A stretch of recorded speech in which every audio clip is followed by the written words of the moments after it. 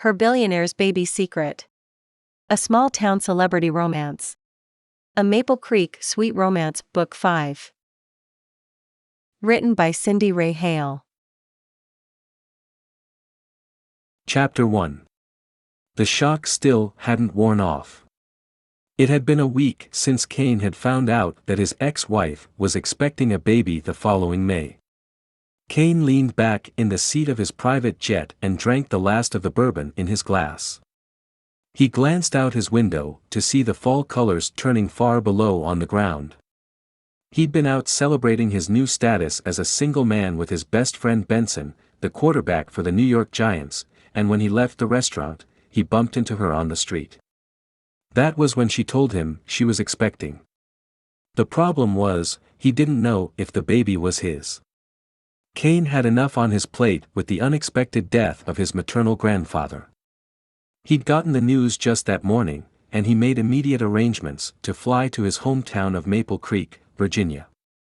Darla, his flight attendant, approached him. "Can I get you something else to drink, Kane? Just some water. We should be landing soon." The older woman put a hand on his arm. "I know how hard this must be for you. I'm sorry for your loss." She'd been working for his family for years. He gave her a thin smile. "Thank you, Darla. That means a lot to me." "Of course. You don't have to go through this alone. Don't forget you have a lot of people who care about you." He nodded, his throat growing thick with emotion. His main concern now was the welfare of his grandmother. She'd be hit the hardest by his death. They'd been planning to cruise the Caribbean later that summer. He couldn't imagine what she must be feeling to have her sweetheart taken from the earth. He knew he needed to do all he could to ensure she had the support she needed. It had been a week of devastating shocks. Finding out Gramps had suffered a heart attack and died was the worst of it. He'd come back to his hometown often to see his grandparents. They had been a huge part of his life growing up in the small, simple town. They were a typical Maple Creek couple. Sweet, southern, and welcoming to all they met. Both his grandmother and grandfather had grown up in the town and had roots that had been in the town for generations. His grandfather had been the mayor of the town at one time. He loved coming home to Maple Creek.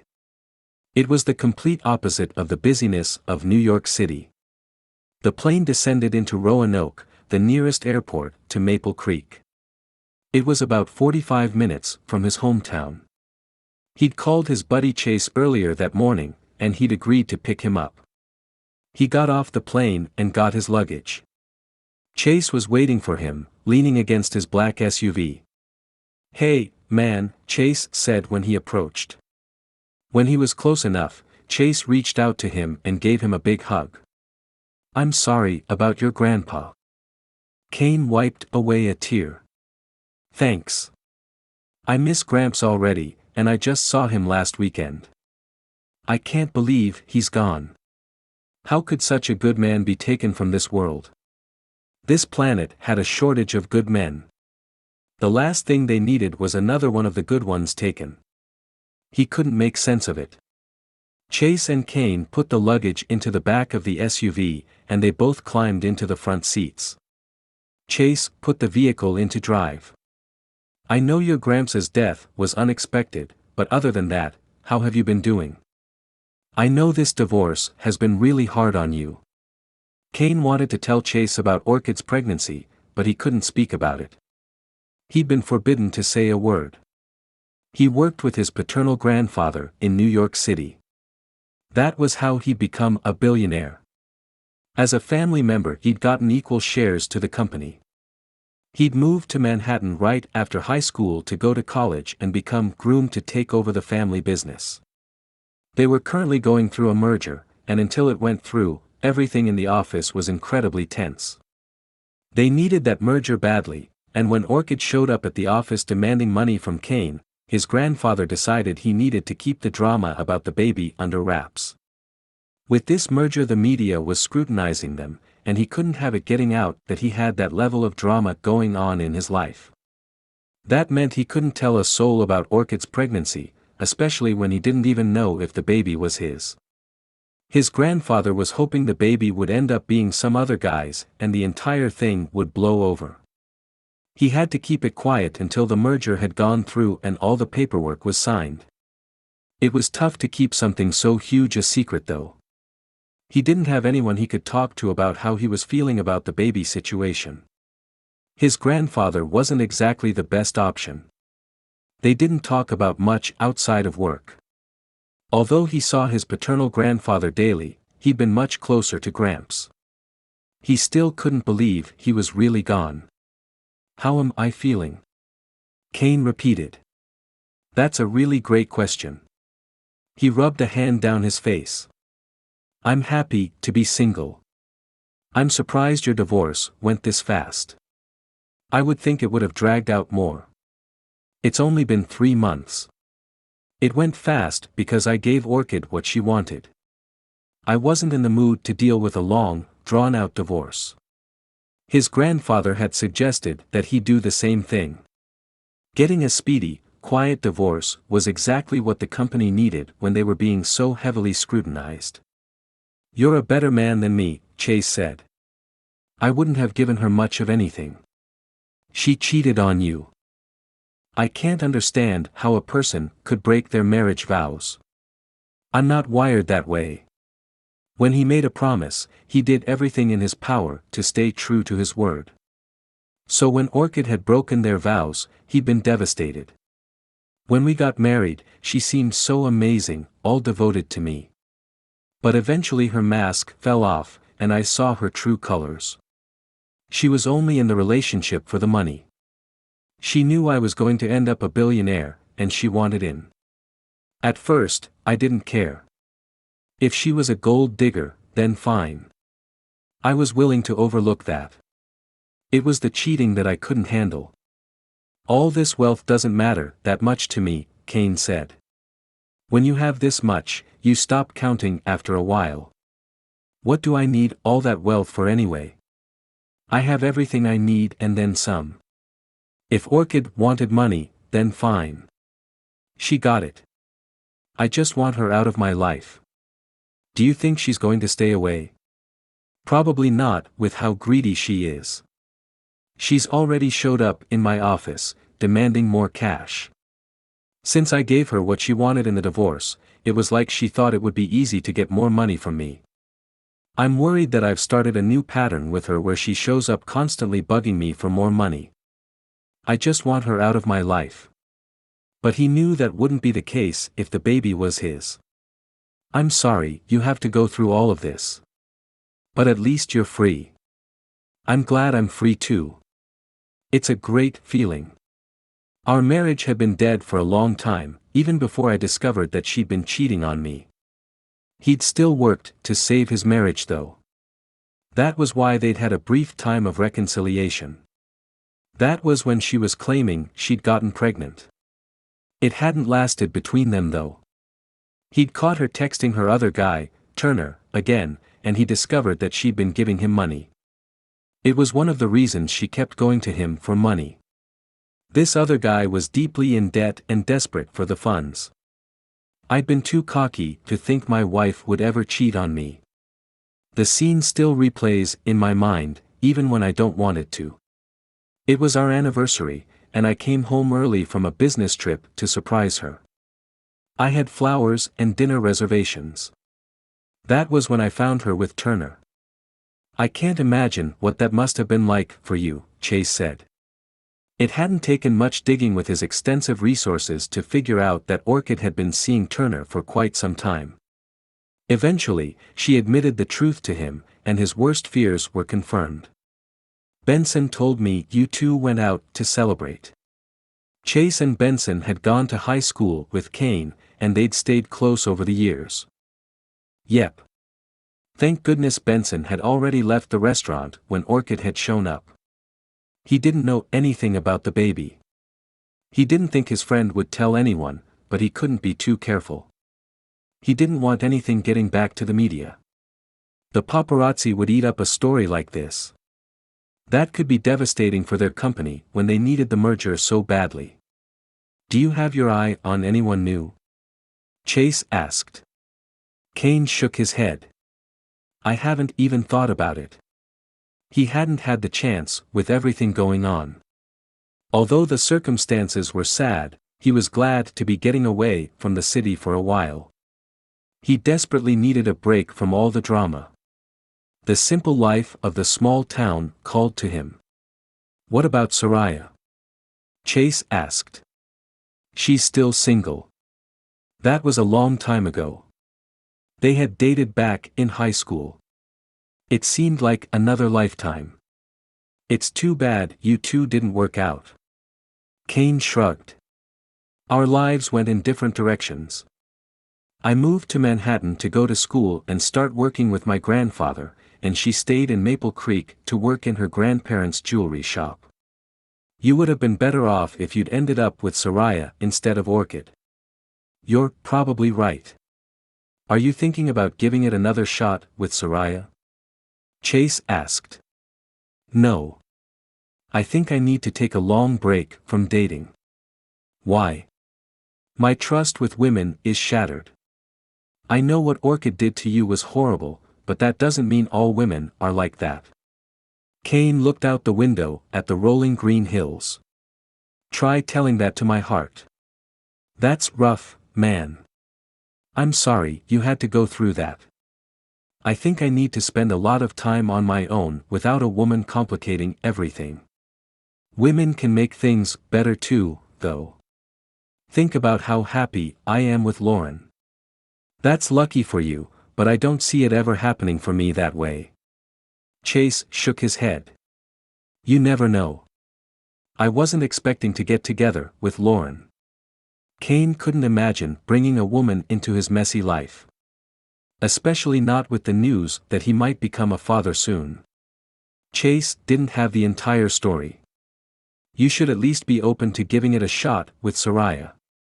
His heart pounded to think about it. He'd loved her so much in high school.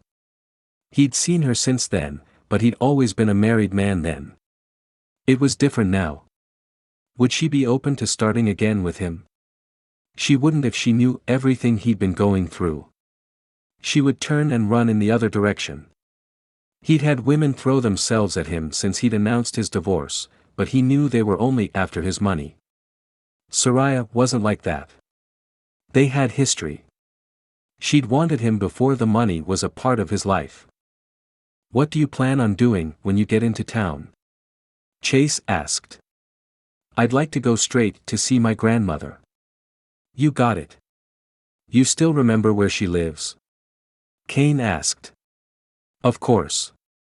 We were at your grandparents' house a lot when we were kids. I still remember how much fun we had with that pool table in the basement. Your grandparents were always welcoming to the kids in the neighborhood. When Kane was growing up, his parents had had money, but they'd lived conservatively. His parents didn't want him growing up to live the life of a rich kid. That was why his dad had raised him in Maple Creek. He hadn't really understood how much money his father had until he'd left the house and moved to Manhattan as an adult. Chase drove through the tree-lined streets of Maple Creek. The trees were just starting to turn, and a few bright orange leaves blew off and flew by as they drove. They passed several grand houses with rocking chairs lining large front porches with potted ferns hanging. He'd traveled the world and hadn't been to a place more charming than his home. I never get tired of this place, Kane said. I love it too. Kane looked over at Chase.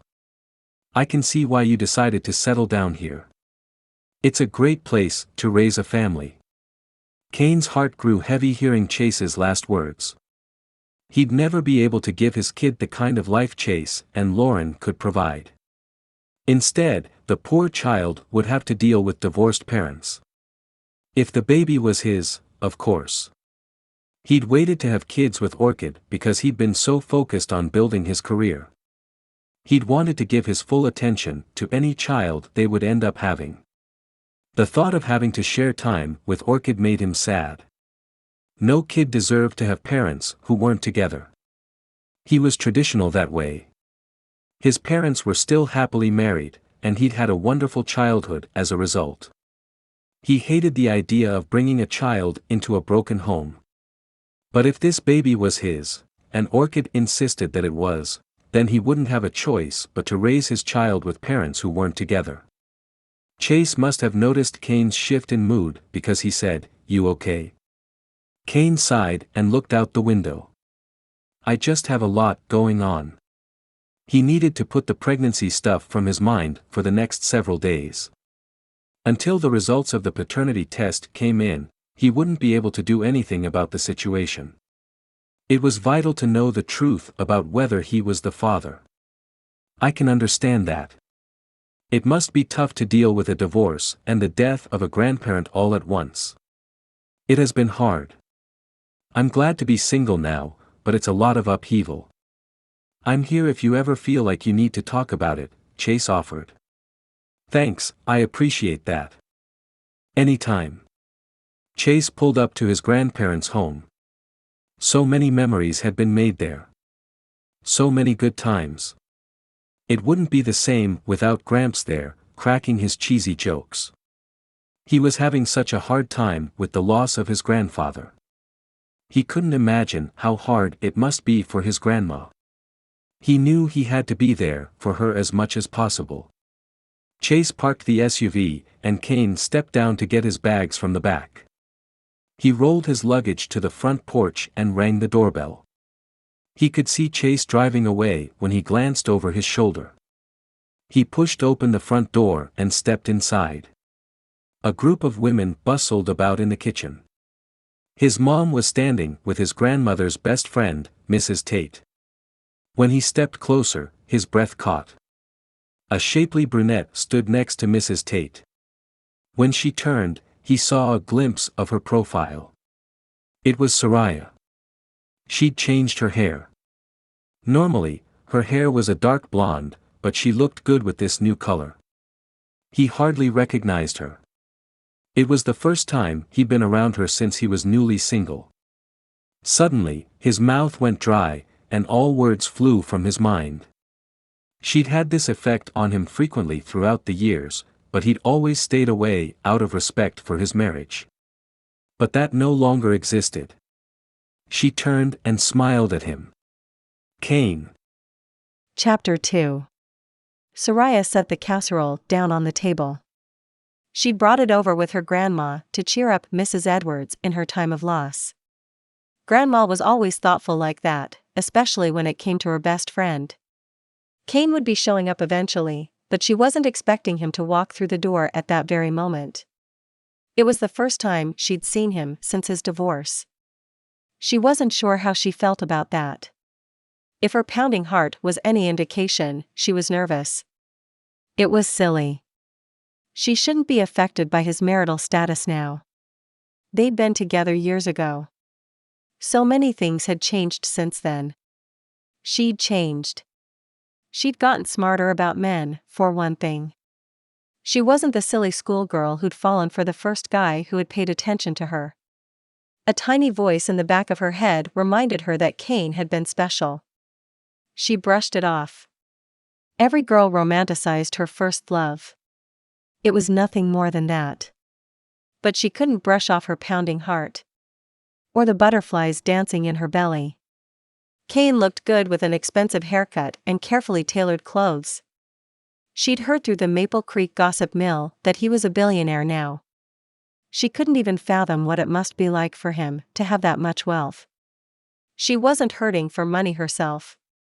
Tate's Jewelers, the store she'd inherited from her grandparents, was thriving, and she was planning to open another branch in Roanoke. But her level of wealth was nothing compared to what Kane had. She couldn't know how that amount of money had changed him, but she was sure it had. She probably didn't have anything left in common with him now. "Hi there, Sariah. Your hair is different." Kane stepped toward her. "I decided I was ready for a change." She'd made the impulsive decision to go dark a few weeks ago. She needed a different look, something fresh to represent the new phase in her life of being a strong, single woman. After what she'd been through with Elliot, she was determined to find healing and strength. And that meant men were off limits. She didn't need any distractions right now, no matter how good Kane looked. "It looks nice," Kane said. "Thanks." Did he mean that as a friendly compliment, or was he still attracted to her? For that matter, did she want him to be attracted to her? What was the point in even thinking such thoughts?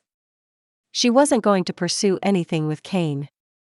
She couldn't get into another relationship after what happened last time. Anyway, he was here to grieve his grandfather's death, not to hit on her. Her grandmother gave her a knowing look. Sariah held back a groan. Her grandmother had been pushing lately for her to try to rekindle her old relationship with Kane now that he was single. There was no way that would happen. They were too different now. Sariah had been through too much. Elliot had done a number on her. She didn't know how she could ever trust another man with her heart again, even if Kane had been wonderful when they'd been dating. She believed that Elliot had been telling her the truth, but in reality, he'd been keeping a lot of secrets from her. She hadn't had any idea something was wrong until he got in a car accident, and it had all gone downhill from there. "How have you been, Kane?" her grandmother asked. Kane's eyes grew serious. "It's been a rough road. You must miss your grandfather terribly." "I do."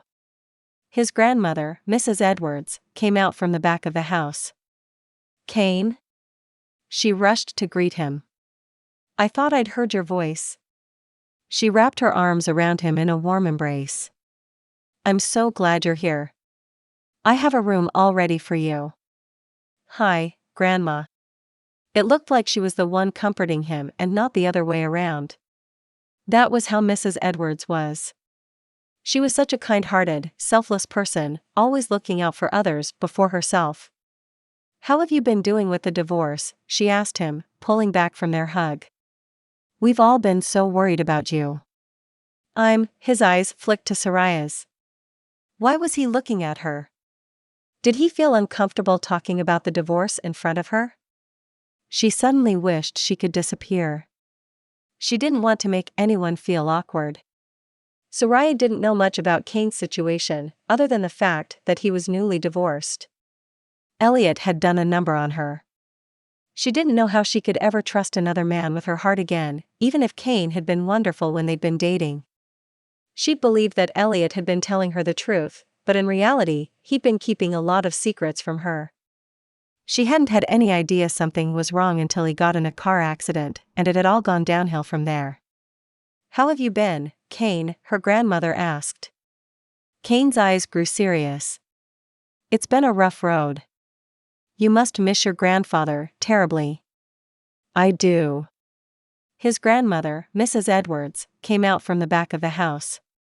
"Kane?" She rushed to greet him. "I thought I'd heard your voice." She wrapped her arms around him in a warm embrace. "I'm so glad you're here. I have a room all ready for you." "Hi, Grandma."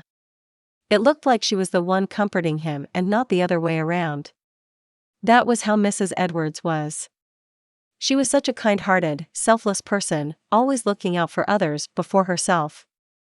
"How have you been doing with the divorce?" she asked him, pulling back from their hug. "We've all been so worried about you."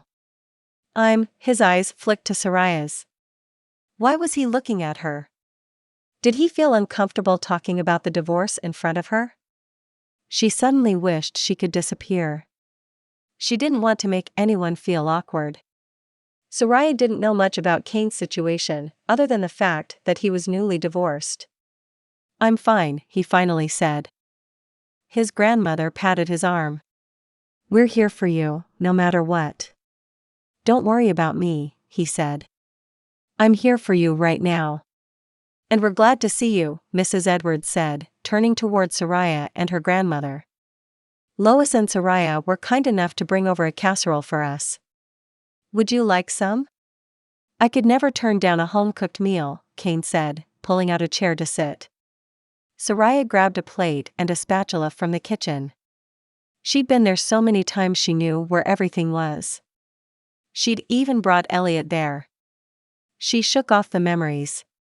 She'd been focusing way too much on him. She'd been in therapy to help her get over him, but she'd made slow progress. He'd left a huge impact on her psyche. How could she have been so stupid to fall for a guy like that? She'd fallen for the image that he'd presented to her. She'd thought he was such a great guy. He seemed so well put together on the outside when really, he was falling apart inside. How could she know who to trust anymore?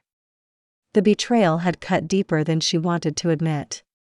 "Are you going to stay and eat?" Mrs. Edwards asked. Sariah shook her head. "I have plans to meet with Carrington for dinner in 15 minutes. I really need to get going." She and Carrington had been friends since high school.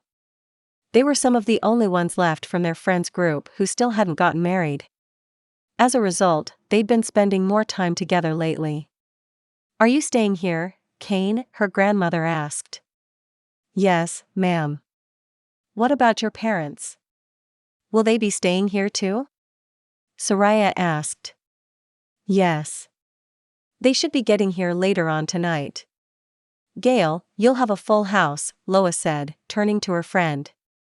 A smile stretched across her face. "I'm looking forward to it. This house has felt too empty since David passed."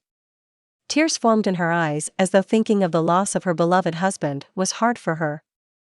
Sariah couldn't imagine what she must be going through. The closest she'd come to it was when she'd gotten the call that Elliot was in the hospital. She'd been so in love with him. She could hardly breathe when she'd gotten the news and wasn't sure how badly he'd been injured. But she'd only been with Elliot a year. The Edwards had been together for an entire lifetime. "I should get going," Sariah said. Kane's eyes met hers. "It was good to see you again." "You too. Sorry to hear about your divorce." She wanted to smack her hand to her face. Why did she bring up such a painful topic? "Don't be. It was for the best." That piqued her curiosity. What must have happened between them for him to say something like that? But that was none of her business, and she didn't plan to pry. She headed out the door, saying her goodbyes, and headed to the Mexican restaurant where she was meeting Carrington. She found a parking spot and realized she'd ended up right next to Carrington's red Chevy Cruze. They opened their car doors at the same time. "Hey you," Carrington said, stepping out of her car. "Ready for some spicy food?" "The spicier, the better," Sariah said. She loved the burn in her mouth from the hot sauces and peppers. She'd always been like that, even as a child.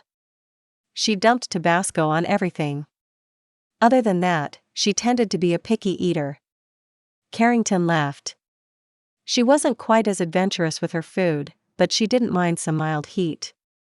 The two girls had been good friends for a long time, and they'd gotten even closer lately. They'd loved going to this little Mexican place. It had become one of their favorites, and they liked to meet there often. Sariah ate out a lot since she lived alone, and Carrington was usually more than happy to join her.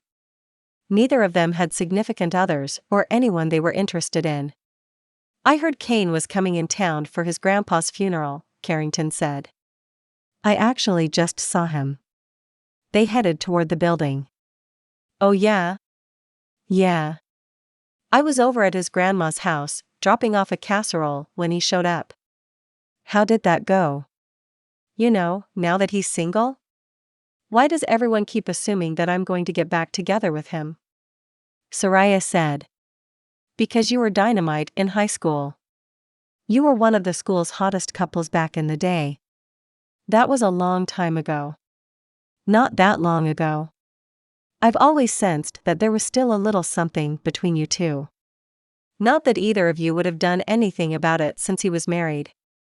Sariah pushed open the door to the restaurant. "I'm not looking to get in a relationship. I've learned my lesson about trusting men too easily." "You had a bad experience with one guy." "That doesn't mean it would be like that with Kane," Carrington pointed out. Sariah shook her head as they approached the hostess stand. "I'm just not ready." "How many?" the hostess asked. "Just the two of us," Carrington said. The hostess grabbed a couple of menus and led them to a booth next to a window. They slid into the booth. "What's holding you back?" Carrington asked. "I feel like I need more therapy. I still don't trust men. Elliot had this secret life I didn't know anything about. How do I know Kane won't be the same way?" "Because you've known Kane since high school. We all know him. He's a great guy. I thought Elliot was a great guy too. On the outside, he seemed to have his act together. Boy, was I wrong." "That doesn't mean Kane has a secret life," Carrington said. A cute Hispanic girl approached their table and took their drink orders. After she left, Sariah turned back to Carrington. "I can't stand the thought of someone breaking my trust again. I'm still so shattered from what happened with Elliot." "Maybe letting yourself trust again is exactly what you need to get over what happened with Elliot," Carrington insisted. "You might be right. But who says Kane is even interested? He just got out of a divorce. He probably needs time to heal as well. There's not even a point to this conversation. Plus, he's here to grieve his grandfather's death, not to pick up a new girlfriend." "Fair enough," Carrington said. "But if an opportunity does present itself with Kane, you should at least give him a chance." "I'm not going to make any promises on that front. Kane and I were great together once, but that's over now. He moved on, and so did I. I have my business to focus on now." "How's that going, by the way?" Carrington asked as the server came back with their drinks. "It's going great. I'm shopping around for a new site to open my store in Roanoke." "That's amazing. You're going to be one busy woman. It feels great to have all this work to do. It's been keeping my mind off of the stuff that happened with Elliot. I've just been burying myself in the extra work." "Hey, whatever helps. As long as you aren't just shoving away your problems without facing them." "I still face them in therapy, but it keeps me from dwelling on negativity between sessions." Sariah took a sip of her margarita. "This is divine. They make the best margaritas in town." The server came back and placed chips and salsa on their table. Sariah grabbed a chip and dipped it in the red spicy concoction before shoving it into her mouth. "I never get tired of this place," Carrington said, scooping up some salsa with a chip. "What are you planning to get?" Sariah asked, poring over the menu. She practically had it memorized. "Fajitas. You always get those." "That's because they're the best, and they never get old." "I think I'm going to get the beef burrito." She closed her menu. Carrington closed hers as well. The server must have been watching them because she approached the table. They gave her their orders, and she headed back into the kitchen. Sariah leaned back into the seat. She felt safe coming here with Carrington. It was a familiar, comfortable environment for her. Maybe she would live the rest of her life like this. Running her business, hanging out with her bestie, eating good food. She'd always imagined that one day she would get married and have kids, but now she wondered if that wasn't to be for her. She was content with the way things were. "Do you think you'll ever get married?" she asked Carrington. "It sure doesn't look like it. There aren't exactly a lot of options around." Carrington dipped another chip in the salsa. "Does it ever seem weird to you that all our friends married famous people?" "No, because I knew them before they were famous. They're still just guys I knew in high school," Carrington said. "I would think it would be hard to be married to someone living in the spotlight." Sariah took a sip of her margarita. "Is that why you aren't interested in picking up where you left off with Kane?" "No. I hadn't even thought about what it would be like to be married to him. It's never crossed my mind. Think of how rich you would be. That guy is loaded." Sariah laughed. "Since when have you been so shallow?" "I'm not being shallow. I'm being realistic. He's the richest guy we know, and we're friends with a lot of wealthy people." "So what? I would never marry a guy for money." "I'm not saying you would. But the money would be a nice perk." Money is always a nice perk, but you don't need it to be happy, Sariah said. It sure helps though. Not having to worry about bills would take a huge load off your shoulders, Carrington said. I'm doing just fine financially, thank you very much. Carrington's eyebrow shot up. Not as well as Kane. She smiled at Sariah over her drink before taking a sip. You're terrible. Like I said, I'm being realistic. He's an excellent catch, and you're completely available. Plus, there's history. A sizzling one. I say go for it. I feel like you haven't been listening to a word I've said tonight, Sariah complained. She didn't want to face the fact that she could possibly have a happy future with Kane. They'd been blissfully happy together in the past. I've been listening.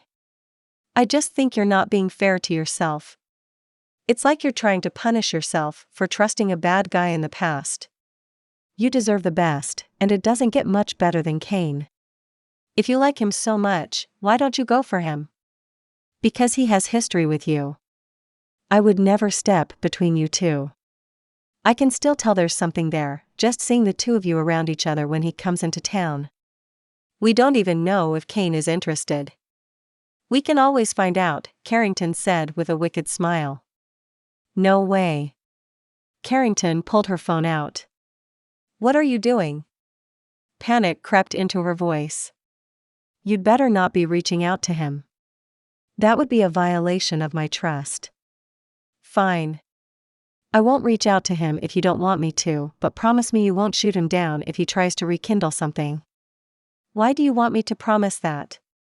She crossed her arms defensively. Because I care about your happiness. So do I. I'm trying to protect my heart.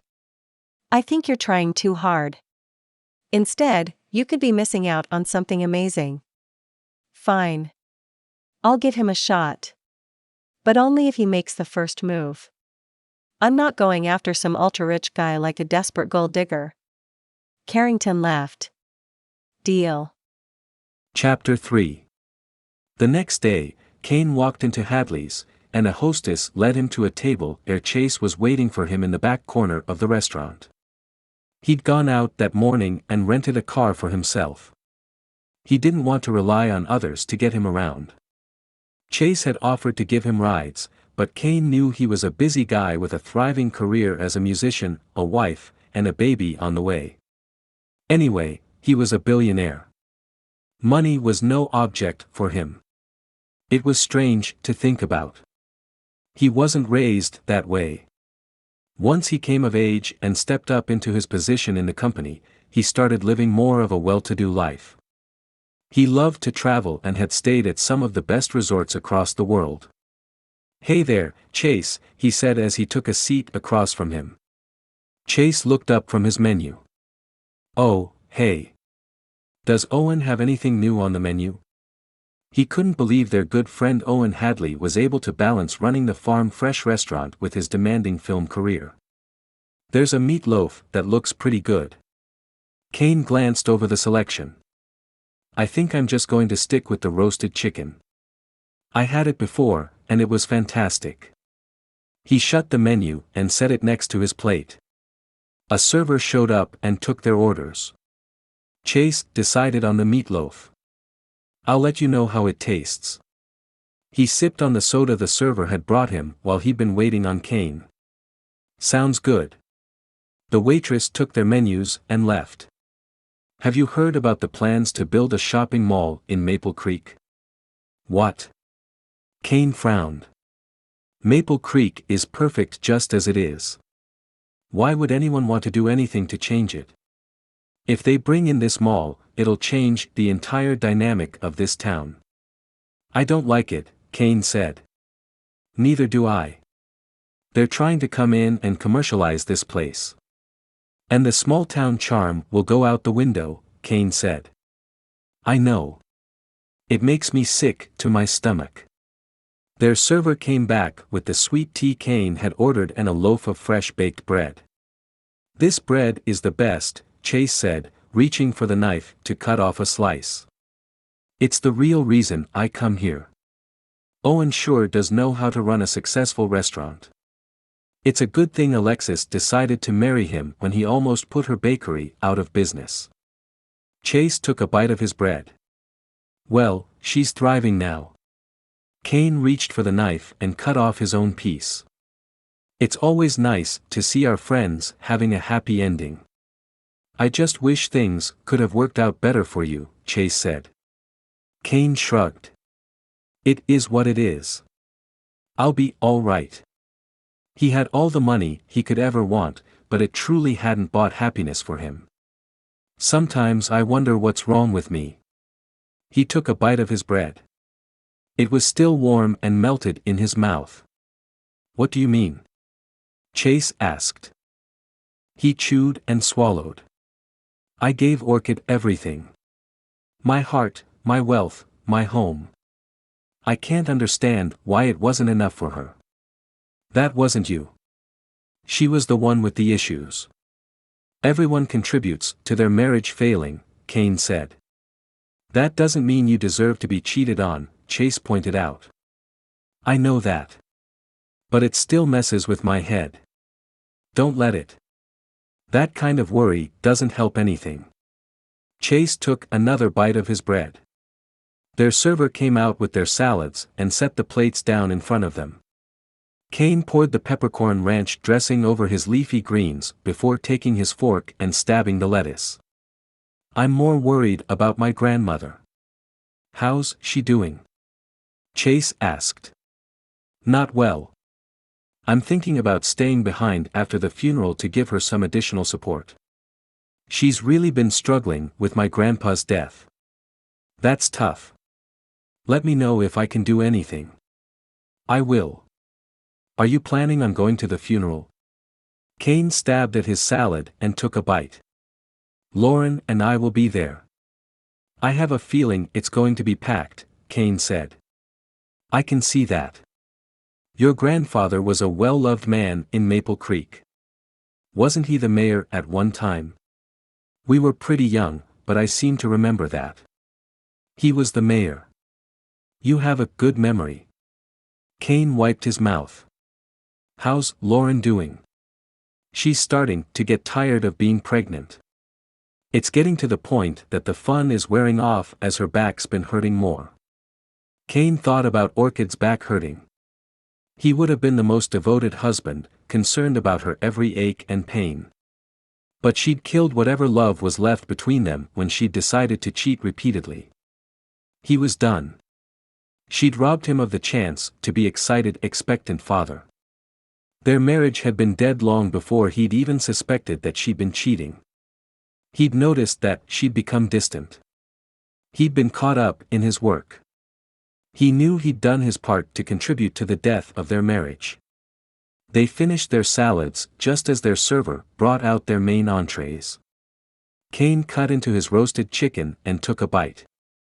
It was just as flavorful and moist as he'd remembered it being. This is fantastic, he said. The meatloaf is really good too. It tastes homemade. My grandma makes a killer meatloaf. Kane sawed off another bite of chicken and put it in his mouth. Hey, what are you two doing here? A voice to his left asked. Kane looked up to see Carrington standing next to their booth. Sariah stood behind her. Just grabbing some food, Chase said. The hostess waited with menus for the two girls at the table near them. Do you two want to join us? Kane offered. We have room here for you. Sure. Carrington smiled at him. She took the seat next to Chase, and Sariah sat next to Kane. She was close enough that he could smell her perfume, a fresh crisp scent that suited her and brought back memories of kissing her in the back seat of his car in high school. He couldn't believe she was still wearing the same perfume after all these years. He didn't know what he was thinking, inviting them to sit with Chase and him. The words had just slipped out of his mouth. He should have known better than to let Sariah sit so close. She still affected him, even after all these years.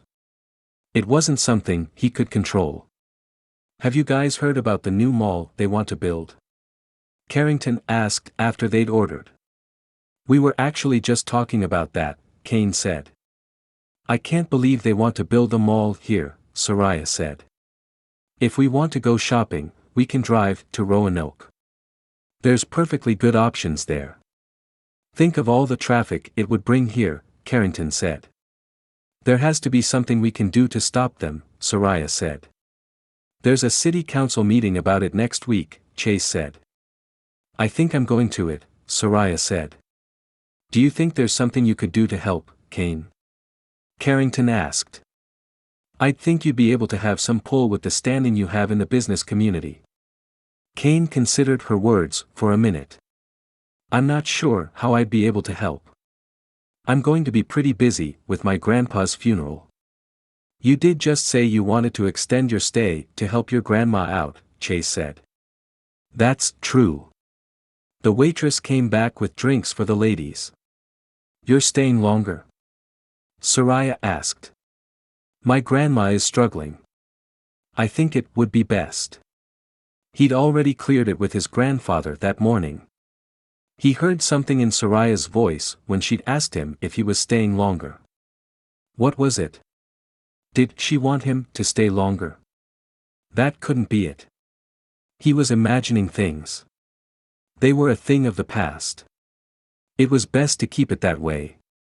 So if you're staying longer, then you'll be able to find time to help us out. Carrington took a drink of her lemon water. Chase laughed.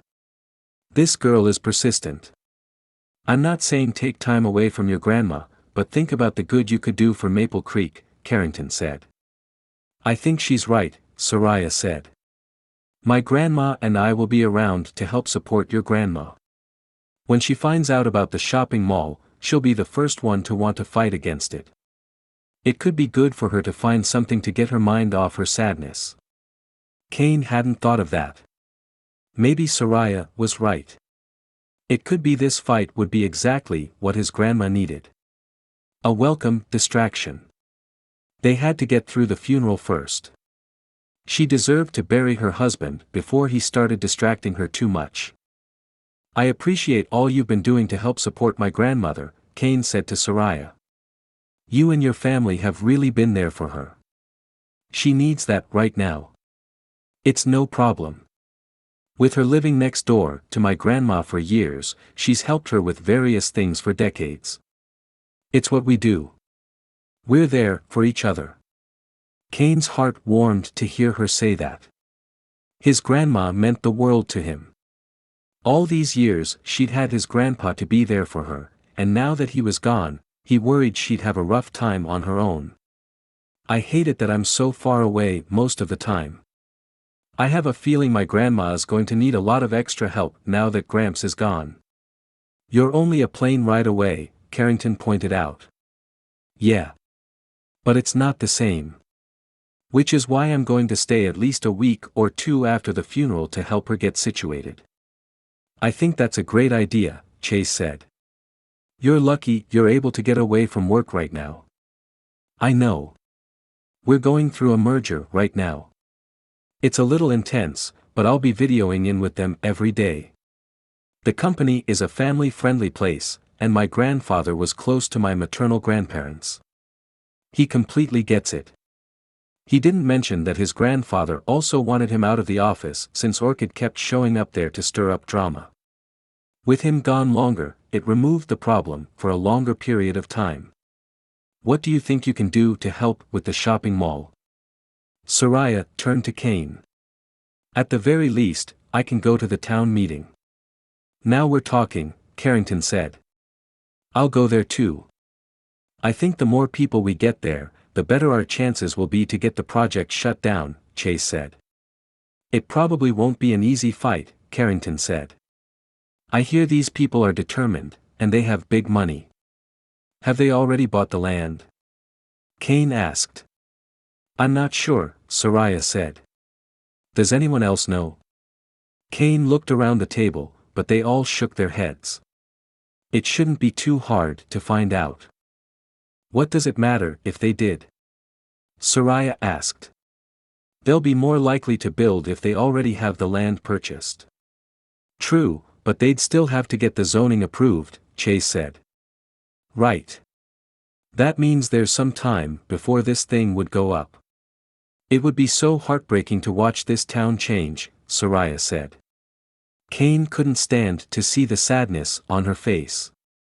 It reminded him of the day they said goodbye to each other. It was the summer after high school graduation. He was moving to New York to get settled in for his freshman year of college. It had been so hard to end their relationship, but they'd both agreed that it would be too hard to keep a long-distance relationship. Sometimes he wondered if he'd made a terrible mistake. If he'd stayed with Sariah, would they have gotten married eventually? It would have saved him from the disastrous marriage he'd had with Orchid. Sariah was so sweet compared to Orchid. She was down to earth. Orchid had been pampered even before he'd met her.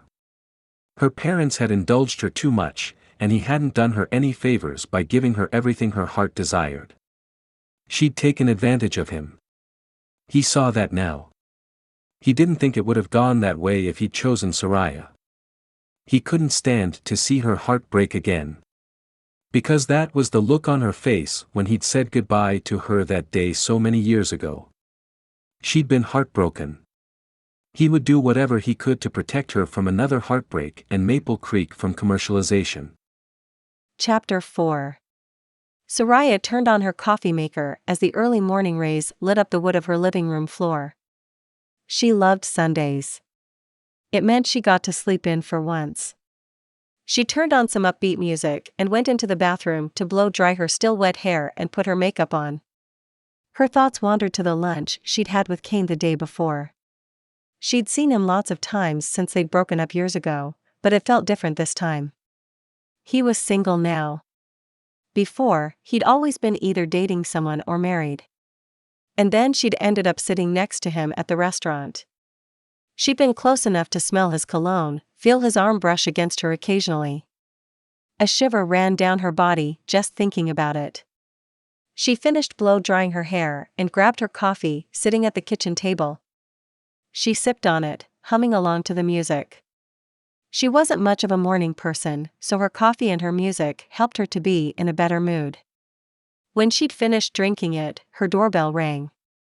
She padded barefoot across her wood floors to the front door. She found her grandma standing on her front step, holding a plastic food container. "Hey, Grandma. Come on in." She opened the door wider to allow her to come inside. "Are you hungry?" "All I've had is my coffee this morning." "Good. I made muffins, and I had extra to share." "Yum. You know how much I love your muffins." She took the container and lifted the lid, peering inside. "Ooh. Blueberry is my favorite." Her grandma used fresh blueberries in her recipe, and it was to die for. "How are things at the shop?" They migrated to the living room couch and sat down together. Sariah loved spending time with her grandma. She had owned the jewelry shop with her husband before they'd retired. Because of that, Sariah and her grandma usually had a ton to talk about. Her grandpa had passed away 2 years ago. "It's going well. I've been working on opening the new store in Roanoke all this week." "How's that been?" "I've had a few hang-ups, but that's to be expected. Nothing too big. So far, we're right on schedule to open in December." "That's fantastic," her grandma said. "I'm so proud of the job you're doing with the business." Sariah placed her hand over her grandmother's. "Thanks. That means a lot to me." She took a muffin out of the container and bit into it. She could taste the sweetness of the blueberries. "Was it just my imagination, or did I sense something going on between you and Kane?" "Grandma, you know that's in the past.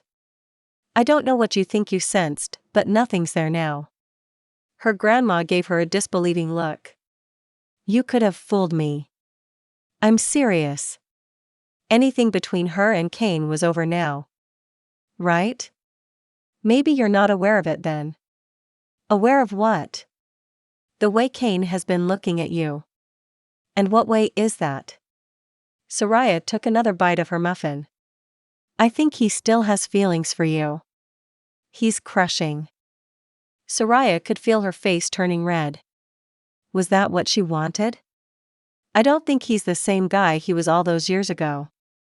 What makes you say that? Her grandma asked. Think about it. He's got all that money now. Having that much wealth would change a person. Not necessarily, her grandma said. Kane doesn't seem like the kind of guy who would let money change him like that. That gave Sariah pause. Was her grandma right? Maybe I need to give Kane the benefit of the doubt. She wasn't typically a judgmental kind of person. Kane didn't deserve the kind of judgment she was placing on him. That's what I was hoping you'd say. Her grandma patted her on the arm. That doesn't mean I want to get back together with him, Sariah insisted. Would you at least consider being his friend? He's going through a tough time right now. His grandmother is struggling, and I know he hates to see her in pain. Of course, we already are friends. I think Kane could really benefit from some extra support from you. Sariah nodded. I can see that. He needs you to stick by his side and help him through this trying time. Maybe I'll give him a call today and see if he wants to do something. Her grandma picked up her phone from the side table and handed it to Sariah with a devious smile. Now's a great time to do that. Sariah laughed. Okay. If you insist.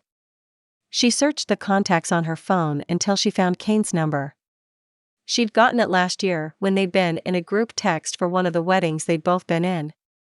She dialed his number, glancing over at her grandma, who had a look of glee on her face. Sariah bit her bottom lip to keep from smiling. Her grandma was a little too excited about this phone call. Hey, Kane. It's Sariah. Of course he knew that. Her name would have popped up on his caller ID. If he'd put her in his phone, that is. Hey there. Her grandma was staring intently at her like she was hanging on her every word. I know you're probably busy, and it's silly that I'm calling, but I thought I'd check in with you and see how you're doing. I'm doing all right. How are you? Sariah found herself rambling. My grandma brought over blueberry muffins for me this morning, so I'm in a great mood. Why was she so nervous talking to him? They used to be so close. Kane chuckled. Grandma made blueberry muffins are pretty magical. And this was coming from a guy who could afford to eat at the most expensive bakeries in New York City. It warmed her heart to hear the love he had in his voice for grandmas everywhere. Definitely. Her heart pounded, and she couldn't figure out how to slow it down. I know you've been having a hard time with your grandpa's death. I hope you know I'm here for you. Kane paused for a moment, and Sariah wondered if she'd caught him off guard. That's really nice of you, Sariah. His voice was soft and tender, and it did something funny to her insides. Her grandma mouthed the words, "Go on," and waved a hand toward her. Sariah pressed her lips together to keep from giggling at her grandma's behavior. She reminded her of her friends in middle school when she called her crush for the first time. They'd been up late giggling at a sleepover, and someone had dared her to call him. She'd ended up waking him up. She'd panicked and hung up on him after she'd gotten out 2 words. The entire experience had been a disaster. She could hardly face him after that. Until they dared her to call him again at the next slumber party. Her friends were merciless. Her grandma was no better. She gained her composure. What do you have going on today? Why did she feel so nervous all of a sudden? She blamed her grandma for putting too much pressure on her. My parents just came in town. We're going through my grandpa's things, trying to divvy up who gets what. Her grandma got up and headed to the kitchen. I'm just going to grab a cup of coffee, she whispered to Sariah. Sariah nodded at her before turning her attention back to her conversation with Kane. That sounds really hard. Would you like any help? You want to help us? Kane seemed surprised by her offer. Sure. I can roll up my sleeves like the best of them, and it sounds like you have a lot of work to do. It's actually more work than you'd think. How's that? Sariah asked. My grandma decided yesterday she wants to sell her house and move to one of those senior living communities. Really? Sariah asked, stunned. I thought she would live in that house until the day she died. This all feels so sudden. Do you think it's the grief talking? I don't know. She told me she can't stand the thought of living alone in the house. I think that was one of the reasons she wanted me to stay a little longer. What about your parents? Are they going to be able to stay longer too? Sariah asked. My sister is due to have a baby any day, and my mom's in a hurry to get back to be with her. That's right, Sariah said. I saw on social media that your sister was due soon. She doesn't even feel safe to travel to her own grandpa's funeral right now. That's so hard, Sariah said. I bet she really wishes she could be here. She does. It's just really bad timing. Her grandma came back in from the kitchen with her coffee and sat on the couch. Tell Kane that I'd like to come help out too. My grandma wants to come help. Is she there with you? Kane asked. Yeah. She's right next to me. And she seemed like she was getting antsy. You know, she whispered, the sooner you get off the phone, the sooner you can see him in person. Sariah held in a laugh. We'd love to have her. My grandma will be happy to see her. She's having a hard time parting with Gramps' things. If she's moving to a smaller place, she's probably going to have to get rid of a lot more than your grandpa's stuff. Her grandma looked shocked at this news, which surprised Sariah. Sariah assumed she had known about the move since she and Mrs. Edwards were best friends. Moving where? Her grandma frantically tapped on her arm. Get off the phone so we can head over there. I need to talk to her right now. We should head over there soon then. My grandma's pretty anxious to get there and figure out what's going on with the move. We'll bring the muffins too. I won't complain about you bringing me muffins. He had warmth in his voice when she ended the call. She set her phone down and looked over at her grandma. I can't believe Gail decided to move out of her house, her grandma said. It does seem like a pretty sudden decision. Sometimes grief does that to us, her grandma said, shaking her head. Do you think she's going to leave Maple Creek? Sariah asked. I seriously doubt it. Gail grew up here. I couldn't imagine her ever wanting to live anywhere else. You don't think she'll want to move to New York to be near her daughter? Heavens no. Gail in New York? Her grandma scoffed. I couldn't imagine it. I wouldn't want to live there either. I'm with you, her grandma said. I'm perfectly happy living in Maple Creek. I've never told you this, but when Kane and I were seniors in high school, he asked me to move to New York and go to school there instead of here in Virginia. He did? Why didn't you say yes? Her grandma probed. I'd visited the city with his family the summer before, and I hated it. Too crowded and polluted. I can understand that. Anyway, I wanted to take over your jewelry shop. She'd already been working there during high school, and she'd fallen in love with the little shop. She hadn't even graduated when her grandparents started talking about helping her learn the business in case they wanted her to take over one day. She'd then gone to college in nearby Roanoke to get her degree in business. Just like Kane ended up taking over his grandfather's business. Yeah. We did have that in common, Sariah said. Her grandmother stood up. Well, should we head over there and give them a hand? Sariah closed the lid on the muffin container. Yeah. Let me finish getting ready. She went into her room and swept her hair up into a ponytail. She'd want to keep her hair out of her face while she worked. She glanced at her reflection. She wasn't wearing any makeup.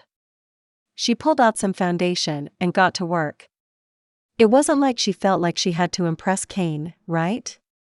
It was normal to want to look presentable when going out. That was all. When she was finished with her makeup, she grabbed her purse from the chair in the corner in her room and headed back out to the living where her grandma was waiting for her. Do you want to drive together? Her grandma offered. You'll have to give me a ride home. Since her grandma lived next door to Mrs. Edwards, she wouldn't have a reason to come back that way. I don't mind. Her grandma waggled her eyebrows. Or better yet, we can ask Kane to give you a ride home. Very funny. He probably doesn't even have a car here. Actually, he does. I saw a rental car parked in their driveway. Why do you want me to get together with him so badly? Because he's a great catch. I don't mind being his friend, but I'm not interested in starting a romance. What would the point be? He lives in New York. I just told you I wouldn't ever want to live there. Even if I did, I have my business here. You could always open a jewelry shop in New York. No way. There's no one who could convince me to leave Maple Creek. Not even Kane Leland of Leland Enterprises? He couldn't convince me to leave then. It wouldn't be any different now. Her heart hurt just talking about it. It had ripped her heart up to say goodbye to him. It had taken her years to get over it. And then he jumped right into a relationship with Orchid. She couldn't express how much pain that had caused her. It was like he hadn't really cared about her or what they'd shared together. Sariah locked up her apartment and followed her grandma to her car. "You're one stubborn girl," her grandma said as they climbed in. "I'm not stubborn. I just know I wouldn't be happy there. It's not for me. Besides, we don't even know if Kane would ever want to restart a romantic relationship with me. I know you don't think he's changed, but he's been around the world and seen all kind of exotic beautiful women. He can get any woman he wants with the kind of money he has. But none of them are as special as you," her grandma said. "You're only saying that because I'm your granddaughter. It doesn't make it any less true." She started the engine and backed out of Sariah's driveway. Sariah suddenly felt nervous seeing Kane. She wasn't sure if it had to do with the fact that she'd been feeling a growing attraction to him lately, or the fact that her grandma had been so enthusiastic about her getting back together with Kane. Sariah didn't want her grandma to discover that she'd been feeling attracted to Kane again. She would be like a kid in a candy shop if she found out. Who knew what she would do or say? In reality, her attraction to Kane had never gone away. She'd always felt her pulse race around him. She just couldn't do anything about it because she respected the fact that he was taken. But that wasn't the case anymore. She couldn't decide which was worse. The possibility that she might be starting to have feelings for Kane again, or the chance that her grandma might embarrass her in front of him. Chapter 5. Kane answered the door and saw Sariah standing with Mrs. Tate on the front porch. Sariah looked beautiful with her hair swept back into a swishy ponytail that he longed to touch. Her hair looked so glossy and soft. He still wasn't used to seeing her as a brunette, but he couldn't deny that he was even more attracted to her that way. "Hey, you two. Thanks for coming over to help." "No problem," Sariah said. "We're glad to pitch in." He'd been shocked when his grandmother had announced that she'd decided to move into a retirement community. Kane worried that she was being too hasty in her decision-making process. Hopefully she wasn't letting the grief talk. Sariah's call had caught him off guard that morning. He hadn't expected her to offer to help or even to check in with him. It warmed his heart to know that she still cared even after all these years. Sariah and Mrs. Tate stepped into the living room. They already had piles of photo albums scattered across the sofa. His mom had been going through them, deciding which ones she wanted to take to her house for safekeeping and which ones she wanted to use for the slideshow they were planning at the get-together after the funeral. His parents had arrived the night before. The funeral was in a few days, and they'd decided to come down to help with the preparations. Now they found themselves with a big project on their hands. His grandma was completely overwhelmed with all the changes happening around her. Kane had tried to convince her that she didn't have to make any hasty decisions, but she seemed determined to start cleaning out her house. She was a force of nature when she put her mind to something, and there was no talking her out of it. "What should we do?" Sariah asked. His mother came in from the back of the house with another armful of photo albums. Sariah, she looked over the stack in her arms. I thought I heard your voice. His mom adored Sariah. She'd never liked Orchid. She'd always thought he should have married Sariah instead. He hoped she didn't say anything to make him feel awkward. He felt like an insecure teen all over again with the two of them standing in the same room again. Hi there, Mrs. Leland, Sariah said. His mother set down her stack of albums on the couch and then pulled Sariah into her arms. Hi there, honey. I'm so sorry for your loss, Sariah said. His mother squeezed Sariah tighter. I appreciate that. We miss him so much. It's not the same coming home without him here. We came over to offer some helping hands, Sariah's grandmother said. Lois, that's so nice of you.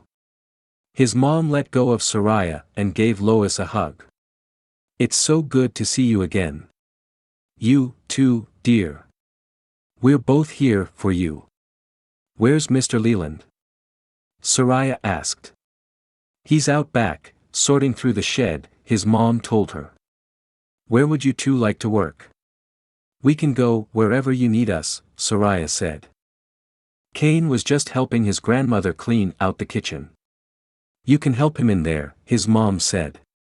I can give you a hand with those albums, Lois said. Was his mom purposely trying to push him together with Sariah?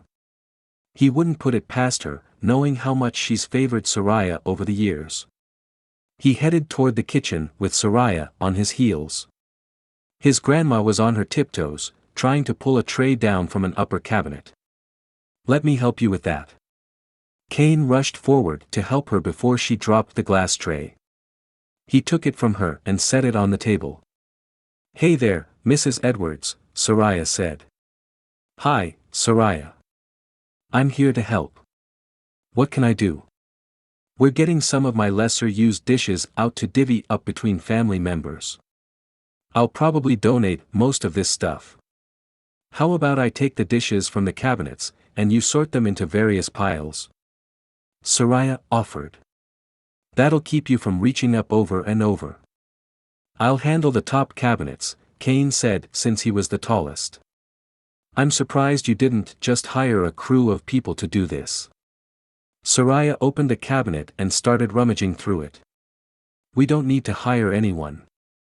Kane reached up and pulled down a stack of silver trays. His grandmother was busy arranging the kitchen items on the table into various piles. He handed the next stack to her. If we run out of time, we may end up hiring a crew, but for now, I feel like we're handling it just fine. Well, I certainly don't mind pitching in. Sariah pulled out a stack of casserole dishes. How did I accumulate so much stuff over the years, his grandma complained. It's not like I can take any of it with me when I die. Feel free to take any of the stuff from this donate pile, Sariah. She turned to examine the pile his grandmother indicated. I could actually use a slow cooker. I don't have one that works anymore. Well, make your own pile then. His grandma plucked up the slow cooker and handed it to Sariah. This one is practically brand new. I just don't think I'll ever use it again. Thanks, Sarah said, brightening as she took the slow cooker and made a pile for herself in the corner of the room. So why have you decided to move out? I can't keep up with this house and yard. This place needs way too many repairs. It's too much to keep up with for someone my age. I can understand that, Kane said. Well, now's the time to go through all this stuff since we have so many family members in town for the funeral, his grandmother said, bending over her work. Kane was glad that he'd decided to stay for a while after the funeral. He was especially worried about his grandmother with the hasty decision she'd made about moving out of her house. Have you decided on a senior community yet? Sariah asked. There are only a couple to choose from in Maple Creek. I'm leaning toward Pine Ridge Farms though. So you're planning to stay in town then? Sariah pulled out another casserole dish. Most definitely. His grandmother took the dish from Sariah and placed it on the table. "How are you able to stay in town longer?" Sariah asked Kane. "I told him he didn't need to do that," his grandma interjected. "But he's been insisting that he doesn't want to leave my side. I know he has that big merger at his company." "Your company is going through a merger?" Sariah asked, looking curiously at Kane. "Yes. It's been pretty intense," Kane said. "I'm surprised you were able to get away." Sariah dug around in the back of the cabinet. Her voice sounded a little muffled as she spoke. "I'm going to grab a couple of boxes from the garage," his grandmother said, disappearing through the door that led to the garage. "My grandfather thought it would be fine. He has everything handled with the merger. Anyway, Orchid has been showing up at the office, causing a scene." "Orchid is causing drama?" Sariah sounded surprised. "You have no idea." She really didn't know the half of it. "I thought she was so put together," Sariah said. "Looks can be deceiving from the outside. I can't imagine her causing so much trouble. What does she want?" His grandma came back in from the garage with a couple of boxes. She started arranging the items into them. On one, she wrote "donate." On the other, she wrote his mom's name. "Orchid keeps coming back for more money," Kane said. "Yikes," Sariah said. "I wasn't exactly a cheapskate in the divorce either. I made sure she left with a sizable sum of money. But apparently, it's not enough for her. What does she want all the money for?" "I think her new boyfriend has been pressuring her to get more funds from me. From what I understand, he's in financial trouble." "You don't owe that guy anything," Sariah said with a frown and anger dripping from her words. "No, I don't," he agreed. "The entire thing makes me sick," his grandmother said. "You don't owe that gold digger another penny. The problem was, he might owe her quite a bit more if she proved this baby was his. He didn't mind paying his fair share, but he didn't want her to make excuses, saying the baby needed financial support when it was really her boyfriend who wanted it for whatever sketchy business he was involved in. "You're way too nice to her, if you want my opinion," his grandma said. "That cheating woman still hasn't gotten what she deserved." "Orchid cheated?" Sariah asked. "That was why we split up," Kane said. Her eyes were wide as she looked at him. "I'm so sorry. I had no idea." He hadn't talked to Sariah much about his divorce. It was painful to let her know how much he'd been through. He'd been a fool to ever let Sariah go. Kane had begged her to move to New York with him, but she hadn't wanted to leave Maple Creek. Sariah was a small-town girl through and through. There was no way a long-distance relationship would have worked out for them. He didn't want her to put her life on hold for him either. She deserved to live a normal life where she could be free to date around without being tied to a guy who wasn't around much. "It's in the past now," Kane said. "Sometimes you have to learn lessons the hard way." "What lesson did you learn?" Sariah's cheeks reddened. "I'm sorry. You probably don't want to tell me all your personal business." "No.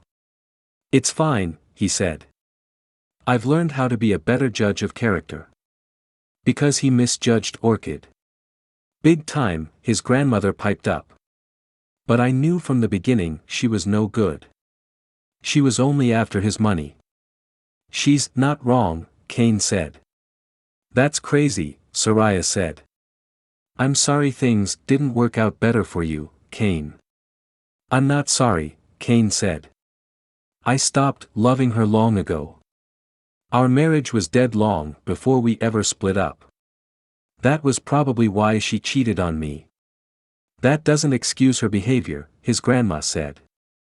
"No, it doesn't," Sariah agreed. "Cheating is never okay. If you want to move on, then break off the relationship first. It's not rocket science." "But Orchid wanted the money, remember," his grandma said. "If she'd broken it off, she wouldn't have had access to the same level of wealth. That's disgusting, Sariah said. Sorry, Kane. I know she was your wife. Hey, you're not saying anything I don't agree with. I'm past trying to defend or rationalize her bad behavior. And it was a good thing he'd moved on. He would be in a lot more pain if he were still hung up on Orchid. For a few moments, they worked in silence. Have you heard anything about the new mall? Sariah asked. That town meeting is tonight, coming up this week if you still want to go. Actually, I have been looking into it, Kane said. I found out where they want to build it. Where? Sariah said. On the old Hickory Ridge homestead. What? They can't build a mall there. Talk about wrecking all our childhood memories, Sariah said. It wasn't just us, Kane said. The entire community had loved that farm. There was a creek with a rope swing that was a popular swimming spot for kids in the summer. In high school, they'd all had bonfires on the property. The owner, Mr. Weber, had always been welcoming the community onto his property. His wife was a retired schoolteacher who had taught at Maple Creek High for 40 years. They'd both passed away within the last few years. I know, Sariah said. It was a well-loved place. Maybe we can use that to our advantage. Get the word out and gather more people to that town meeting. It won't be easy to fight against the developers. All those people care about is turning a profit, his grandmother said, shaking her head in disgust. Gramps would be so upset if he were alive to hear this news. Why do you say that? Sariah asked. He used to work on that farm when he was a young guy. The property meant a lot to him. It meant a lot to me too. We had a lot of good memories there. Kane's heart warmed to hear her talk about it. They'd had their first kiss on that property. They'd spent the entire day by Maple Creek, swimming and picnicking in the sun. When the sun had set and the place had cleared out, he'd finally been brave enough to make his first move. He'd never forget it. The fireflies had just started to appear, and the crickets were chirping all around them. But that was a long time ago. He was sure Sariah wasn't talking about the memories between the two of them. There had been plenty of other happy memories throughout the years. If he were being honest with himself, he would admit that his memories with Sariah were by far the best he'd experienced at Hickory Ridge. But those kinds of thoughts weren't helpful. Sariah had moved on. What they'd had was ancient history. What are you going to do to save the farm, Kane? His grandmother asked. I think the first thing to do is to get the word out to the community that this property is getting turned into a mall. That's a good direction to head in, Sariah said. I can help with getting the word out. We can tell people at the funeral, his grandma offered. No, Grandma, that day is for Gramps. You don't think that would be one of the best ways you could honor him, his grandma pointed out. He wouldn't want Hickory Ridge to be turned into a shopping center. No, he wouldn't, Kane agreed. Maybe the funeral would be an ideal gathering for spreading the word about the plans to demolish the farm. Those were historical buildings. The farmhouse dated back to before the Civil War. The barn was over 100 years old. Mr. and Mrs. Weber had done a great job keeping the buildings in good repair.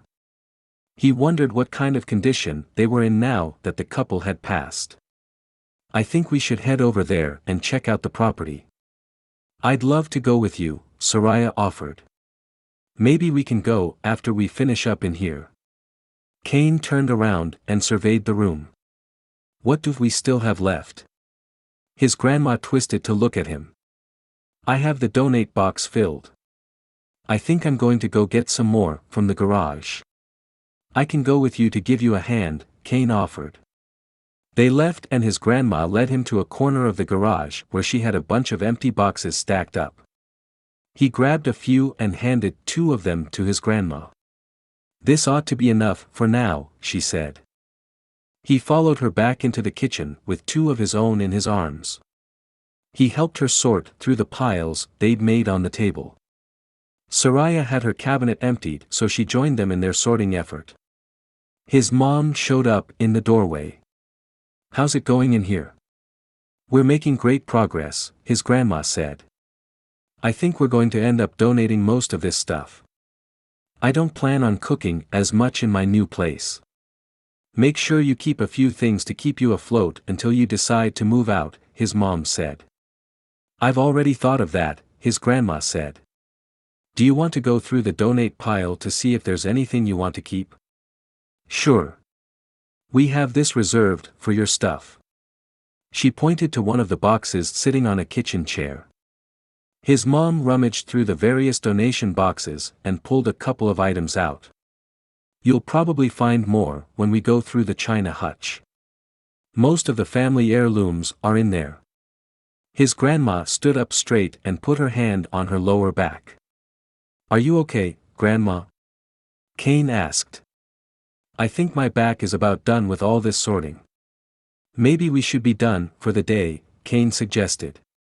"We can just move these donation boxes to the garage for people to finish going through." "That would be wonderful." "Well, I figured you wouldn't want your table overcrowded with all this stuff. Eventually, you're going to want a place to eat." He grabbed a box and hauled it to the garage. "I'll help out too." Sariah another one and followed him out there. They placed them next to the collection of empty boxes and then headed back into the kitchen to get the rest. It felt good to work beside her. She wasn't afraid to roll up her sleeves and take care of business. She was beautiful to look at and often melted his heart with her sweetness. She handed him the box in her arms, and their hands brushed. Goosebumps traveled up his arms at her touch. He suddenly had a flash of taking her in his arms and brushing her hair back from her face. The memory only lasted a second, but it had a powerful impact on him and left him breathless. "Kane. Are you okay?" He shook off the feeling, coming back to the present. "Yeah. I'm fine. I think that's about it." But he wasn't fine. Why was he thinking of Sariah like that? He was in no position to think about another woman again so soon after his divorce, was he? Surely, he still needed more time to heal. Chapter 6. They finished up at Mrs. Edwards' house, and the two grandmas decided they wanted to go to the farm with Kane and Sariah. Kane's mom stayed behind with his dad to continue working on the house. The four of them piled into Kane's rental car. Sariah offered to let one of the older women sit in the front seat, but they both insisted that she sit up there with him. Sariah felt guilty sitting up front with the extra legroom while the older women sat in the back. She got the impression that both women were trying to push her together with Kane. Why was everyone around her so determined that she get back together with him? Was there something she was missing? She was pretty sure she knew what was best for her life. Right? Within 10 minutes, Kane was pulling into the old gravel driveway of the homestead. They crossed a covered bridge that spanned Maple Creek and headed toward the old farmhouse. "I haven't been here in years," Mrs. Edwards said. His grandfather, Mr. Edwards, would have loved to be there with them. Sariah felt a pang of sadness for the loss of the sweet man. He'd always been so supportive of her relationship with Kane back in the day. "I don't think I've been here since the Webbers put on a fireworks show for 4th of July years ago," her grandmother said. Sariah had gone with her that year. It had been spectacular. They'd really gone all out with music and a grand finale. The Webbers did some of the best fireworks in Maple Creek. "It's sad to think they're gone, and their farm is about to be demolished. I'll do all I can to keep that from happening," Kane said. "That's the spirit," Mrs. Edwards said. Kane pulled up to the farmhouse, and they got out of the car. Sariah's grandmother looked up at the older home. "Maybe we can get the Maple Creek Historical Society involved in protecting this home." "It's possible they already know about it," Kane said. "But just to be sure, I'll reach out to them." "That's a great idea." Sariah's feet crunched over some fallen leaves from the giant maple tree in the front yard. She gazed up at the old white brick home in front of them. It definitely had some character, with a large front porch and gabled windows, reminiscent of so many other homes in Maple Creek. It was empty now, but she could remember when rocking chairs lined it and potted plants had hung from the covered porch. Now only dried leaves scattered across the dusty planks. "Why hasn't this place sold already by now?" Mrs. Edwards asked. "From what I understand, the Weber's kids were arguing about what to do with the land. Half wanted to sell, and the other half wanted to keep it in the family. But now that the developer has given them such a generous offer, they've decided to sell the land. Maybe the two of you should just get married, buy this place, and move in," Sariah's grandma suggested with a wide smile. "You have some wild ideas about what should happen." Sariah could feel her cheeks heating up. This was exactly why she was nervous about her grandma hanging out with her and Kane. Of course, her grandma had insisted on coming along. She wanted every opportunity to drop hints that they should be together. Only it seemed like she was past being subtle at this point. It was like she felt like she didn't have to bother with a filter now that she'd gotten older. "You think I should marry Sariah?" Kane asked. "I sure do," her grandma said. He chuckled. "And why do you say that?" Kane was making it even worse. What was he thinking? Didn't he know better than to encourage her? She was bad enough on her own. "Well, isn't it obvious? You two are clearly still in love with each other, even after all these years." "Is that so?" Kane glanced over at Sariah with a small smile on his face. Was he enjoying this? Seeing her squirm? Because she was obviously squirming. "Of course it is. Anyone with two eyes in their head could see that. Don't you agree, Gail?" "Lois, you leave those two alone. Can't you see how red Sariah's face is getting?" "I don't think I will." Someone has to speak up. They might be missing out on something wonderful. "I'm not going to stand by and let them throw away such a great thing. I'm going to walk down to the creek now," Sariah said, desperate for escape. "Ooh. Great idea. We'll come with you," her grandma said. So much for her escape plan. All three of them followed her to the creek. The remnants of the old rope swing still hung from the tree. A couple of boards they'd used for a ladder were still nailed to the trunk. They were close to the spot where she'd had her first kiss with Kane. She'd spent too much time blushing today. Sariah refused to let her cheeks heat up again. It felt like everyone was watching her. She couldn't have them catching her acting like an embarrassed high schooler who didn't know how to talk to boys. Sariah snuck a glance at Kane. Was he thinking about their first kiss too? It had been one of the most magical moments of her life. She'd never been kissed before. Usually, first kisses were known as being awkward or slobbery. But her kiss with Kane hadn't been like that. It had curled her toes and left her longing for more of him. They'd become inseparable after that. It was the summer after freshman year. They'd stayed together until just before graduation. Her heart ached to think of how tough that breakup had been. She didn't want to put her heart on the line for Kane again. There was too much danger of getting hurt. Sariah couldn't handle that kind of pain once more. She sat down on the bank of the river in a grassy patch. Kane took a seat beside her, brushing against her arm, sending goosebumps chasing down her spine. "It's beautiful here," he said. "We can't let anyone turn this place into a mall," Sariah said quietly. "No. We can't." He put an arm around her shoulder, pulling her toward him. "I won't let that happen." Butterflies fluttered through her at his warm touch. She could feel the hardness of his muscled body beside her. He was a lot more in shape than he'd been back in high school. She hadn't been this close to him physically in years, and now that she was experiencing it again, she wasn't sure she wanted him to let go of her. Sariah pushed open the door to the icing on top bake shop. She was dying to eat one of Alexis's pink lemonade cupcakes. She'd decided to take a break from the jewelry store. Her Monday afternoon had been slow, and she was sure her employees could keep things running while she stepped out for a quick sugar fix. Alexis had moved to California with her husband Owen. It had surprised Sariah that Alexis had been willing to do that.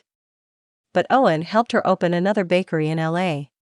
Now both bakeries were thriving.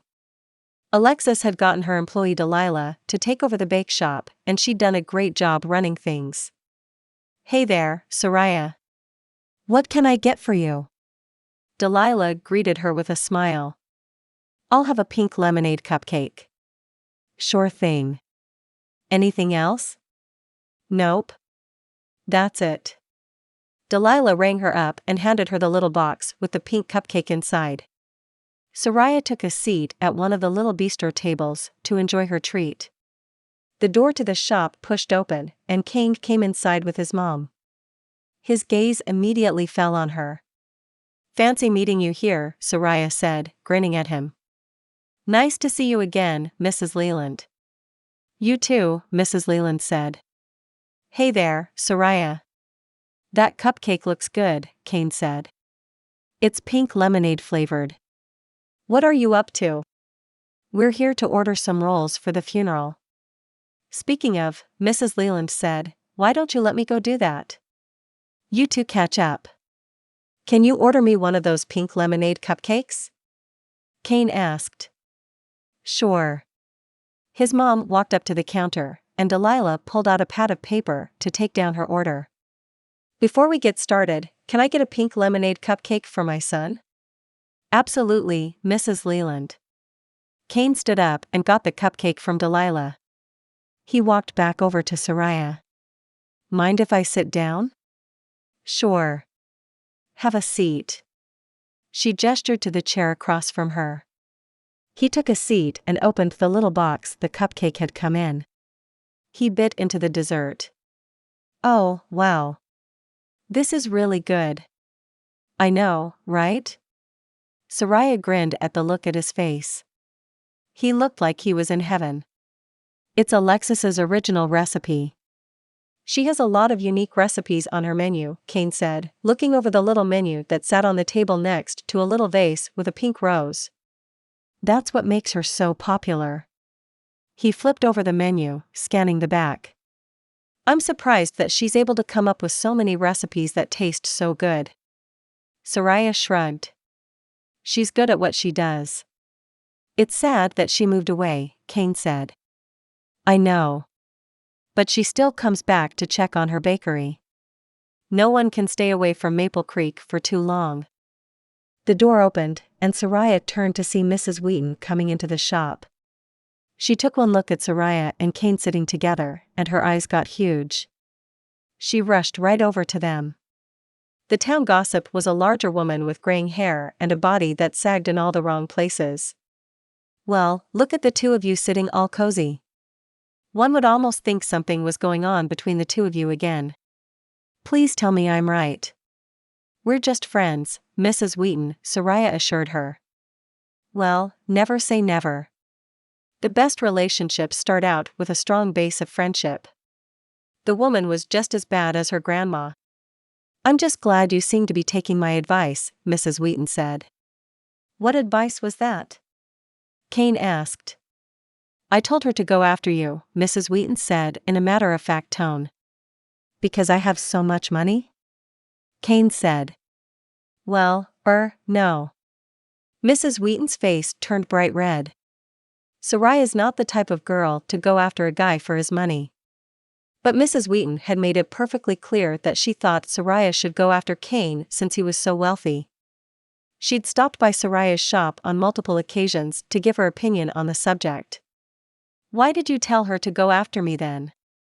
Kane asked. Sariah didn't want him to think she was a gold digger, so she hoped Mrs. Wheaton's insistence that she wasn't after his money was believable to him. "I know the two of you used to date. You're a great guy, and Sariah deserves happiness. I figured, why not? She doesn't seem eager to be in a relationship.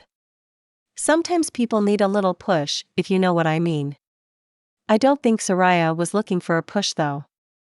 Maybe you should let her decide for herself if she wants to date."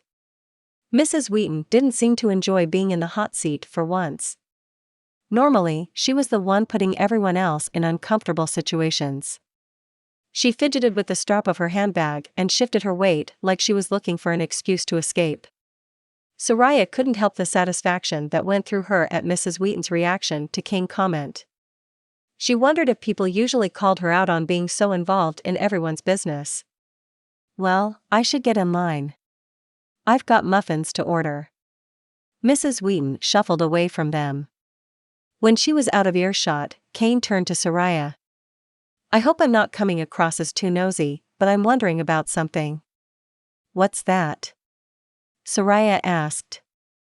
Mrs. Wheaton mentioned that you didn't seem eager to get into a relationship. Why is that? Sariah wadded up her cupcake wrapper as she sifted through her thoughts. I was in a relationship that didn't go well a few years ago, and I've been pretty guarded about who I let into my life ever since. I don't think I realized you were dating someone, Kane said. He was keeping a pretty big secret from me. I knew I couldn't trust him anymore, so I ended it. Kane's face seemed a bit white for a moment, but Sariah couldn't understand why he might seem upset by what she just said. You seem like the type that expects a full disclosure in a relationship, Kane said. I get it that some people may not feel comfortable sharing everything, but this secret was pretty huge. It was a deal breaker that he didn't tell me. What was he hiding from you? He was addicted to painkillers, Sariah said. I had no idea. I didn't find out until he was in a car accident, and it got worse from there. How did it get worse? Kane asked. He'd been high when he got in the accident. Was anyone hurt? He ended up killing a man. That's horrible, Kane said. I can't imagine being responsible for a tragedy like that. How did you deal with it? I blamed myself. I should have been more aware of the fact that he was keeping something big from me. If I'd been able to figure out that he'd been using, I could have helped him get to rehab. It could have prevented his death. You can't blame yourself for his mistakes. That's entirely on him, Kane said. You're not the first person to tell me that, Sariah said. I get the idea behind it, but it doesn't seem like my heart can understand it. When you hear about a tragedy like that, you want to have been able to prevent it somehow. Like, if I'd been able to monitor Elliot better, maybe it wouldn't have happened. I could have stopped him from getting behind the wheel somehow. None of this was your fault, Kane said. Well, now you know why I'm not eager to get into another relationship. I don't know how to trust a man anymore. Not all guys are like Elliot. I get that, I really do. But I can't trust my own judgment. I thought he was such a great guy who had his life together. I had no idea how much he was hiding from me. So you broke it off with him when you found out the truth? Not at first. I was too shocked to do anything. And he was hurt. He had a broken collarbone from the accident. I stayed with him and nursed him back to health.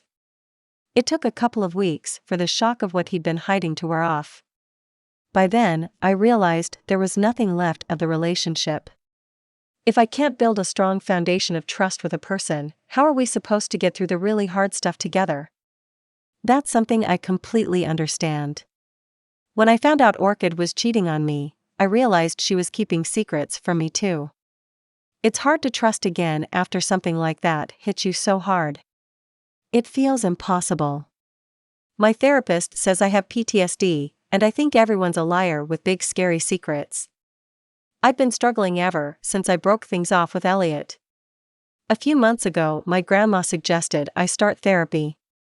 It's been helping, but I'm not entirely healed. Obviously. So now you know why I'm alone. I'm broken, Kane. I don't know if I'll ever be fixed. Kane's face seemed a bit white for a moment, but Sariah couldn't understand why he might seem upset by what she just said.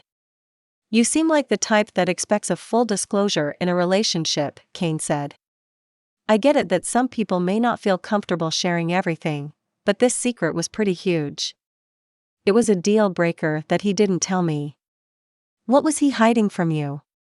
He was addicted to painkillers, Sariah said. I had no idea. I didn't find out until he was in a car accident, and it got worse from there. How did it get worse? Kane asked. He'd been high when he got in the accident. Was anyone hurt? He ended up killing a man.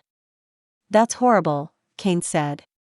I can't imagine being responsible for a tragedy like that. How did you deal with it? I blamed myself. I should have been more aware of the fact that he was keeping something big from me. If I'd been able to figure out that he'd been using, I could have helped him get to rehab. It could have prevented his death. You can't blame yourself for his mistakes. That's entirely on him, Kane said. You're not the first person to tell me that, Sariah said. I get the idea behind it, but it doesn't seem like my heart can understand it. When you hear about a tragedy like that, you want to have been able to prevent it somehow.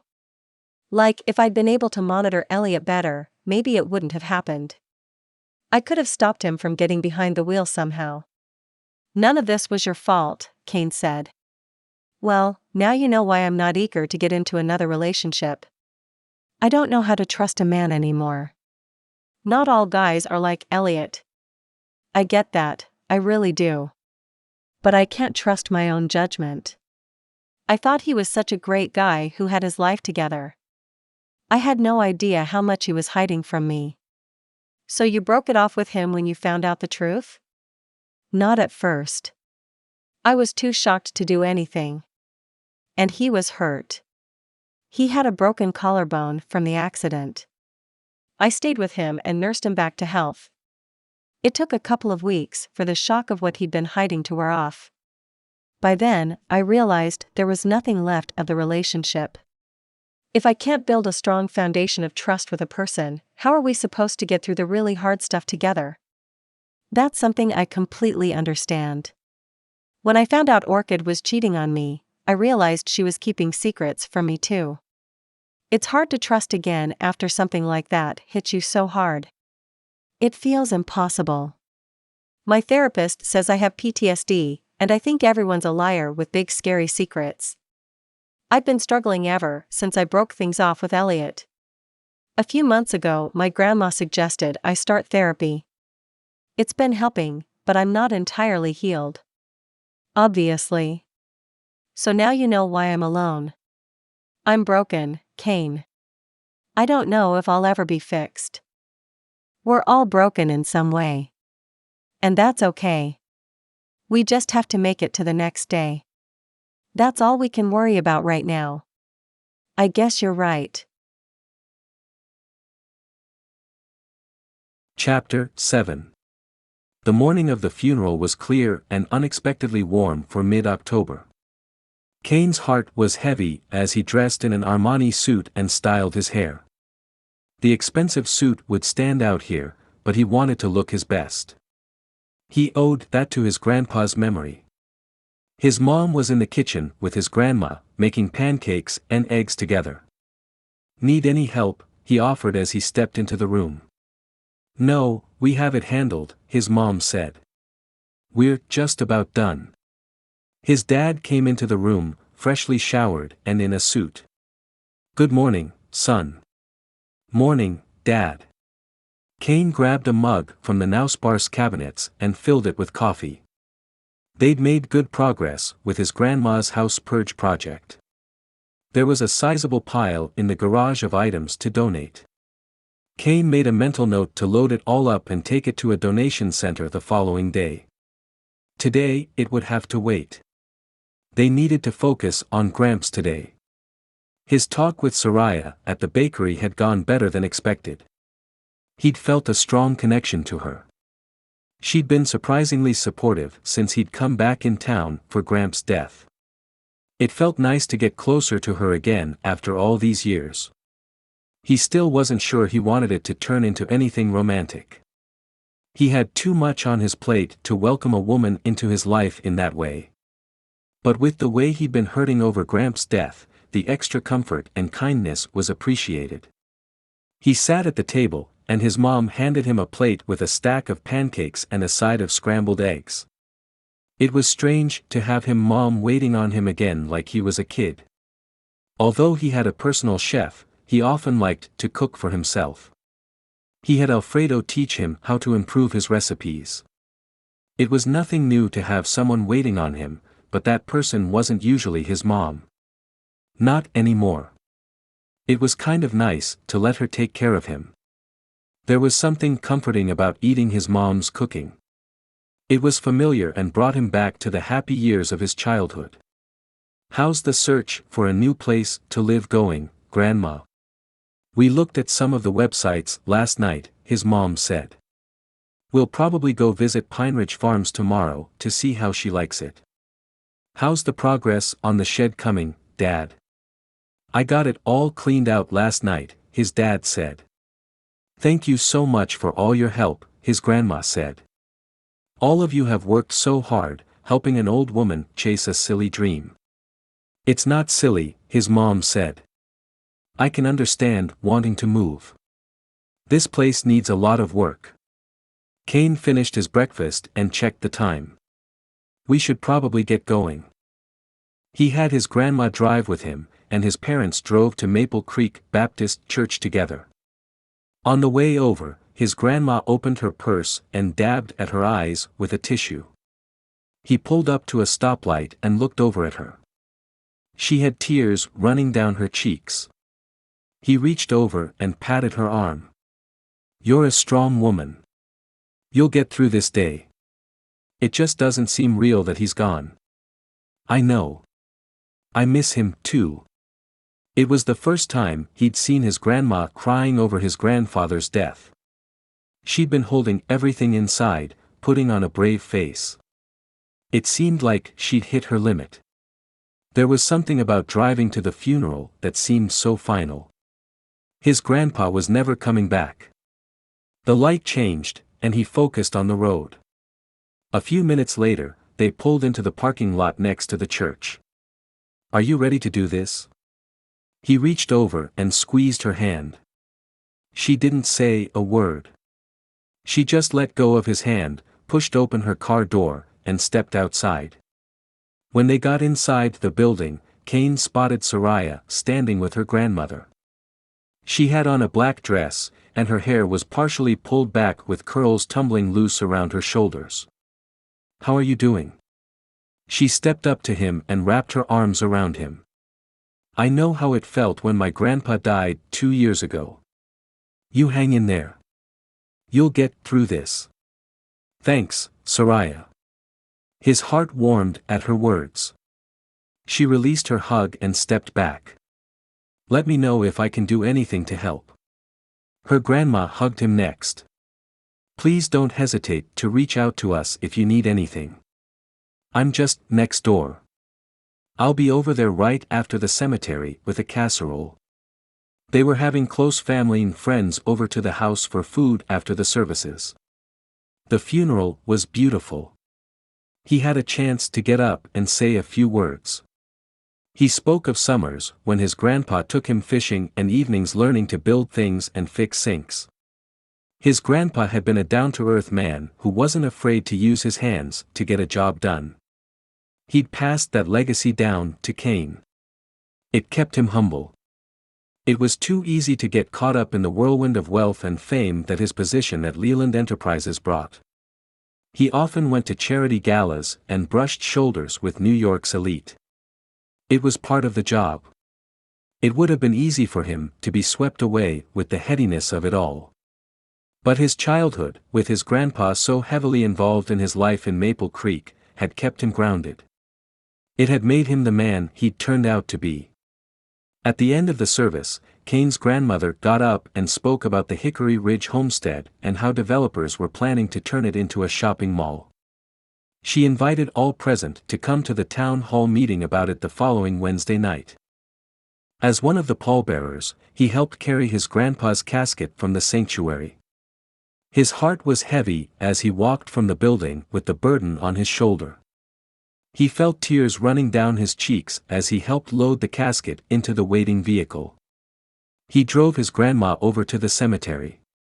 She kept dabbing her eyes on the way over. Thank you for the kind words you said about Gramps. It was an honor, Kane said. He really was an amazing man who helped make me who I am today. It would have meant a lot to him to hear you say that. They parked when he arrived at the cemetery, and dread filled his belly. He wasn't sure he was ready to say goodbye. He couldn't imagine what his grandma must have been feeling. He knew the pain of divorce, but the death of a spouse wasn't something he could fathom. He wasn't sure which would be worse.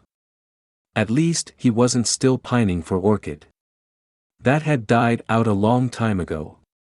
He knew his grandmother longed to hug her husband one last time. She wouldn't ever get the chance. Sariah crossed the grass with Mrs. Tate. Kane looked over at her and met her gaze. She gave him an encouraging smile, and he felt a bit of strength he hadn't had before. There was a tent set up next to the graveside with chairs set up in rows inside. His mom sat next to his grandma, and he sat on the second row. Mind if we sit with you? Sariah offered. Sure. Have a seat. Her presence was comforting. She scooted into the chair next to him, and Mrs. Tate followed, taking the next available seat. He could smell her perfume, that familiar scent that took him to simpler days when he'd been happy and carefree. He wanted to find those days again. His life was full of too much darkness lately. Sariah had brought him so much joy. Would he ever be that happy again? He couldn't remember a time when he'd been so happy. It was before all the money and fame had come. He was the first to say that money didn't bring happiness. Sariah brought happiness. And so did Maple Creek. He felt drawn to her in that moment. It had been happening more and more lately. It terrified him because he wasn't sure where these feelings for her would lead. He wasn't ready for anything serious. But the more he spent time with Sariah, the closer he felt to her. And he wasn't willing to give up her friendship. Not again. He'd lost her once, and now he was starting to find her again. He may never have her fully restored to his life like she'd once been, but he was going to hold on to what he now had with her. It comforted him when life was so dark. He was starting to realize how much he needed that. His grandfather's casket was lowered into the ground, and Sariah took his hand and squeezed it reassuringly. He knew she didn't mean anything romantic by it, but he couldn't help the feeling of warmth that was growing in his chest. After the services, he took his grandmother's arm and led her back to his car. "I'm so sorry, Grandma. I can't imagine how you must be feeling right now." She didn't say anything, but she wiped away tears. He opened her door and helped her inside the rental car. He heard her sniffle before he shut the door and rounded the vehicle to the driver's side. He drove back to his grandmother's house. His parents were already there and had opened the house for the guests who were beginning to pour through the doors. Sariah pulled up in her grandmother's driveway, and he saw them go into her grandma's house, probably to get the casserole she'd promised at the funeral. "I can't believe how many people showed up," his grandma said as she got out of the car. Gramps was a well-loved man in Maple Creek.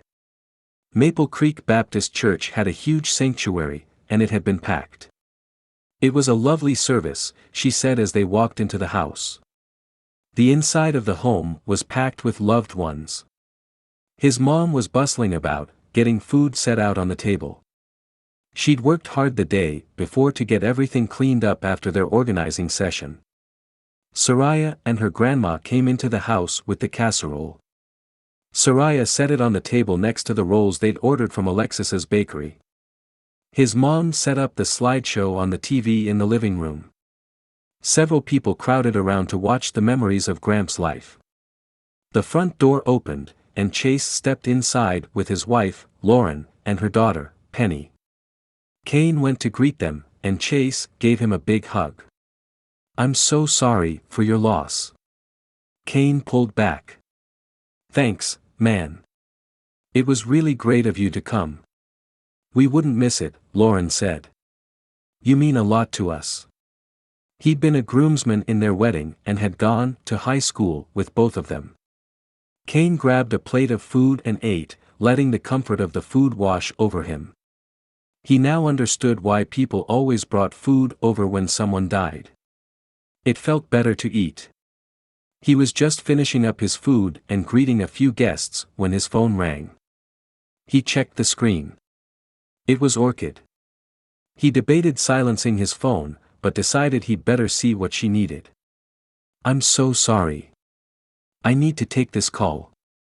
He stepped outside to the front porch and sat in one of the rocking chairs. "Hey, Kane. What's going on, Orchid? You do know it's my grandpa's funeral today, right? I'm so sorry to bother you today, but I thought you'd want to know." "Know what?" he asked. "I got the results from the paternity test back this morning. They told me the gender, too." "Okay." His heart began to pound, and he gripped the arm of the chair. "So what were the results?" "It's a girl. And you're the father." Chapter 8. Sariah talked with several guests about the plight of Hickory Ridge. Several of them wanted to go to the town meeting to show their support. "We're running out of paper plates," her grandma said. "Can you run next door and grab some? I have them in the cabinet over the fridge." "Sure." Sariah pushed open the side door and stepped outside. She could hear a man's voice from around the corner. "Orchid, you're kidding, right?" It was Kane, and clearly, he was talking to his ex on the phone. She didn't want to intrude, so she kept walking. She figured he'd want some privacy. "Okay. Yes. I understand. No. I'm not upset. I guess I'm just a little in shock. I didn't know what to expect." Sariah kept walking. She didn't need to know Kane's business, but he didn't sound very happy about whatever news he'd just gotten. She went into the house and located the paper plates. They were right where her grandmother had said they'd be. She brought the entire stack and returned to Mrs. Edwards' home. She considered going through the side door again, but she didn't hear Kane on the phone anymore, so she decided to see if he was still on the porch. He hadn't sounded very happy. He'd had enough on his plate with the funeral. He didn't need extra drama from Orchid too. She rounded the corner and saw Kane sitting in a rocking chair, gazing out into the distance, like he was somewhere far away instead of on his grandma's porch. "Are you okay, Kane?"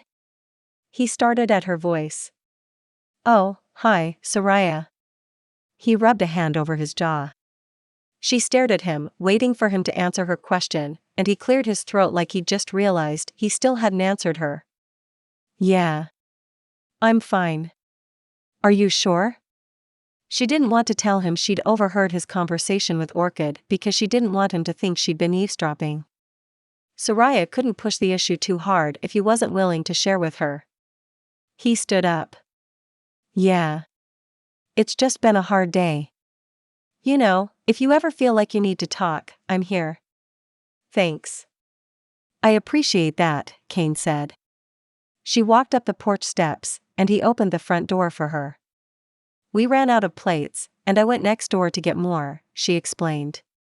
He grunted a response. He was definitely still in another universe. She went into the kitchen and set the plates out on the table. She turned to look for Kane. He was sitting in an armchair in the living room, staring out into space. Something was definitely wrong with him, and she had a feeling it had to do with whatever Orchid had just told him. It was his right to keep his business private, but she couldn't shake off the feeling of sadness that was hitting her. He hadn't wanted to confide in her. That meant he didn't trust her. She'd thought that they'd gotten closer. They'd had a few good conversations, and she felt like she was the kind of person others tended to confide in. She grabbed a plate and filled it with stuffed jalapenos. She hoped the fried food would help her get her mind off of whatever Kane was going through. She hated seeing him like this, especially on the day of the funeral. She spent the rest of the gathering making small talk, but she couldn't get her mind off of Kane and whatever he was going through. "Is everything okay?" her grandma asked her. I'm worried about Kane. Her gaze flicked to the living room where he sat. Her grandma followed her gaze. He was close to his grandfather. There's something else going on though, Sariah said. Her grandma frowned. What makes you say that? I overheard him on the phone with his ex. He sounded upset. Did you talk to him about it? Her grandma asked. Yeah. He just brushed me off and wouldn't tell me what was wrong. Sariah shoved another stuffed pepper into her mouth. Then he must have his reasons for keeping it to himself. She chewed and swallowed before speaking again. I know it's none of my business, but I can't stop worrying about him. He just looks so upset. Her grandma leaned against the kitchen wall. You need to be patient with him. Try building trust with him, and he'll be a lot more likely to open up to you. How do I do that? Spend time with him. Keep doing what you're doing. I just want to be able to help him, and I can't do that if he won't tell me what's wrong. I get it. And he may never tell you what's wrong. That's his right. I know. I don't know why I'm so nosy, Sariah said. There's nothing wrong with wanting to be involved in his life. It just means you care about him. Of course I care about him. He's my friend. We've known each other for a long time. Her grandma grinned. And there's some pretty juicy history there, too. You're never going to let me forget that, are you? Sariah made a face at her grandmother. Nope. I wasn't planning on it. You're impossible sometimes. I just want to see you happy.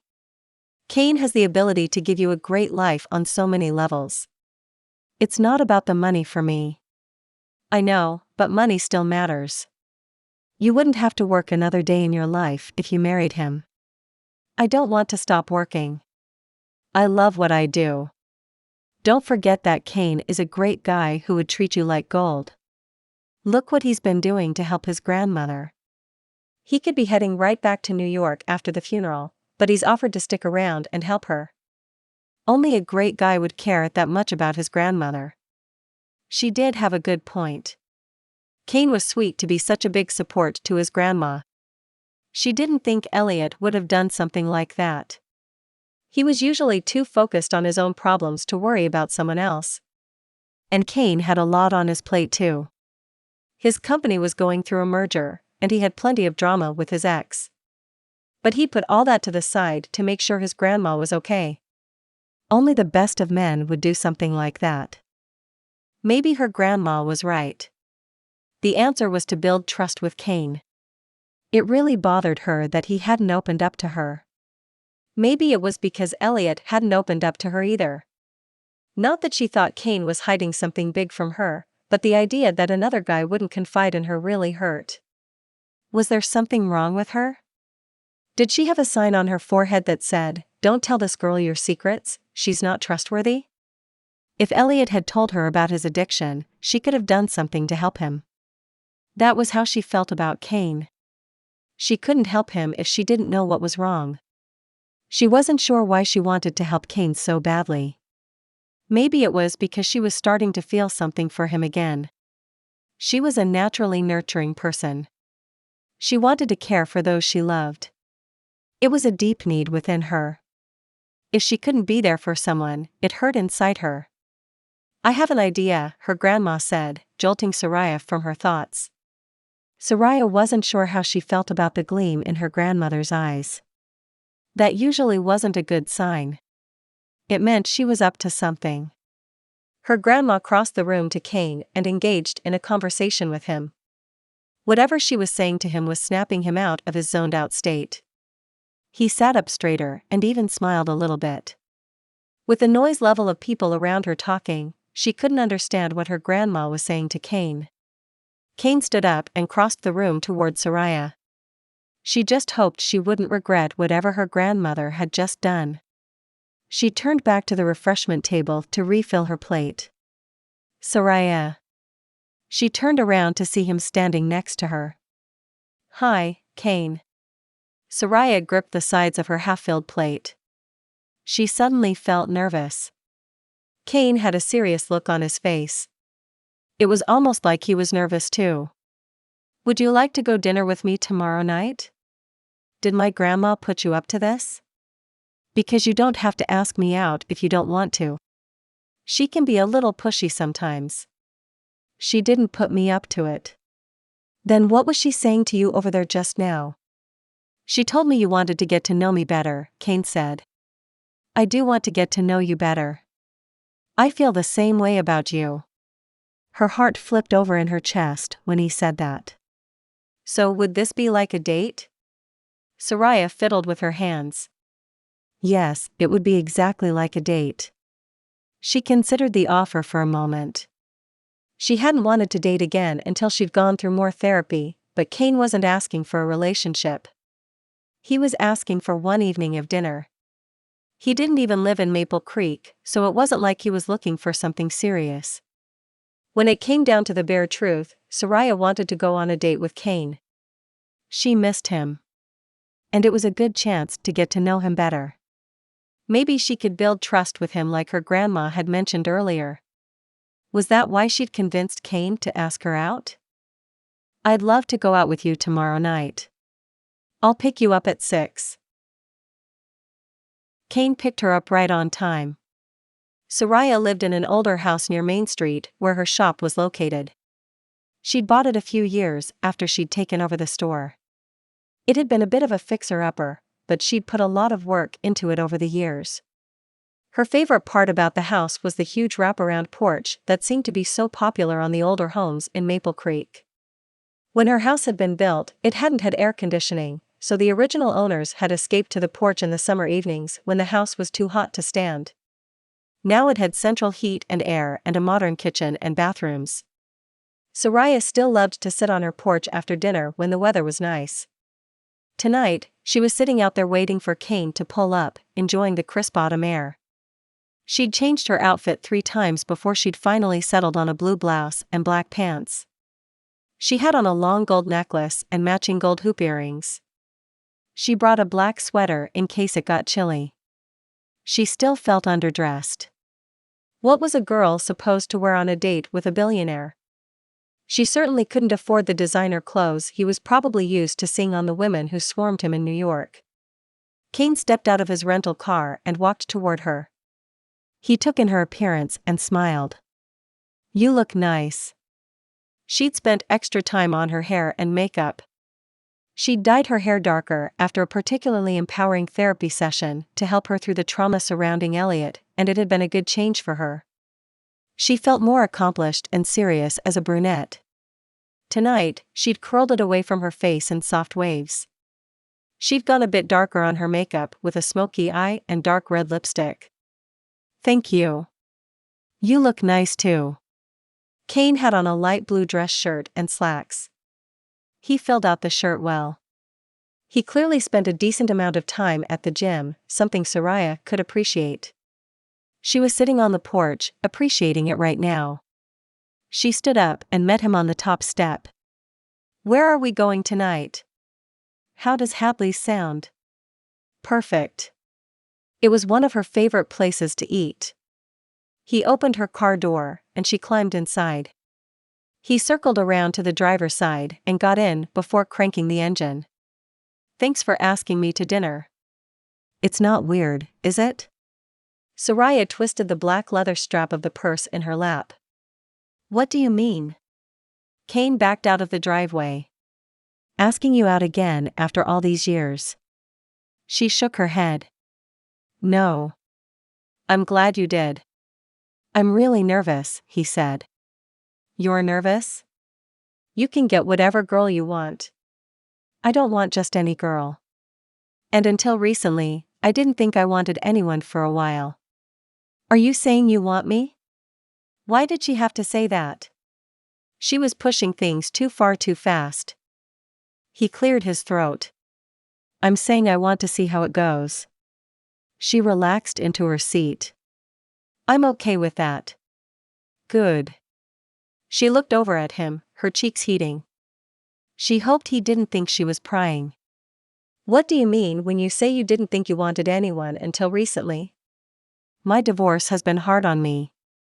I didn't think I'd want to date for a long time, even though a lot of people have been pushing me to go out there and date again. She swallowed and wiped her palms on her pants. Then what made you decide you wanted to ask me out? That's a fair question. You've been there for me a lot lately. It's meant the world to me. She grinned. You could say the same thing to my grandma, but I don't see you asking her out. Kane laughed. Okay. Fair enough. I find you rather attractive. Her heart fluttered. You do? He pulled up to a stop sign and looked over at her with tenderness in his eyes. Of course. You're gorgeous. But it's more than that. We have history, Sariah. I can't forget how good things were between us all those years ago. They were good, she said softly. We were good together. But I'm not looking to get into something too serious. She didn't want him getting the wrong idea. Neither am I. But if I were to ever get into something serious, I'd consider you before anyone else because I know what I'm getting with you. But it wouldn't work out between us. We live too far apart, Sariah pointed out. We said before we didn't want anything long distance. I can't see that it would be different now. Then it's a good thing this is just dinner, Kane said. He pulled into the Hadley's parking lot. Sariah let out a pent-up breath. He was right. She was getting ahead of herself, letting her mind jump to all kinds of crazy conclusions. They were just going to grab some really yummy food. That was all. It wasn't like he'd meant anything too serious when he said she was gorgeous. He probably said that to lots of women. The only reason he'd even bothered to ask her out was because they'd dated in high school. Still, it was flattering. They walked into the restaurant together. It was hard to believe she was on a date with Kane again after all these years. Even if it wasn't anything serious. She'd given up hope that they'd ever work something out after he'd married Orchid. But now there was a small possibility that something might be sparking between them again. Chapter 9. Kane settled into the booth beside Sariah. They opened their menus and glanced over their options. The chicken and dumplings looked really good tonight. But even better was Sariah. He couldn't stop looking at her. All his high school memories were rushing back at him at once. She was the best part of his teen years. He'd forgotten how much he'd missed her until he'd started spending more time with her lately. He'd been reeling from the news from Orchid. When her grandmother approached him, he decided he needed a change of pace to get his mind off Orchid and the baby. He could tell her grandmother was hinting that he ask Sariah out. He didn't care. It was a good idea. He had to have something to look forward to or he would lose his mind. So, he'd gone with it. The test results had really hit him hard that night and he was getting ready for bed. He was going to have a daughter. He'd called his grandfather before going to bed and had told him the news at the paternity test had shown the baby was his. His grandfather had wanted him to continue to keep it quiet until the merger had gone through. They were still negotiating the terms of the contract. It would probably take at least another month until everything would be finalized. His parents had headed back to New York to be with his sister, who was supposed to have her baby any day now. It was strange to think that Orchid would be having his daughter next May. He wasn't sure he knew how to be a dad. The entire idea of it was blowing his mind. I know I've been asking you this a lot, but are you sure you're okay? Sariah's words snapped him back to reality. He couldn't reveal what was on his mind, but it was clear she wanted to know. There's a lot going on right now. My company is in the middle of a merger, my ex is still causing drama, and I'm worried about my grandma. What's going on with your ex? She's trying to get more money out of me. It wasn't a lie. Now that the baby was confirmed to be his, he'd owe her a lot more money. Did you two sign a prenup? Sariah asked.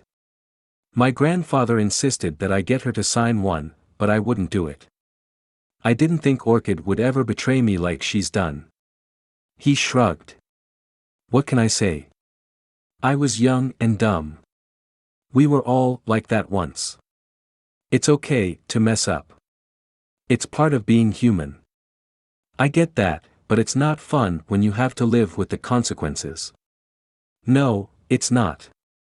Sariah looked up as the server came over, a young guy with short cropped brown hair. What can I get you two to drink? They gave the server their drink order, and he left. Kane glanced over his menu. What are you thinking about ordering? The chicken fettuccine. I haven't had that yet. I want the chicken and dumplings. That's a great choice. I've had it before. It's one of my favorites. Do you cook much?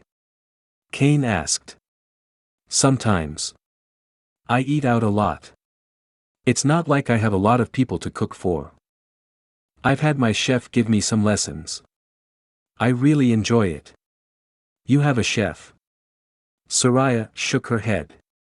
It's hard to identify with the life you've been leading for the past decade, Sariah said. I'm still the same guy. How do you keep it from going to your head? Sariah asked. I'd probably be vain if I had that kind of money.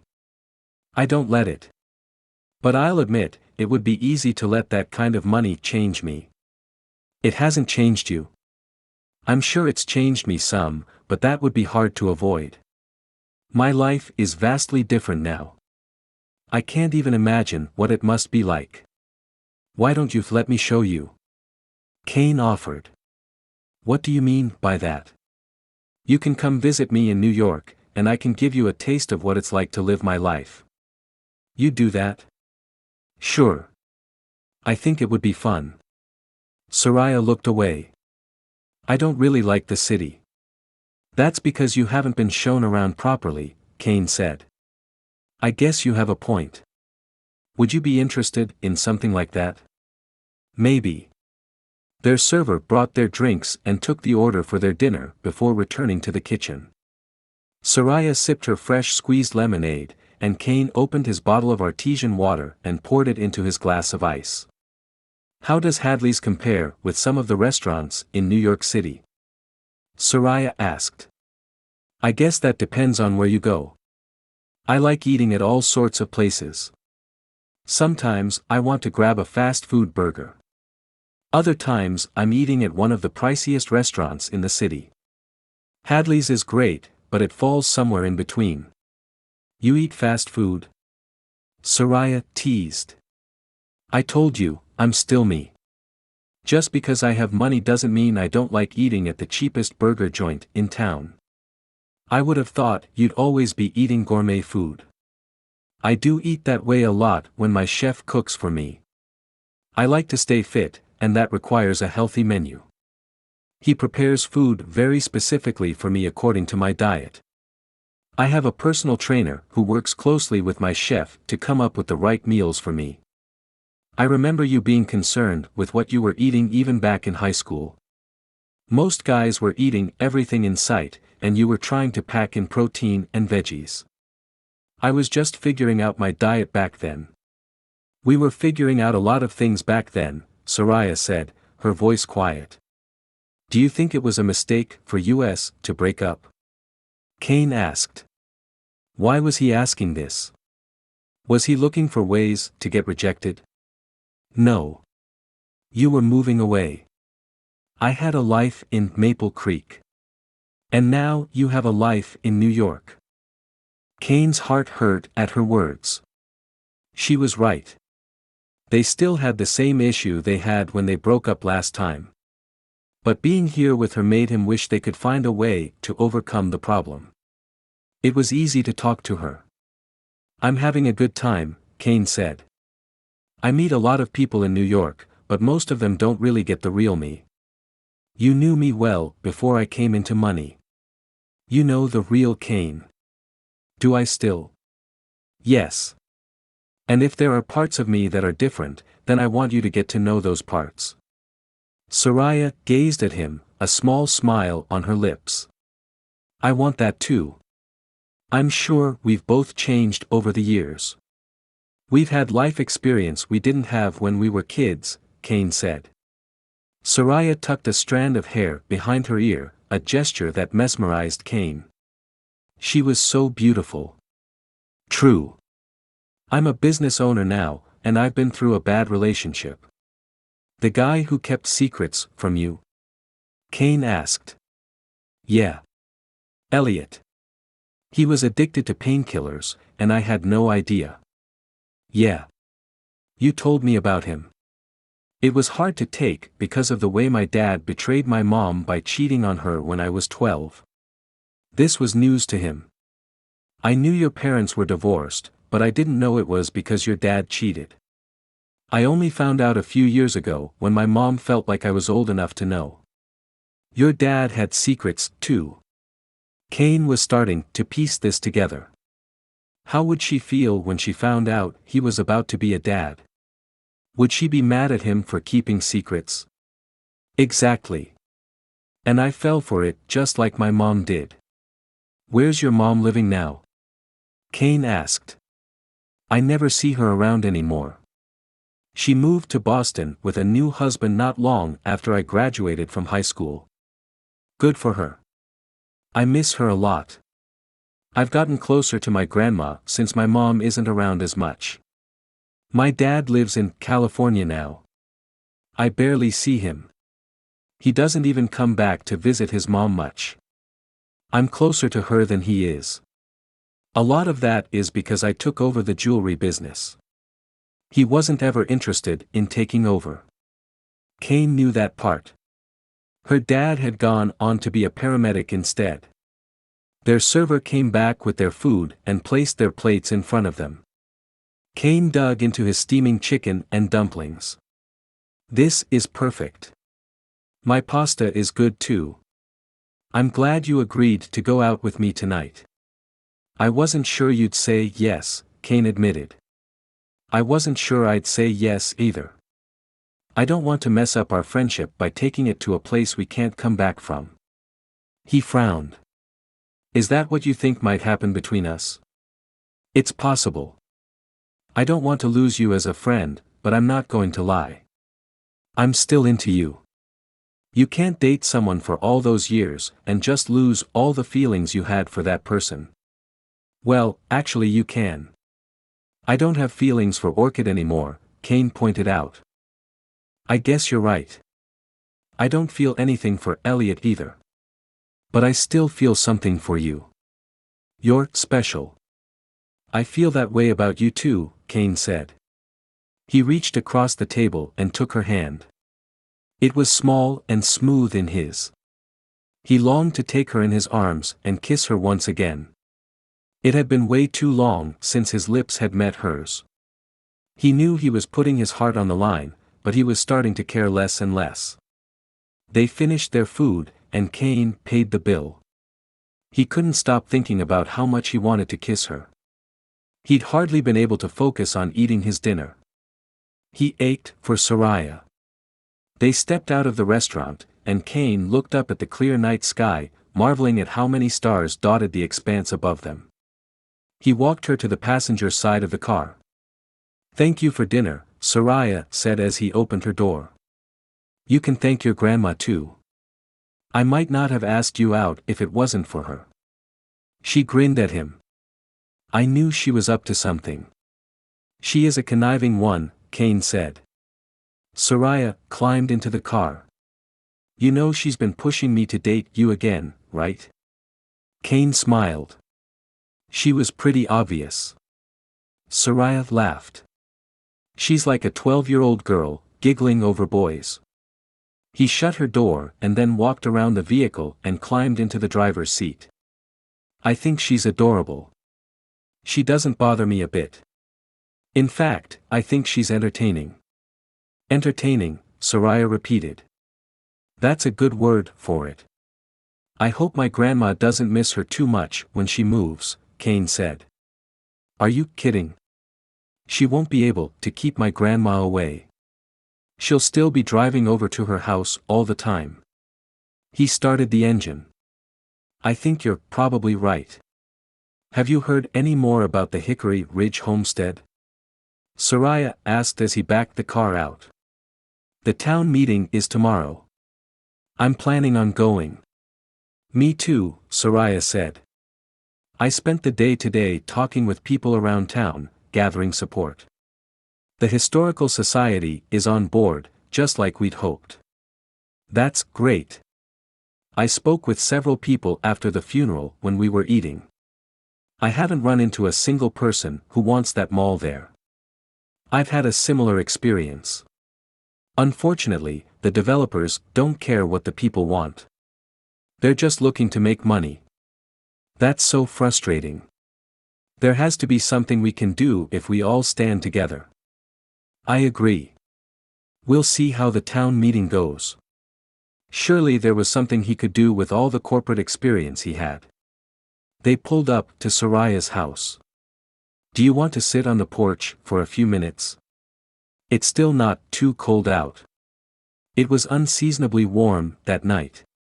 Perfect porch sitting weather. I'd love to. He sat in the rocking chair next to her. How much longer do you think you'll stay before you go back to New York? Sariah asked. I'm not sure. I can't be in town too much longer because I need to get back to help with the merger, but I want to help my grandma get settled into her new home. Or at least help her pick a place out. It just feels too soon to leave her alone just yet. I'm glad you're staying longer. This is the most I've spent time with you for years. Part of that is because I stayed away intentionally. I didn't want to get too close to you because you were married. And now I'm not. Yeah. It's different now. I'm allowed to feel something for you now. And what are you feeling? Sariah turned toward him and looked him in the eye. My old feelings are returning. I'd pushed them down for so long, but they're still there after all this time. He reached out and brushed some of her hair back from her face. He was close enough that he could detect her familiar perfume. You smell nice. It's the same scent you had all those years ago. Sariah kept her gaze on him. You still remember what I smelled like? How could I forget? You were my first love. I remember everything. Sariah's eyes softened. I remember too. This girl was melting his heart. He couldn't bear to stay away from her a moment longer. He leaned forward and brushed his nose against hers. He heard her sharp intake of breath. He stayed like that for a moment, just reveling in the feeling of their time together.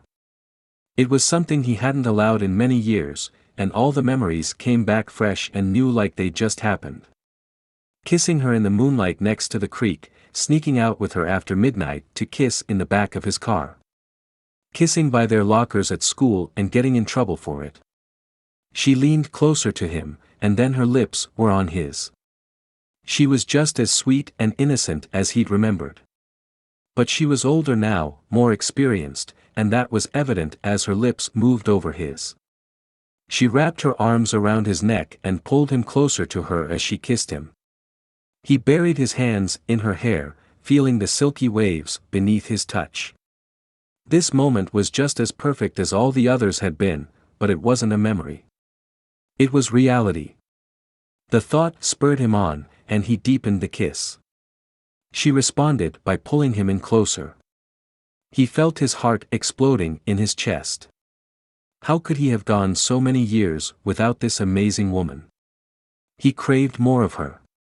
But he knew he couldn't have her. Not really. He lived in New York, and she hated it there. There didn't seem to be a future for them. The thought raced through him and rocked him to the core. What was he doing, kissing her like this?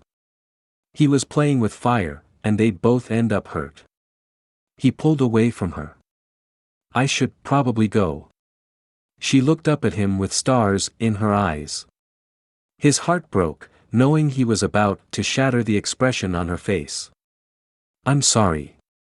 We shouldn't have done that. Why not? She frowned. Because we both know this can't last.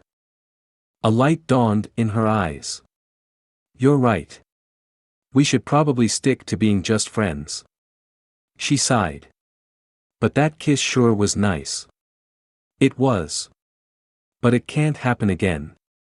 I don't want to destroy our friendship. Her face hardened into a mask of indifference, and her spine went stiff. I agree. Good. So I'll see you tomorrow? Yes. Also, there's a bluegrass festival this week. Do you want to go Thursday night? I know both our grandmas were planning on going together. That sounds fun. Let's plan on it. Okay, Sariah said. Her eyes met his, and he had a sudden longing to reach out for her to kiss her again. I really do need to go before I do something we'll both regret later. Her cheeks flushed. See you later. He walked back to his car with a heavy heart. He wasn't sure how he was going to make it through the next few days without kissing her again, but he knew he needed to stay strong. Or it would end up in heartbreak for them both. Chapter 10. Sariah stepped out of her car, and her grandma climbed from the passenger side. They walked toward the city building and saw Kane walking with his grandma from the other side of the parking lot. The two older women waved at each other. Her grandma took her arm and led her toward Kane and Mrs. Edwards. "Hello, Gail," her grandma called out. "Let's all get seats together." Sariah wasn't sure how she felt about seeing Kane again. She had mixed feelings on the subject. Part of her wanted to stay away from him, but another part wanted to pull him into her arms for another kiss. She hadn't told anyone about their impromptu kissing session, but her grandma knew she'd gone on a date with him. She'd called Sariah that night after the date and tried to pump her for information, but Sariah wouldn't tell her much of anything. She didn't want her grandmother to get her hopes up about her and Kane having a real relationship. It was never going to happen, and Sariah wasn't up for a fling with Kane. He meant too much to her for that to go well. "I heard you two went on a date last night," Mrs. Edwards said, taking Sariah's other arm. She was surrounded by nosy grandmas. She wasn't going to give a report on her date with Kane standing right there. She looked over at him, desperate for escape. "Grandma, she doesn't have to tell you about our date. I don't need to know every detail, but a basic rundown of what happened. It's not too much to ask." "Good luck with that, Gail." "I tried to get Sariah to tell me what happened on their date, and I couldn't get a word out of her." "That's not true," Sariah protested. "I told you we had a nice time." "But did you give me any of the juicy details?" "I think not." Mrs. Edwards shook her head. "Don't feel bad. Kane wouldn't tell me anything either." Sariah looked over at Kane, and his mouth twitched like he was holding back a laugh. "I thought Sariah would at least tell us something worth hearing." "You'll oblige a new widow, won't you?" "Grandma, I can't believe you're using Gramps' death to guilt Sariah into telling you her private business." "That's a new low for you." "I'm a desperate woman. No one is giving me details.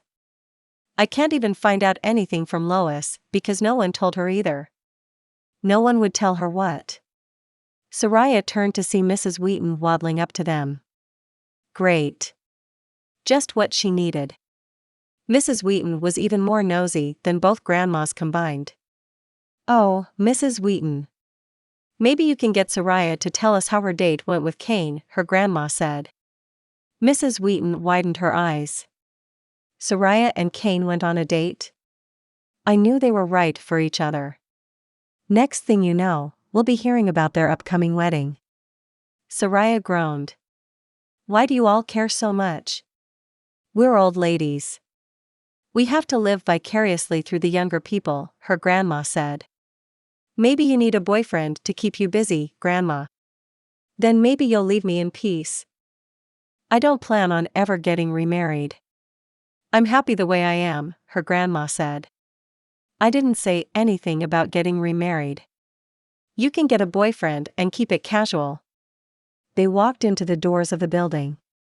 "If you ever decide you do want a man, I know some great choices at the assisted living community where I volunteer," Mrs. Wheaton said. Sariah laughed at the stricken expression on her grandmother's face. She was finally getting a taste of her own medicine. Mrs. Edwards joined in on her laughter. That's a wonderful idea. Let's find Lois a boyfriend. They walked into the room where the crowd was assembling for the meeting. It was already packed, and the only open seats were near the back. They were even a few minutes early. It looked like they'd done a good job putting the word out. Sariah filed into the empty row. Her grandma filed in next to her. Wait, Lois. Shouldn't we let the lovebirds sit next to each other? Oh. Great thinking. Sariah rolled her eyes. They had to be kidding, right? Kane chuckled and took the seat next to Sariah. He leaned over and whispered in her ear, "It's not like I'm going to complain if they want me to sit next to someone so beautiful." Sariah's heart pounded at both his words and his nearness, and her cheeks heated up. What did he just say to her? Sariah's grandma said. Did you hear him, Gail? No, he was being too quiet.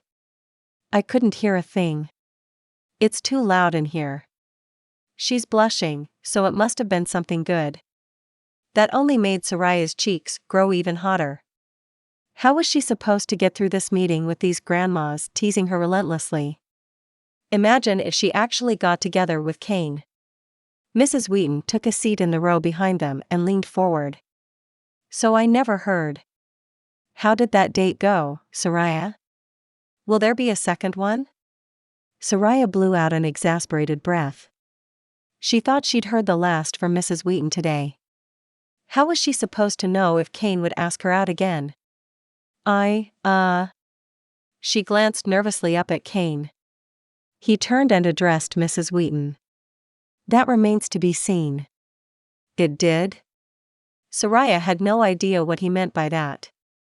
Did he actually want to go out with her again? It was a bad idea, but she could hardly stop thinking about him since they'd kissed. She desperately wanted him to do it again. Well, make your mind up.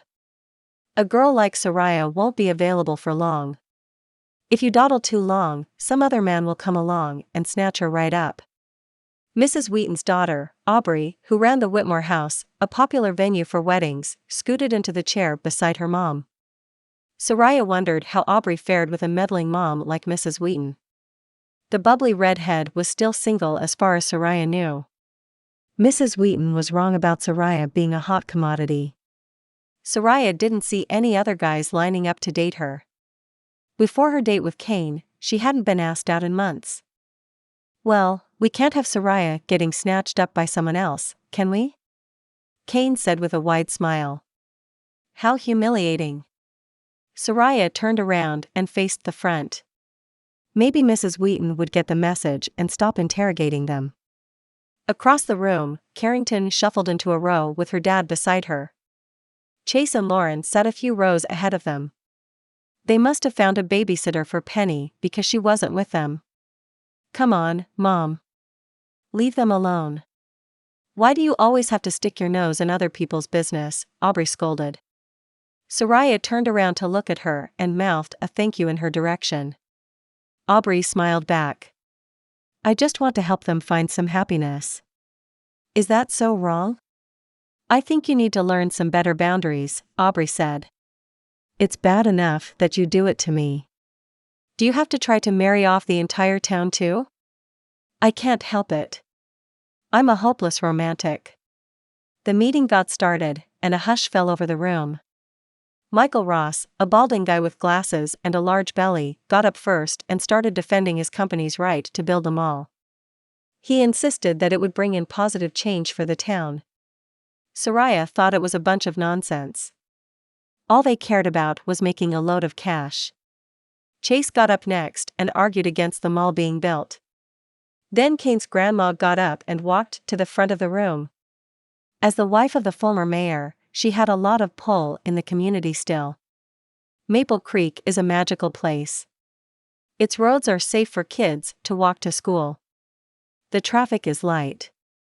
It has that classic small-town feel. Everyone knows each other here. We live here because we love that dynamic. If a mall goes in, the next thing we'll know, the traffic will get heavier, and then a bunch of new neighborhoods will start popping up everywhere. Not to mention the stores that will start flooding into town. This isn't the kind of change we want for our town. A mall will bring in more crime too. Is that what you want for our future generations? She went on for a few minutes. Overall, it was a powerful, moving speech. But Sariah wasn't sure if it was enough to convince the masses to vote against it. When she finished, Mrs. Staton, the president of the Maple Creek Historical Society, got up to speak. She was a short, plump woman in her mid-40s, with bright red hair. She spoke about preserving the history on that land, and what a shame it would be to bulldoze a home dating back to before the Civil War. After all the speakers had a chance to defend their stances, they took a vote. After the vote had been counted, Mayor Gibbons, a woman in her 60s with smoothly styled chin-length bleached hair, stood up to the podium to read the results. Kane squeezed Sariah's hand. All we can do now is hope for the best. Mayor Gibbons put on a pair of reading glasses and peered at the sheet before her. We have 53 votes in favor of the mall being built and 49 against. The room burst into conversation, with everyone talking at once. Sariah left the building with a heavy heart. Was this mall really going to be built? They'd worked so hard to gather enough people to stand with them. But apparently it wasn't enough. I can't believe there weren't more people on our side, Sariah said to Kane as they walked out into the parking lot. We even announced it at the funeral, Mrs. Edwards said. I thought for sure that would have been enough to get us to win. I guess we just need to get used to Maple Creek losing that small town feel, Sariah said, shaking her head. There might still be something we can do to put a stop to it, Kane said. What do you mean? Sariah asked, stopping to look at him. Leave it to me. I'm going to make some phone calls. I can't make any promises, but I'll do what I can. That brought a little more hope, but she didn't know what Kane was planning, so who knew how well his idea might work? She felt a pang of sadness, knowing that he was going to say goodbye for the night and she would have to wait another day to see him. What was wrong with her? He was about to go back to New York, and then she wouldn't see him again until who knows when. She had to start controlling her thoughts and get it out of her head that she wanted to be with Kane. Even if that was all she could think about lately. Sariah didn't see Kane again until after work on Thursday. They met up at his grandma's house to go to the Bluegrass Festival. It was being held in the park just off Main Street. She'd been seeing people setting up for it from her shop windows all day. Thursday was the first night of the festival, and it was running through the weekend. Their area was known for its rich history of bluegrass music. She pulled into her grandmother's driveway. She figured she would leave her car there and then walk next door to Mrs. Edwards' house. Kane came out of the front door as she walked across the strip of lawn between the two houses. She waved to him, and the front door opened again as his grandma came outside. She had on a burnt orange shirt and a black sweater. Her own grandma's garage door opened, and Lois stepped outside. You look nice, Sariah. Sariah looked down at her pink and burgundy floral blouse and skinny jeans. Thanks. I just bought this shirt, and I haven't had a chance to wear it yet. Sariah liked the way it clung to her curves in a flattering way. She'd purchased it online, and it was always a gamble when she wasn't able to try on the shirt first. Kane walked up to her, and she looked up at him. You do look nice, he said in a low voice. He looked nice in a casual black t-shirt that hugged his muscular body and jeans. If Sariah didn't know better, she'd think he was just a regular guy. Thank you. Sariah, you need to go shopping more often. Her grandma laughed. You certainly have Kane's approval. Sariah refrained from rolling her eyes. I'm glad we can keep you entertained, Grandma. Are we ready to go? Mrs. Edwards asked. Yep, Sariah said. Who's driving? I can drive the minivan, her grandma offered. Lois, I'm not sure that's such a good idea, Mrs. Edwards said. She's not exactly the safest driver. She whispered it but wasn't quiet enough to keep her friend from hearing her. I'm a perfectly safe driver, her grandmother insisted. What about the time you hit my mailbox? That was 10 years ago, she protested. I haven't hit anything in years. Just because you've gotten lucky doesn't mean you don't drive recklessly, Mrs. Edwards insisted. She almost got into a wreck the last time she drove me somewhere, Sariah said. There was definitely some truth to what Mrs. Edwards was saying. But we didn't.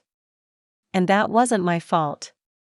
That guy slammed on his brakes out of nowhere. You were driving way too close to him, Sariah pointed out. How about I drive? Kane offered, putting a stop to the commotion. Yes. I'd feel much better about that, Mrs. Edwards said. Her grandma scowled. You're all being ridiculous. They all piled into Kane's rental car, and he headed toward the festival. The smell of fried food permeated the air when they'd arrived and were stepping from the vehicle. Bluegrass music buzzed around them, and the park milled with happy festival goers. I need a corn dog, her grandma said, leading the way to the nearest food stand. Well, she doesn't waste any time, does she? Kane joked. Straight to the food, Mrs. Edwards said with a grin. Sariah didn't mind. Her stomach was growling the minute she'd smelled the food. I could go for a funnel cake. It made her happy to see Mrs. Edwards so happy. Going to this bluegrass festival was just what she needed to cheer up. Before dinner? Mrs. Edwards said it like Sariah was 5 again and was going to spoil her appetite. Sariah laughed. I'll eat a corn dog first. You can't come to a festival like this without trying the funnel cakes, Kane said. See? Kane gets it. She looked over at his broad shoulders and had the sudden urge to wrap her arms around his waist and snuggle up to him. He must have felt her eyes on him because he turned to her and met her eye.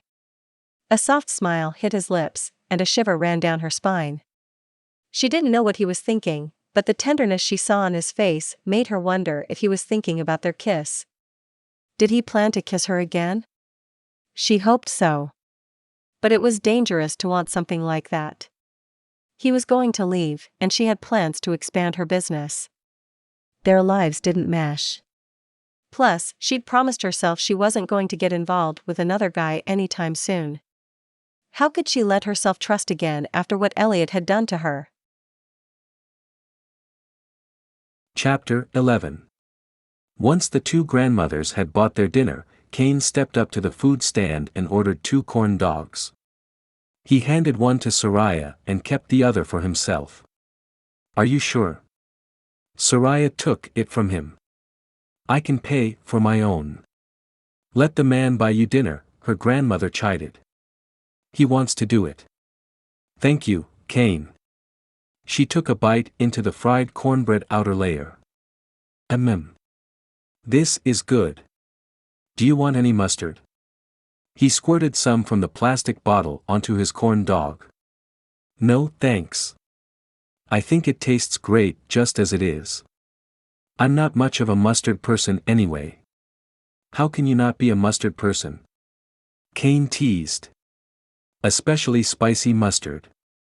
That's my favorite. It didn't surprise him though. She'd turned down all kinds of foods while they dated in high school. The spicy kind is the worst. Sariah said. I thought you liked spicy foods, Kane said. I like spicy peppers. Not spicy mustard. There's a big difference, Sariah insisted. Kane laughed. Her reaction was just exactly what he'd hoped for. What about horseradish? Are you kidding me? That stuff is disgusting. Some of the stuff people put on their foods shouldn't be considered edible. I never realized you were such a picky eater, his grandmother said. I knew she was, Kane said. But she's so fun to tease. Hey. I'm not that picky. I enjoy plenty of foods. Compared to his varied diet, she didn't. He liked to eat all kinds of strange foods. He'd eaten dishes from all over the world. But he didn't fault her for her simple diet. She could eat whatever she wanted. They walked around with their food and shopped at some of the booths of handmade pottery and jewelry. The two grandmas stopped at a stand that sold hand-beaded necklaces, and Kane kept walking with Sariah. At the section for the local bookstore, he picked up a cookbook that featured recipes from around the world. Maybe we should get this for you to help you expand your horizons. Very funny. I think my horizons are just fine. She swiped the cookbook from him and put it back. He picked the cookbook up again and flipped through it. Look, they have a recipe for chicken's feet in here. I hear it's all the rage in South America. Chicken's feet? Why would anyone eat that? Plenty of people eat it. They would think you're weird for not eating it. Have you tried it? She asked. Once. It wasn't very good. You actually ate chicken's feet? Now I'm not sure I can ever kiss you again. He raised his brow. Were you thinking about it? His heart raced thinking about her mind being on kissing him. She made a grossed-out face. Eating chicken's feet? No. Kissing me. He looked up from the book to her flushed cheeks. I'm not telling you. She took the book from his hands and shut it, placing it back on the wire rack. He reached out for the book, but she slapped his hand away. Hey, I wasn't done with that. I was going to suggest you try haggis next. No, thank you. I don't know what haggis is, and I'm not sure I want to find out. It's a bunch of sheep organs minced up. Sariah's face looked a little green. Let me guess. You've eaten that too. It's not my favorite. Was it better than the chicken's feet? Not really. She crossed her arms. Why do you eat so much weird stuff? He shrugged. Mostly so I can say I've tried it. So, for bragging rights. Pretty much. She rolled her eyes.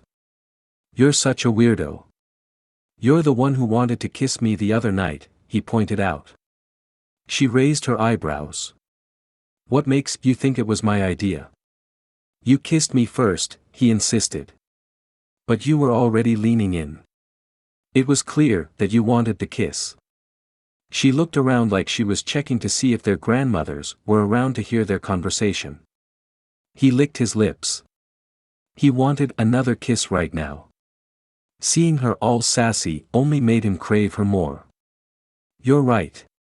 I did want that kiss. She caught his gaze, and her lips parted. He fought the urge to take her in his arms and kiss her passionately right there in the middle of the crowd. Knowing the Maple Creek rumor mill, word would spread like wildfire that he was dating Sariah. At least the paparazzi hadn't discovered where he was.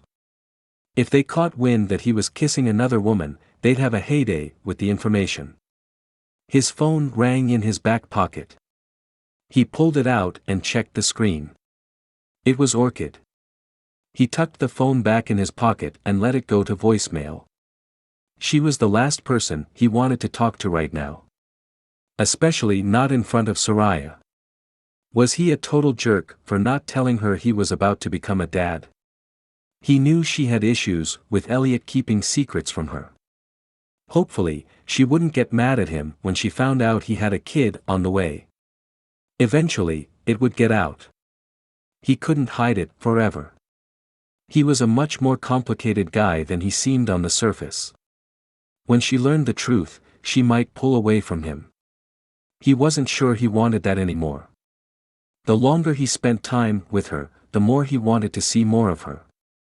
Kane and Sariah browsed the book stand for a bit more and then headed to the stage where some chairs were set up.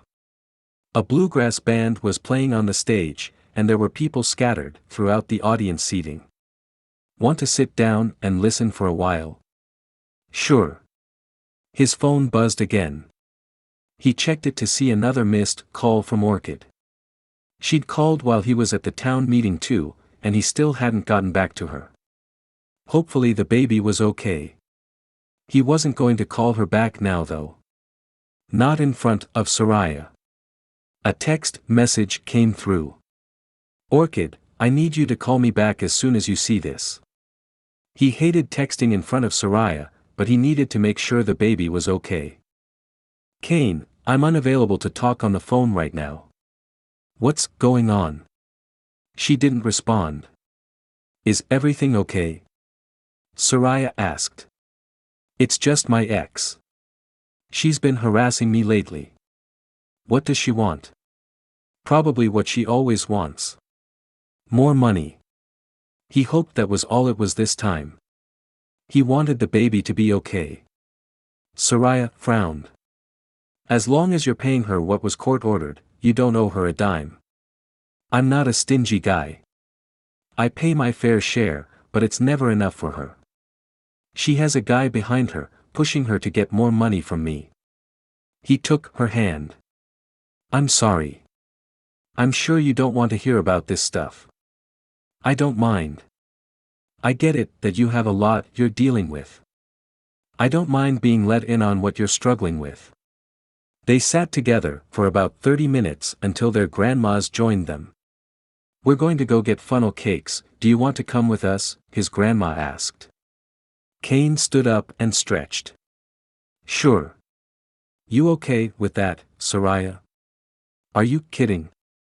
I know this is a music festival, but I came here for the funnel cakes.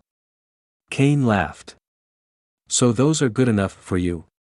Fried batter with powdered sugar? Yeah. I think it's good enough. I don't even know how that's a question. They are pretty irresistible. He loved seeing the light in her eyes when she talked about the funnel cakes. She was more irresistible than the funnel cakes though. He wasn't even sure how he was able to keep his hands off her. They left with their grandmothers and got in line to buy funnel cakes. I hope you know I'm planning to eat an entire funnel cake by myself, Sariah announced to Kane. You're going to make yourself sick. Nope. I can put down fried foods like nobody's business. It's a gift. Kane laughed. I didn't realize you were so talented. And yet she was still tiny. Women everywhere would hate her for it.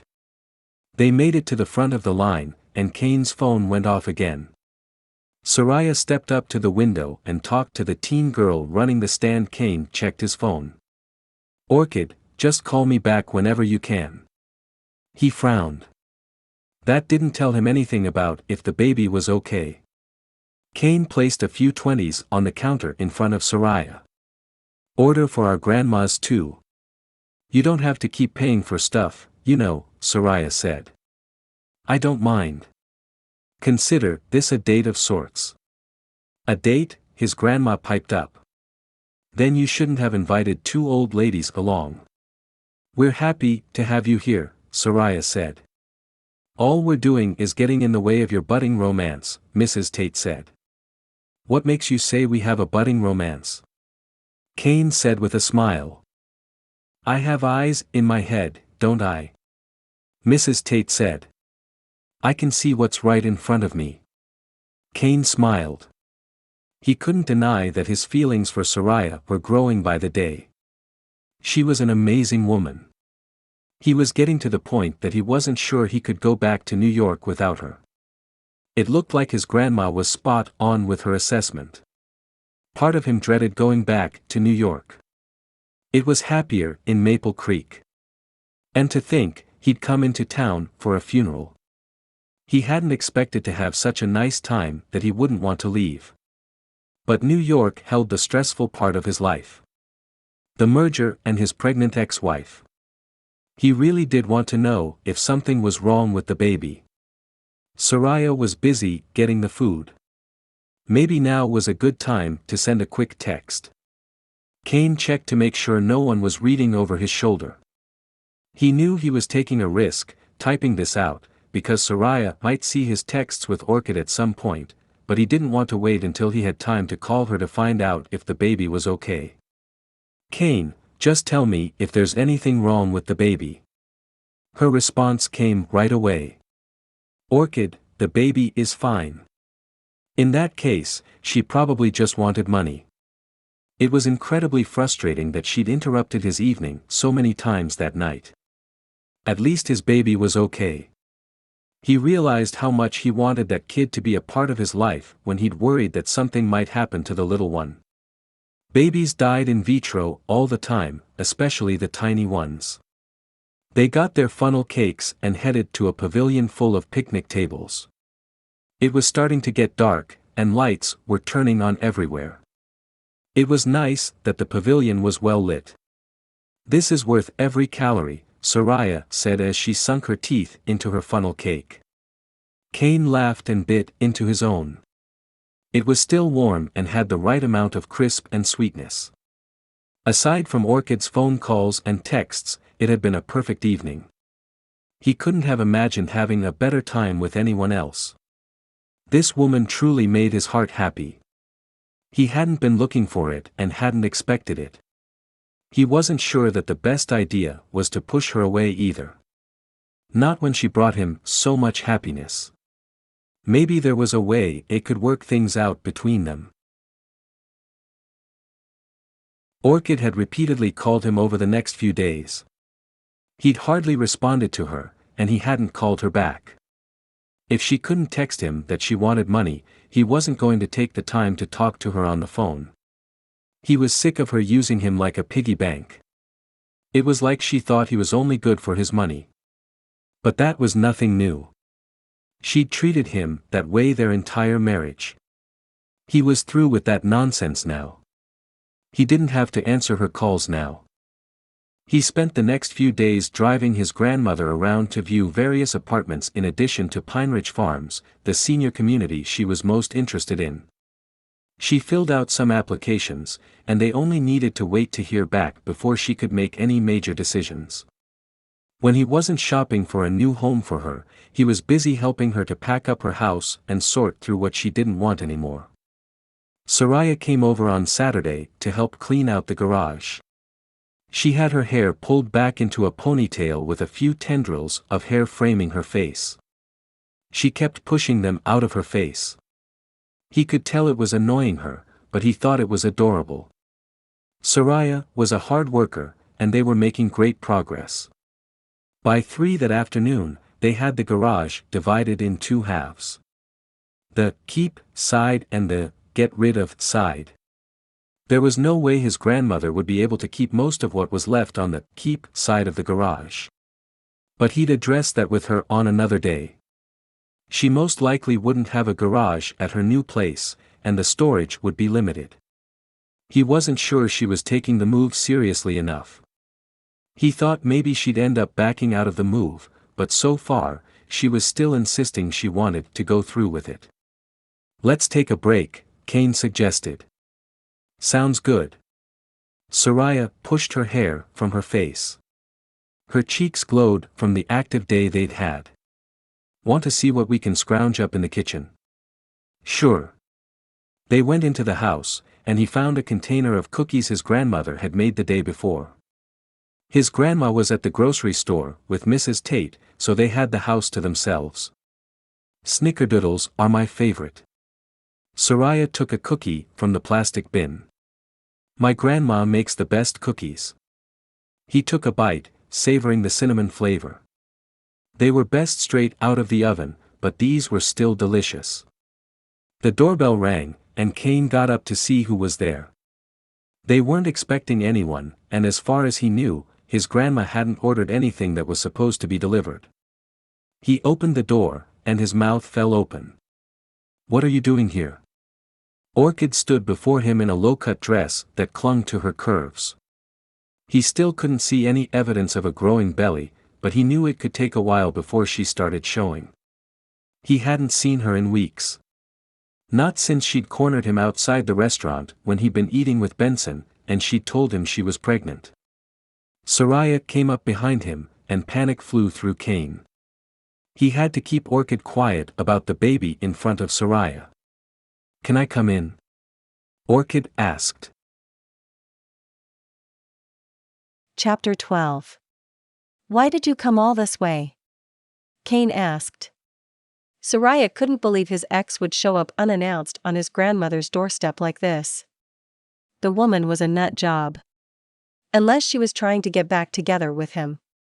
She wasn't doing that, was she? Are you going to let me in, or not? I've traveled a long way, and I'm exhausted. Can we talk on the porch for a minute? He said through a clenched jaw. It was almost like he didn't want Sariah to overhear whatever Orchid had to say. Orchid pushed the door open wider. Is that your old high school girlfriend behind you? Sariah tensed. Orchid was drop-dead gorgeous. How could she ever compete with a woman who looked like that? And now she was coming off like she was jealous of Sariah. Are you dating her? Orchid spat. That's none of your business. Can we take this to the porch? Orchid gave him a challenging look. Why? Because you don't want her to find out about the baby? Sariah felt the color draining from her face. Suddenly, she felt sick to her stomach. What's she talking about, Kane? I asked you nicely to take this to the porch.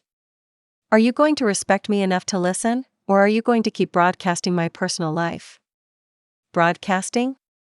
Kane had known about the baby all along, and he'd kept it a secret from her. She'd allowed herself to start to trust again, but this proved how stupid she'd been. Why would he hide something so huge from her? You didn't tell me Orchid was pregnant, Sariah said.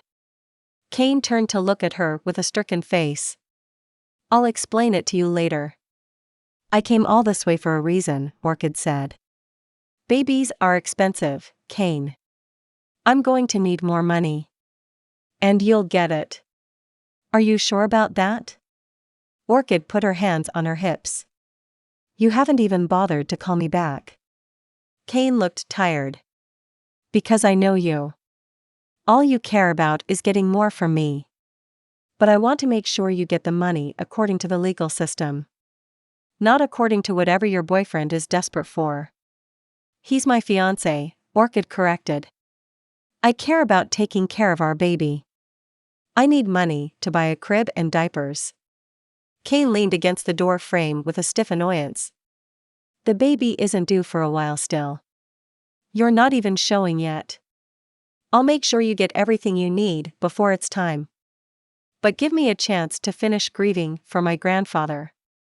I'm here to focus on my grandma's needs right now.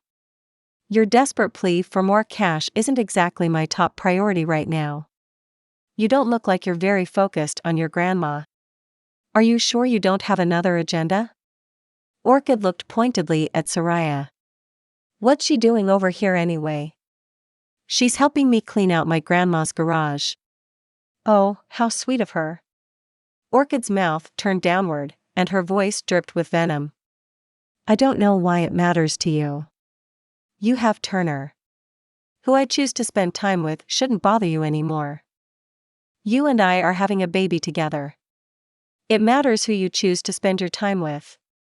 I don't want you bringing just anyone around our baby. What kind of person did Orchid think Sariah was? A druggie or something? Kane's face turned a dark shade of red. Sariah is perfectly worthy of being around our kid. Anyway, you lost your right to decide who I spend time with when you cheated on me. Turner and I fell in love. You can't help who you fall for. You're not convincing me to help you out financially. Why do you want it right now anyway? Orchid looked off to the side for a moment. I have rights as the mother of your child. Does this have something to do with the fancy honeymoon you want to book for your upcoming wedding? Or maybe it's the designer dress you plan to wear? I know weddings can be pretty expensive. Orchid didn't say anything for a moment. That's what I thought. I've known you for a long time, Orchid. You wouldn't have come all this way if you hadn't been desperate for the money. Sariah stepped forward. Why did you come all this way? Orchid looked at her with disdain. I don't owe you an explanation. Then you've wasted your time, Kane said. Did you really think I was going to just hand you over money? If you don't, I'll take you back to court. And if the court decides I need to pay you during your pregnancy, then I'll happily pay money. Kane, babies are expensive. I have medical bills. That paternity test wasn't cheap either. Orchid had a point. But wasn't Kane giving her enough to afford medical care just fine? She'd been married to a billionaire. You're already getting the max amount in spousal support. I'm sure you can afford that paternity test just fine. That's a drop in the bucket compared to what you're getting from me. It's not like you're impoverished. You live in a brand new multi-million-dollar condo. I'm talking about what's fair and legal, Orchid said. I'll have to talk to my lawyer about what's fair and legal. I don't know New York family law well enough to give you an answer right on the spot. Kane isn't being unreasonable, Sariah said.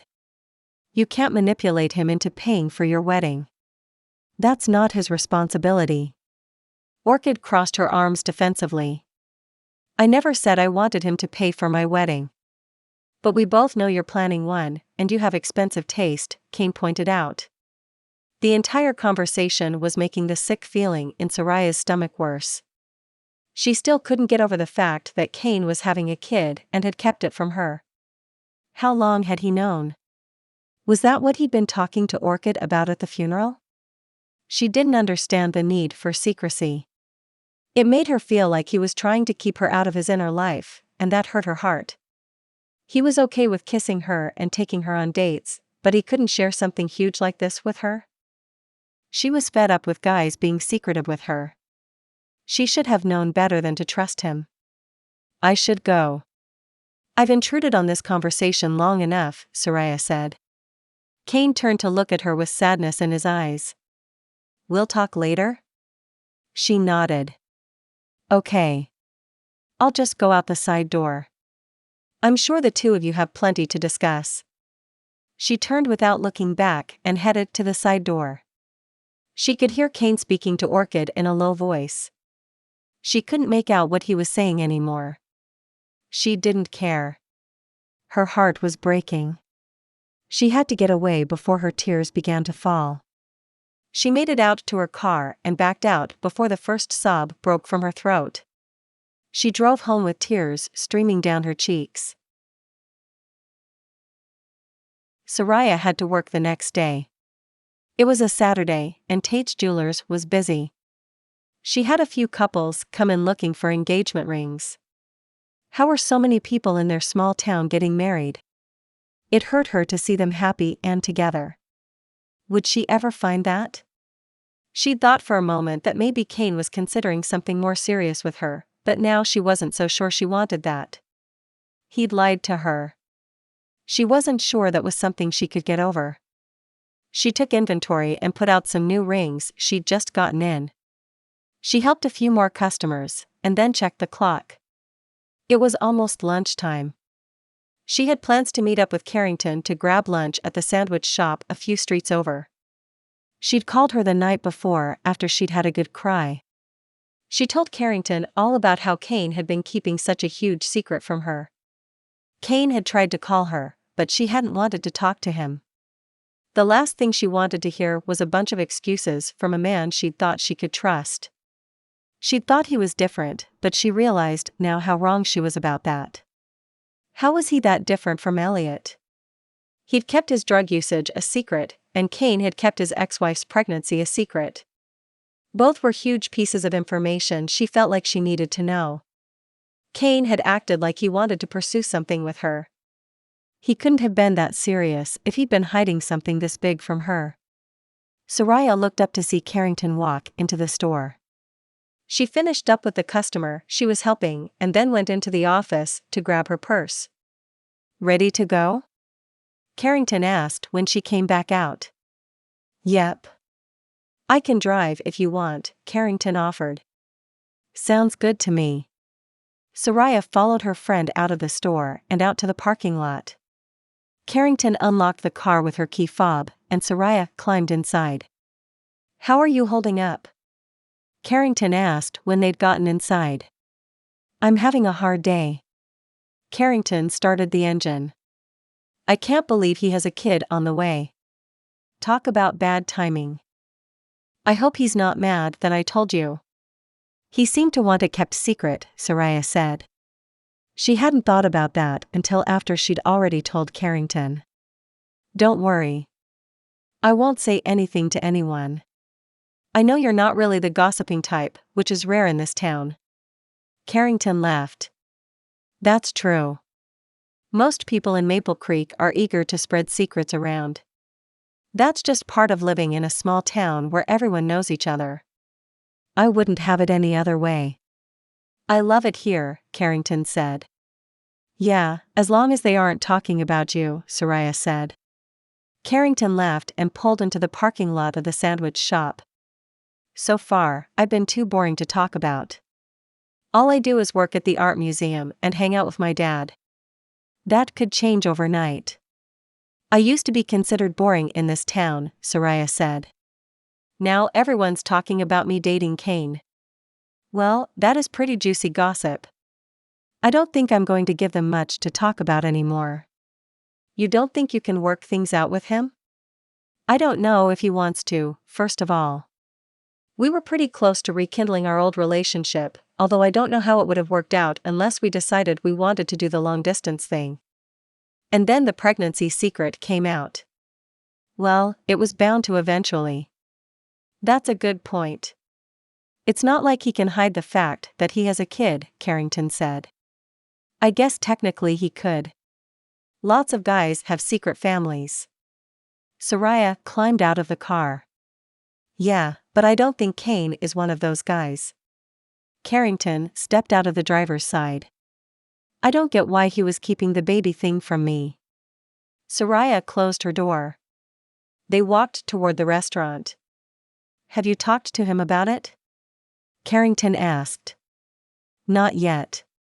He tried to call me last night, but I wasn't in the mood to talk to him. I think once you've calmed down, you should give him a chance to explain why he didn't tell you about the baby. Carrington stepped up to the counter. A younger girl smiled up at them. She looked to be about 20 and had her hair pulled back into a brown ponytail. What can I get you today? I'll have the ham and cheddar with a bottle of water. Carrington paid for her food and moved to the side. I'll have a turkey Swiss melt with a root beer. Do you want chips with that? Sure. Just regular potato chips. The younger girl rang her up, and Sariah paid her. She got her food and then joined Carrington at the table she'd reserved for the two of them.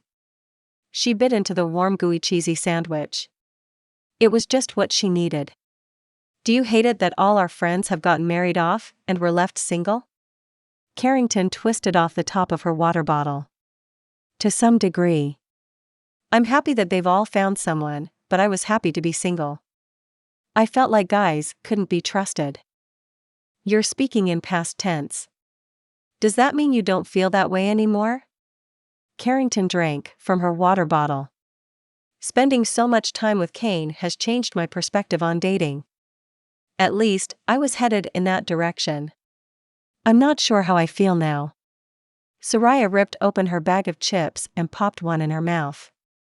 Do you think you would have allowed yourself to grow close to him again if you'd known about the baby? Carrington twisted the top back on her bottle. She chewed and swallowed the chip. The baby doesn't bother me. I wouldn't have a problem dating a guy with a kid. It's the sneakiness that bugs me. Maybe he just wasn't ready to talk about it. You did say that Orchid didn't even look pregnant yet. Lots of people aren't ready to tell people right away. I get not telling your parents or extended family, but don't you think it's important information to share with someone you're kissing? That depends on if you want to be committed to the person you're kissing, or if it's just a casual thing, Carrington pointed out. That didn't help Sariah feel any better though. We weren't officially together, so I can see how he might not think it's something he'd need to share with me. But for some reason, it doesn't make me feel better. I don't know if that's because of my past with Elliot and all his secrets, or if it's because I want him to be more serious with me. It sounds like it's both. Carrington took a bite of her sandwich. Sariah looked up to see Kane and Chase walking into the shop. Look who's here. Carrington twisted to see the two guys. You should talk to him. Kane turned his head and caught her eye. He lifted a hand and waved at her. Sariah turned back to Carrington, ignoring Kane's wave. I don't know if I can do this. You can totally do this, Carrington whispered. I'm not sure I have a choice, because he's coming this direction. Chapter 13. Kane desperately needed to talk to Sariah. He tried calling her last night, and she hadn't returned his call. He had a feeling she might be avoiding him. His mind was full of questions about how she was feeling. He'd called his grandfather after waiting for Sariah to call him back and not having any luck. His grandfather wanted him to make sure Sariah kept the knowledge of his new baby coming under wraps. His biggest worry was that she was pulling away because she felt like him having a kid would be too much baggage. There was no way Orchid would have wanted to be with him back in the day if she'd found out he'd had a kid. He wasn't expecting to run into Sariah at the sandwich shop. Kane had gone there with Chase to talk over his options. He'd told Chase about the baby coming on their way to the restaurant and had sworn him to secrecy. His grandpa had loosened up about who he could tell. He'd explained how hard it was for him to keep something like that such a big secret. Chase was trustworthy anyway. As a well-known musician, he understood the need for privacy. The guy knew more about dodging the paparazzi than Kane did. Chase had been surprised about the baby but was happy for him too. He didn't seem to mind that Kane had been keeping it a secret from him, but he understood how Sariah might be upset. Kane had sensed that Sariah was a little freaked out with the whole baby thing. He hoped that she would come around. His heart ached for Sariah. He'd been falling for her again since he'd come back in town, and he was at the point that he couldn't ignore how strong it had gotten. It didn't matter anymore that he was fresh out of a divorce or that he had a baby coming. He had to figure out a way to be with her. The problem was, he didn't know if she felt the same way about him. And what if she did? It wasn't like they could do anything about it. Unless they were willing to do the long-distance thing. It was a possibility, but she hadn't wanted to do it back in high school. Who was to say she'd be okay with it now? He approached her table. "Sariah, can we talk privately?" Sariah and Carrington exchanged a glance, and Carrington nodded to her. Sariah turned to him. "Sure." She grabbed what was left of her sandwich and bunched the wrapper around it. She grabbed it along with her chips and drink and stood to follow him. "Do you want me to order some food for you?" Chase asked. "Sure. Just get me the ham and Swiss on wheat with a Coke." "You got it." Chase got in line. "Want to go sit in my car for a minute?" Kane asked. "That's fine." She didn't sound very excited to talk to him. His stomach sunk.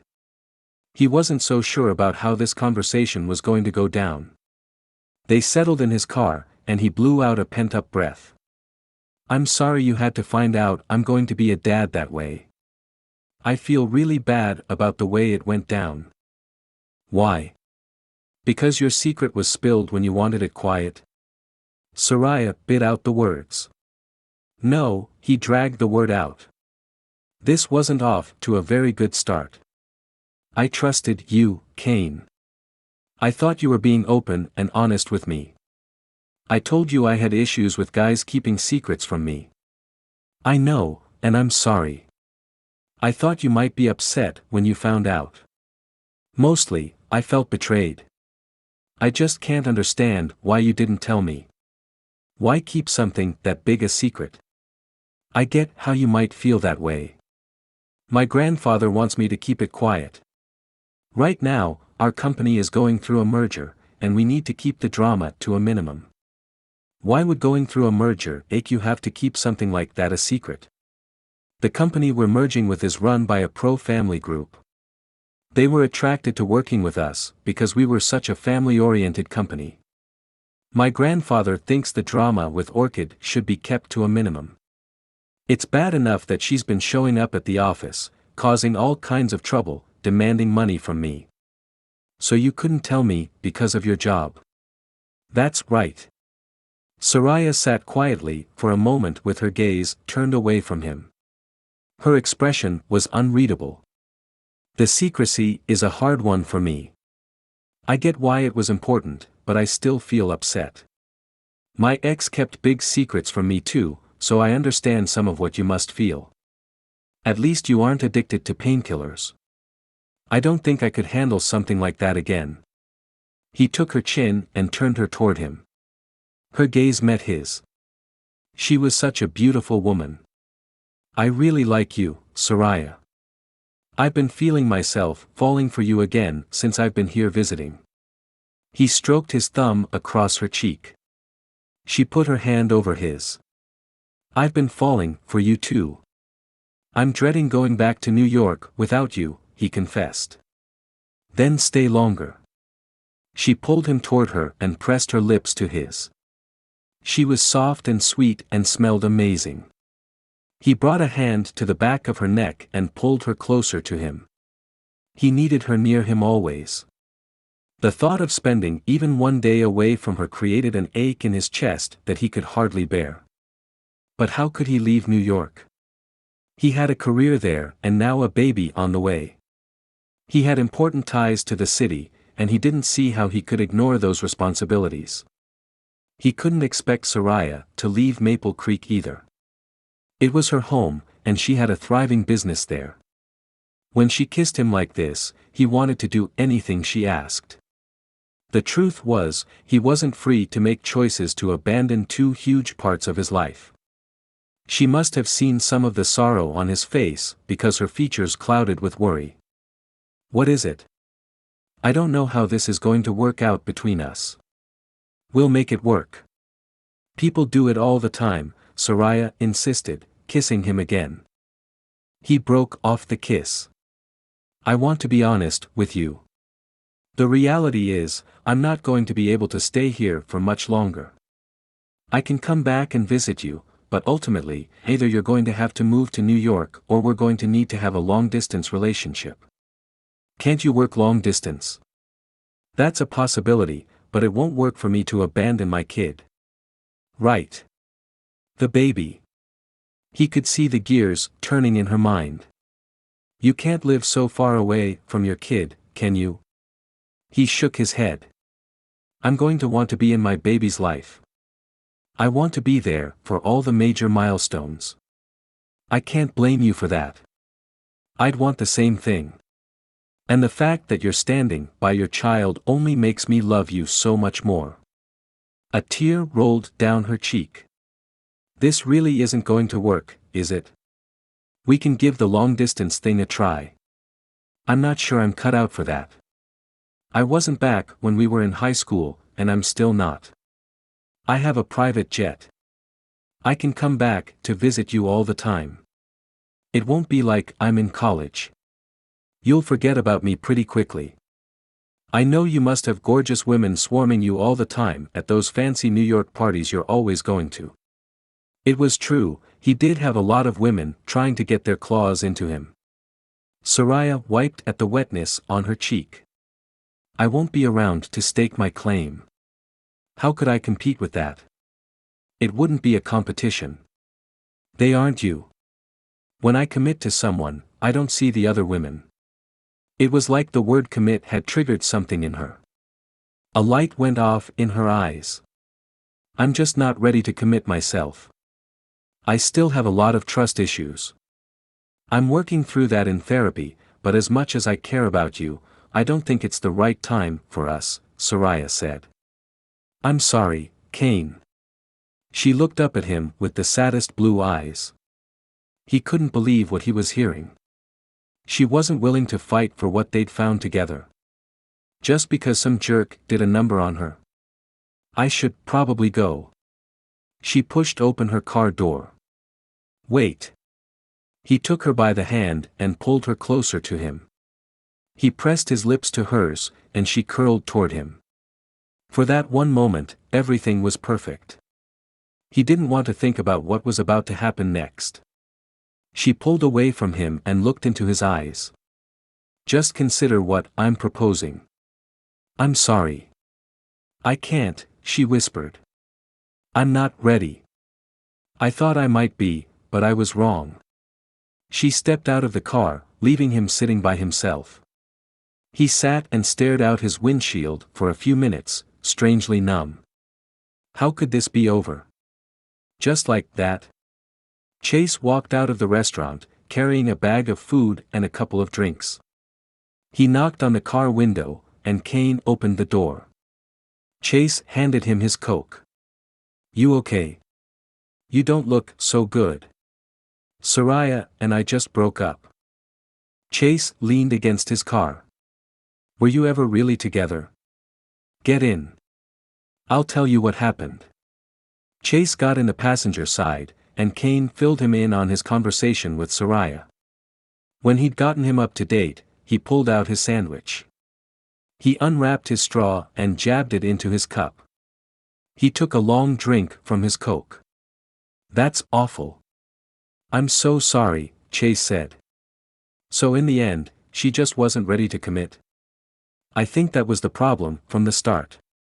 She was just using the long-distance issue as an excuse." "I don't know what to say to fix this for you," Chase said. Kane took a bite of his sandwich. The food helped him feel better. "I'm hoping this is just a momentary freak out, and that she'll eventually come around. That might be the case. Or it might not. You should prepare yourself for the fact that it might really be over between you two. I think it hurts worse since we were high school sweethearts. We have all that history. It's like I'm breaking up with her for the first time all over again. And you just had to deal with your breakup with Orchid. You would think that would hurt more than this, but it doesn't. I guess it's because I'm okay with losing Orchid. I've made peace with it. But I can't make peace with this. It feels wrong. But if she doesn't want the relationship, there's nothing you can do to change her mind." Kane took another bite of his sandwich. There had to be something he could do. He shook his head. No. He couldn't force her to be with him. He had to respect her decision to break things off. Maybe he just needed to let Sariah go. He could focus on spending his remaining days in town helping his grandma to get packed up. Maybe they could finalize her apartment search. That was why he decided to stay longer anyway. This trip was about being there for his grandma. The other stuff with Sariah had just caught him unaware. "I think you're right," Kane said. "I think I need to respect her wishes." He sipped his Coke, thankful for the caffeine. You may give her some space and later discover that she may change her mind. Girls don't like to be smothered if they're feeling flighty.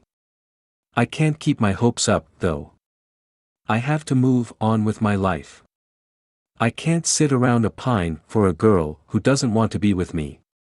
Chase laughed. Good luck with that. I have a feeling you won't be able to escape the pining. Especially, if you feel as strongly about her as you say you do. I know you're right, but I don't want to think about that right now.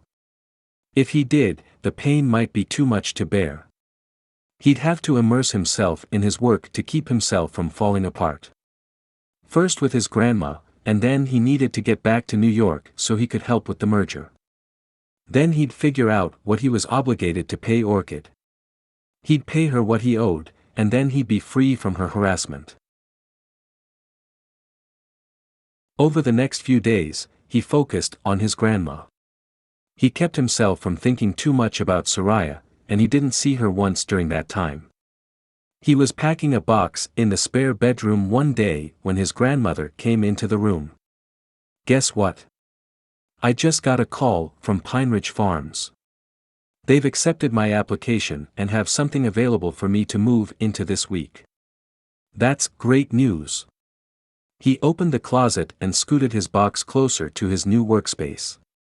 His sister had given birth to her baby the day before, so his parents would be available within the next week to come to Maple Creek to help his grandma move into her new place. His grandma sat on the edge of the bed. Why haven't I seen Sariah around here lately? He sighed. He'd been avoiding this conversation with his grandma. He didn't want her to be disappointed that things hadn't worked out with Sariah. We decided to stop seeing each other. She scowled at him. Why would you decide something ridiculous like that? It was mostly her decision. I tried to fight for her, but she said she wasn't ready to commit. We both knew eventually I'd have to go back to New York. The sadness welled up in his chest again, just talking about it. I bet this has to do with that loser she used to date. She mentioned him. She said she can't trust men anymore because of her relationship with him. Kane felt the frustration build inside him. How am I supposed to prove myself to her if she doesn't give me a chance? His grandma crossed her arms and gave him a stern look. I don't think you're trying hard enough. How many times have you tried calling her since she shot you down? Well, none. That's exactly my point. You can either stay miserable, or you could try harder. Chances are she just needs a little coaxing. She's just scared. And stupid, if you ask me. She's letting her past keep her from her future. I just feel so helpless. I feel like I need to respect her wishes. She doesn't know her own wishes. I don't think that deserves respect. Kane laughed. His grandma sure was saucy and she wanted to be. I'm going to talk to Lois. Maybe she can talk some sense into her granddaughter. For the first time all week, hope blossomed in Kane's chest again. Chapter 14. Sariah walked into Two Scoops, her friend Sully's ice cream shop, with her grandma beside her. She'd taken a break from work to meet up with her grandma. She hadn't talked to her grandma much about what had happened with Kane. When her grandma asked her the night before why she wasn't spending time with Kane, she brushed her off, saying she was busy with her store and he was busy helping his grandma pack up. She had a feeling that wasn't a good enough excuse for her grandma. It was only a matter of time before she started questioning her all over again. Sariah suspected that her grandma had invited her to eat ice cream so she could grill her about Kane some more. Sully greeted them at the counter with a big smile. "Hey there, Sariah. What can I get for you?" "I'll have a couple scoops of the pumpkin ice cream in a bowl." "Pumpkin ice cream," her grandmother said. "That sounds delicious. Can I try a sample of that?" "Sure thing." Sully reached into the glass case with a little spoon, dipped it in a tub of ice cream, and brought out a little scoop for her grandma. "Here you go." Her grandmother tasted the sample and looked thoughtful for a moment. "I'll take 2 scoops of that in a cone." "You got it." She dished out their orders, and they moved down to the register. She handed them their ice cream, and Sariah's grandmother paid for them both. "You don't have to pay for my ice cream," Sariah said. "I told you I was treating you today. I'm happy to do it." She really was up to something. Sariah could sense it. They found a table in the corner and settled down to enjoy their sugary snacks. "What's going on with Kane?" Her grandmother looked at her pointedly. Sariah shrugged. "He's going back to New York." "And you're okay with that?" She dipped her spoon into her pumpkin ice cream. "It's where he lives. We all know that." "I thought you two were becoming a couple." Sariah swallowed her ice cream. "We never decided that." "What happened? What makes you think something happened?" Sariah was starting to feel defensive. She didn't like her grandma grilling her like this. It was obvious. "You two were in love. We could all tell. Now you're avoiding each other." "It is because we can't be together," Sariah tried to explain. Her grandmother gave her an exasperated look. "Why ever not?" "Because we live in different cities." "Then one of you can move," her grandma pointed out. "We talked about that. It won't work. He has a kid coming in New York, and I have my business here in Maple Creek." "He has a kid coming? What are you talking about?"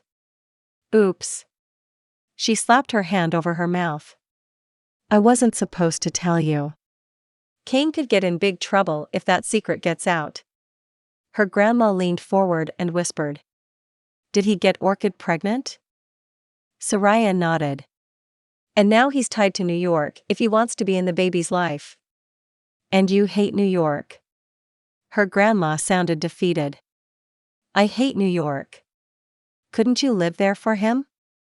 And give up Tate's Jewelers? You know I can't do that. Not even for love? Her grandma got all doe-eyed. Sariah squirmed. If it wasn't for her fear of getting hurt, she would have figured out some way to run her business from New York. She would be willing to live there with him in a heartbeat, even though she hated it there. How bad could New York be when you were with a billionaire? Sure, there were still the crowds, but they'd be eating the best food in town and living it up. It didn't sound that bad after all. But she didn't want to give everything up and end up hurt and alone again. She wasn't willing to take that risk. When Sariah didn't answer, her grandma said, I feel like there's something you aren't telling me. What do you mean? There has to be another reason you aren't willing to be with Kane. There is, Sariah admitted. How was her grandmother so good at weaseling information out of her? I'm not ready for another relationship. Her grandma looked highly annoyed. I thought you were going to therapy to get yourself healed. I am. But there's some sort of block there. It's like I can't overcome it. You're going to let that stupid block keep you from a lifetime of happiness with one of the best guys you've ever met? Sariah sighed. When you put it that way, I feel pretty useless. Don't feel useless. Do something about your block. What am I supposed to do? I've tried everything. Journal it out. Talk to your therapist some more. Try a new therapist. Don't just pretend it's not there. I guess you're right. You're letting that man slip through your fingers, and I'm not going to sit by and let you give up such a wonderful opportunity for happiness. Sariah felt like she'd failed her grandma somehow. But the truth was, she'd failed herself. She'd let her fear control her. She was a coward. There was no other way to look at it. Was it worth it to take a risk and give Kane another chance? Give love another chance? Or would she spend the rest of her life alone and afraid to open her heart? Sariah returned to work but felt distracted for the rest of the day. She kept going back and forth on whether she should give Kane another shot. The shop stayed busy with customers and phone calls, but her heart wasn't in any of it. She kept seeing images of her in Kane's arms flashing through her mind. What if he never held her like that again? She wasn't sure she could bear it. She should have known better than to get involved with him. But the pull to be with him was undeniable and strong. Finally, at the end of the day, she decided to text him. She wasn't deciding she wanted to be with him, but she could at least reach out and see how he felt about things, right? Sariah, are you available to come over to my place tonight? I feel like we should talk. 10 minutes later, a response came through. Kane, I can do that. What time? Sariah, 6. Does that work? Kane, I'll be there. Sariah left the shop with one of her evening shift employees and grabbed some tacos for dinner. She brought her food home and ate so she wouldn't be hungry when Kane came over. Once she'd finished her Mexican food, she threw the trash away. That was when she heard a knock on the door of her older home. She got up from the kitchen table and swung open the front door. Kane stood on the front porch, and he looked heartbreakingly good. He wore a plain white t-shirt and jeans, but his clothes still probably cost a fortune. Come on in. She opened the door wider for him. Thanks for coming over. I wasn't sure you'd still want to talk to me. Kane looked at her with sadness in his eyes. I always want to talk to you. Do you want to sit down? Sure. He followed her into the living room and settled on the couch. How have you been? She'd been awful and confused and heartbroken. But she wasn't sure she wanted to admit that to Kane. I've been okay. Busy with work. I've been busy too. How are things with your grandma? Her application got accepted at the place she most wanted to move to, so she should be moving in pretty soon. Within the next week. That's great news. I bet she's excited. I still worry about her. You shouldn't. She won't have to worry about keeping up that yard or repairing things in that house. She's going to love her new place. You'll see, Sariah encouraged him. I'm sure you're right. It's just hard to watch my grandma try to go out on her own. For so many years, her life has been focused on my grandpa. You're really sweet to care about her so much. She's lucky to have you. I'm doing what I can. I won't be able to be there for her as much once I go back to New York. Hearing him talk about going back to New York brought a fresh wave of sorrow to her heart. How was she going to be okay without him? Somehow, she would get through it. She didn't have a choice. He had to be there for his kid. I can understand that. My parents are coming down to help her move next week. That's good. I might come back to help her get settled in, but I have to get back to New York to check in on how the merger's doing. Thinking about him coming back so soon brought hope back to Sariah's heart. But could she spend time with him if she couldn't have him all to herself? She wasn't sure she could do it. Just standing here with him was painful. Kane met her eye. I have another reason for coming back. It was hard to look at him without feeling her face heat up. She longed for him, but she had to keep reminding herself that they weren't going to work out. What reason is that? I figured out a way to save Hickory Ridge. That was the last thing she thought he was going to say. What? I thought that was a done deal. Kane gave her a wide smile. I bought the land out from under them yesterday. She scrunched her brow in confusion. How did you do that? His smile got bigger. I gave the seller an offer they couldn't refuse. She couldn't believe it. What are you planning to do with the land? I'm still deciding, but I was thinking about doing something with charity. It's going to take a lot of research to figure out how to get it to work. What kind of charity? A drug rehab place. Sariah's heart swelled. He was doing that for her. He knew how upset she was about Elliot's drug usage. I don't know what to say. I've thought a lot about it. I want to keep it as a farm with horses there as part of the recovery process. Since it would be a charity, it would be low cost for the participants. I still have a lot of questions about how to set everything up legally, but I think it's going to happen. That's amazing. If Elliot had gotten better help, he wouldn't have hurt that other family. Clearly, the community needs more help in that area. It's a better usage of the land than a shopping center. I think it's wonderful, Kane. That means so much to me. My life was turned upside down when I found out Elliot was using. He would have benefited from the kind of place you're thinking of starting. Have you thought about what to call it? I want to name it after my grandfather. Tears welled up in Sariah's eyes. I love it. Your grandpa would be so proud of you. Have you told your grandma about this yet? I told her this morning. Sariah looked up into Kane's dark eyes. I love you, Kane. You're an amazing guy. He bent down to kiss her, pressing his lips to hers tentatively. She kissed him back eagerly, savoring each moment like it was her last. Because it probably was. She wasn't sure if she'd be able to be around him again. Her insides were being torn in two. She warred with herself. Couldn't she just get over her fear and allow this man into her life?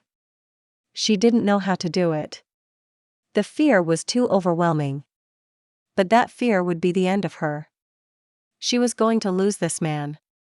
She could feel it. But she was powerless to stop the train wreck from happening. She pulled away. I'm sorry, Kane. I can't do this. I wish I could, but I can't. He put his forehead to hers and sighed. This is so hard. I don't know if I can keep putting myself out there, Sariah. I feel like you're pulling me in two different directions. That's because I feel that way myself. I'm trying so hard to be patient and understanding, but you're killing me here. I wouldn't blame you if you decided to move on. I wish you would fight harder for us, Kane said. Tears welled up in her eyes. I'm trying, I really am. Kane sighed. Don't cry, Sariah. I'm just frustrated. I don't mean to take it out on you. That's the last thing I want. She wiped away the tears brimming her eyes. I'm not giving up completely on us, but sometimes I wonder if I'm an idiot to keep pursuing something you don't seem to be fully invested in. I'm sorry I'm making this so hard on you. It's hard on me too. Maybe I just need to sort this all out in therapy. I'm not going anywhere if you're telling me there's hope for us, Kane promised, stroking her arm. It felt amazing to savor his touch. We don't have to make a decision today, do we? Sariah asked. No, I guess we don't.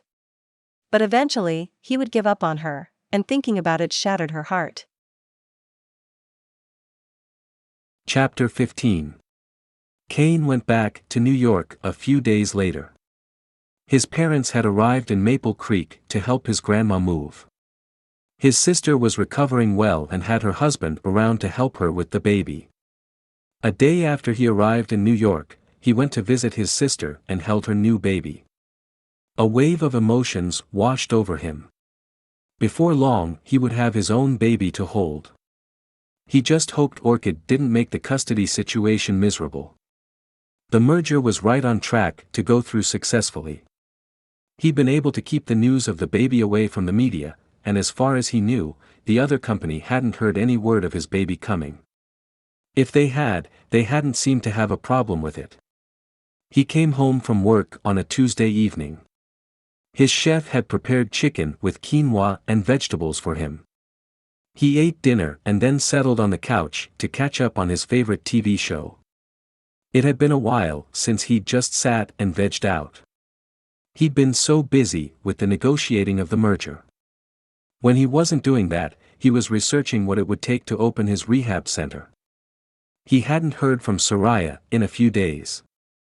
He grabbed his phone while his show loaded on his TV and sent her a quick text. Kane, hey, just checking in with you. I haven't heard from you in a couple of days. She responded, and they texted back and forth for a few minutes. They'd been staying in touch, but the relationship was still strained. He heard his doorbell, and he got up from the couch. He answered the door and saw Orchid standing there.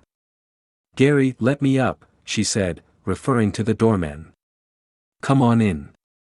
I need to talk to you about something. Orchid didn't look happy. What's going on? Orchid sat on his couch, and he sat across from her in an armchair. Turner wants me to get an abortion. What? He wanted to punch the loser for suggesting that someone kill his daughter. He doesn't get to choose that. He doesn't want to raise someone else's kid. He should have thought about that before he decided to hook up with you. How could he have known you were going to get me pregnant? Kane had to change the subject before he flew into a rage. But he couldn't. This needed to be talked about. A sob broke from deep within Orchid. I don't want my baby to die. That was good at least. Then don't. You don't have to kill her. Turner is out of his mind to ask you to do this. I begged him to change his mind, but he won't listen to anything I say. It's like his heart is made of stone. Have you considered leaving him? That would solve a lot of issues. Kane didn't want to deal with the loser anymore. The guy was always trying to leech money off of him. Not that he wanted Orchid back.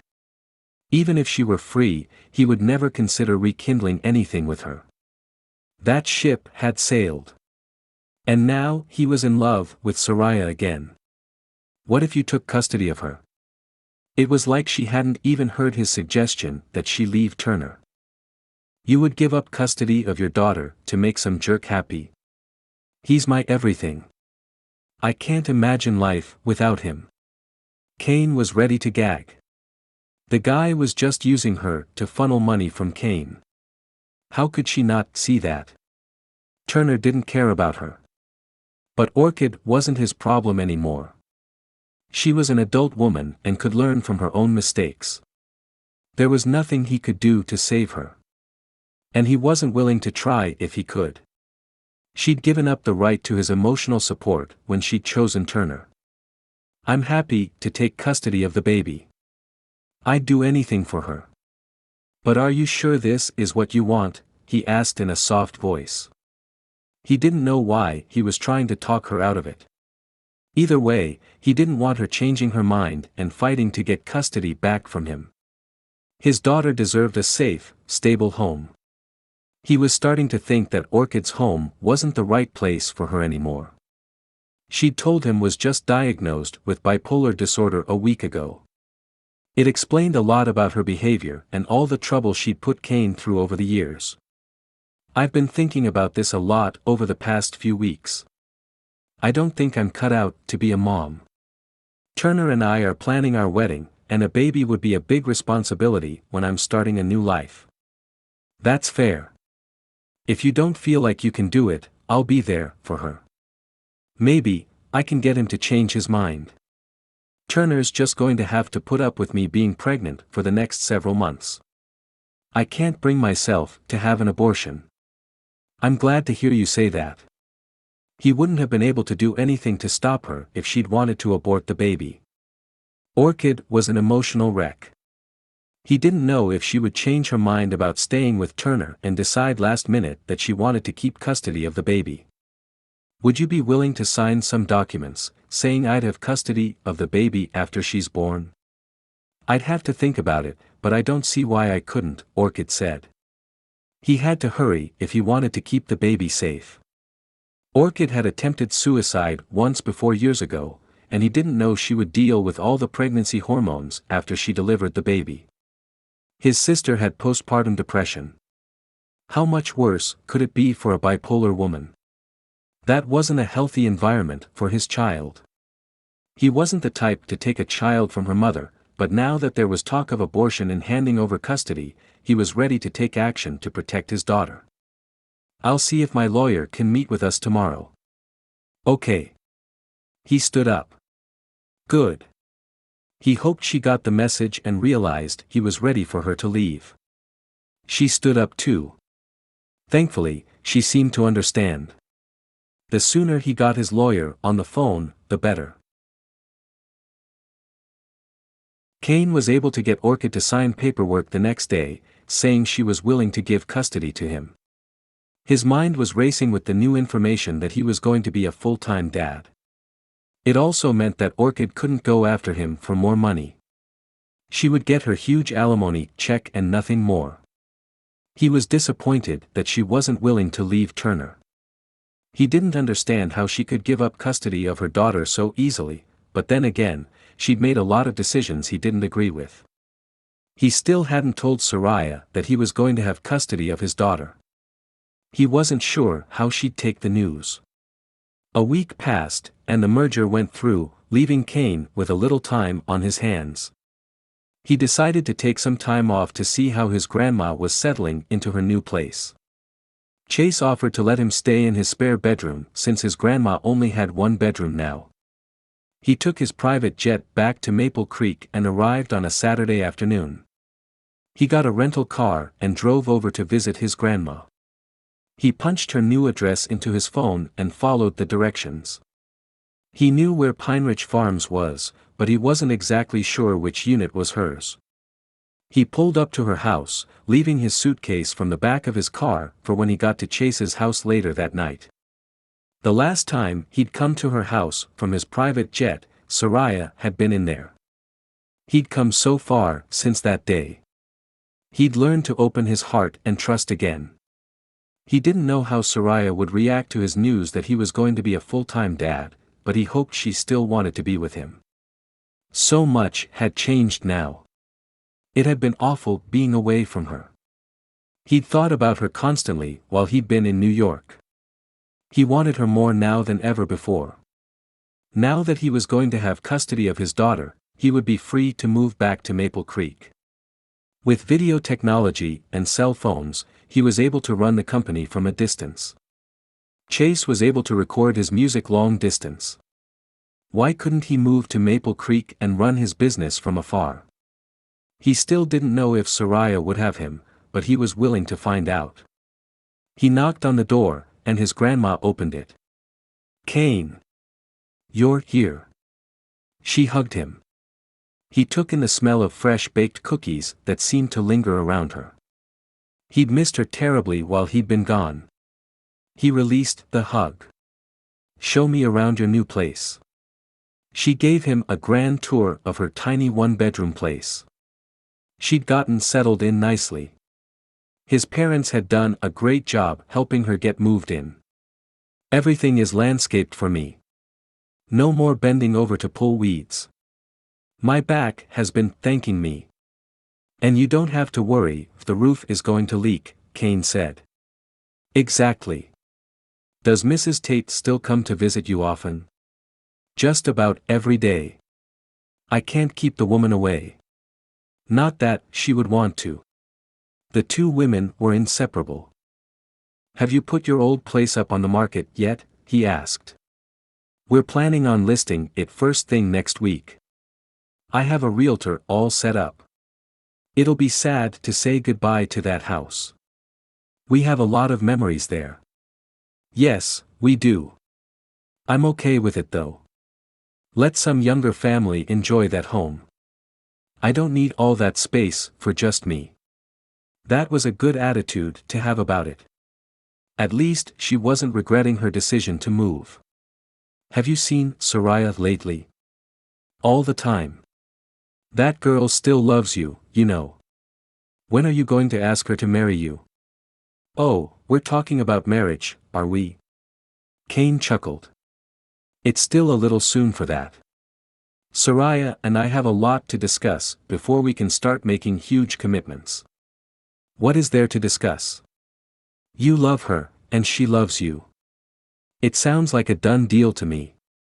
His grandma was making an assumption that Sariah loved him.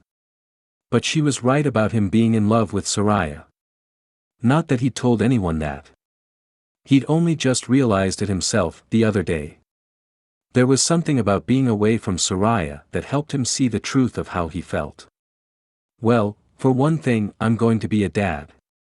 His grandmother didn't look surprised even though he hadn't told her about the baby yet. "I was wondering when you were going to spill the beans on that. How did you know about it?"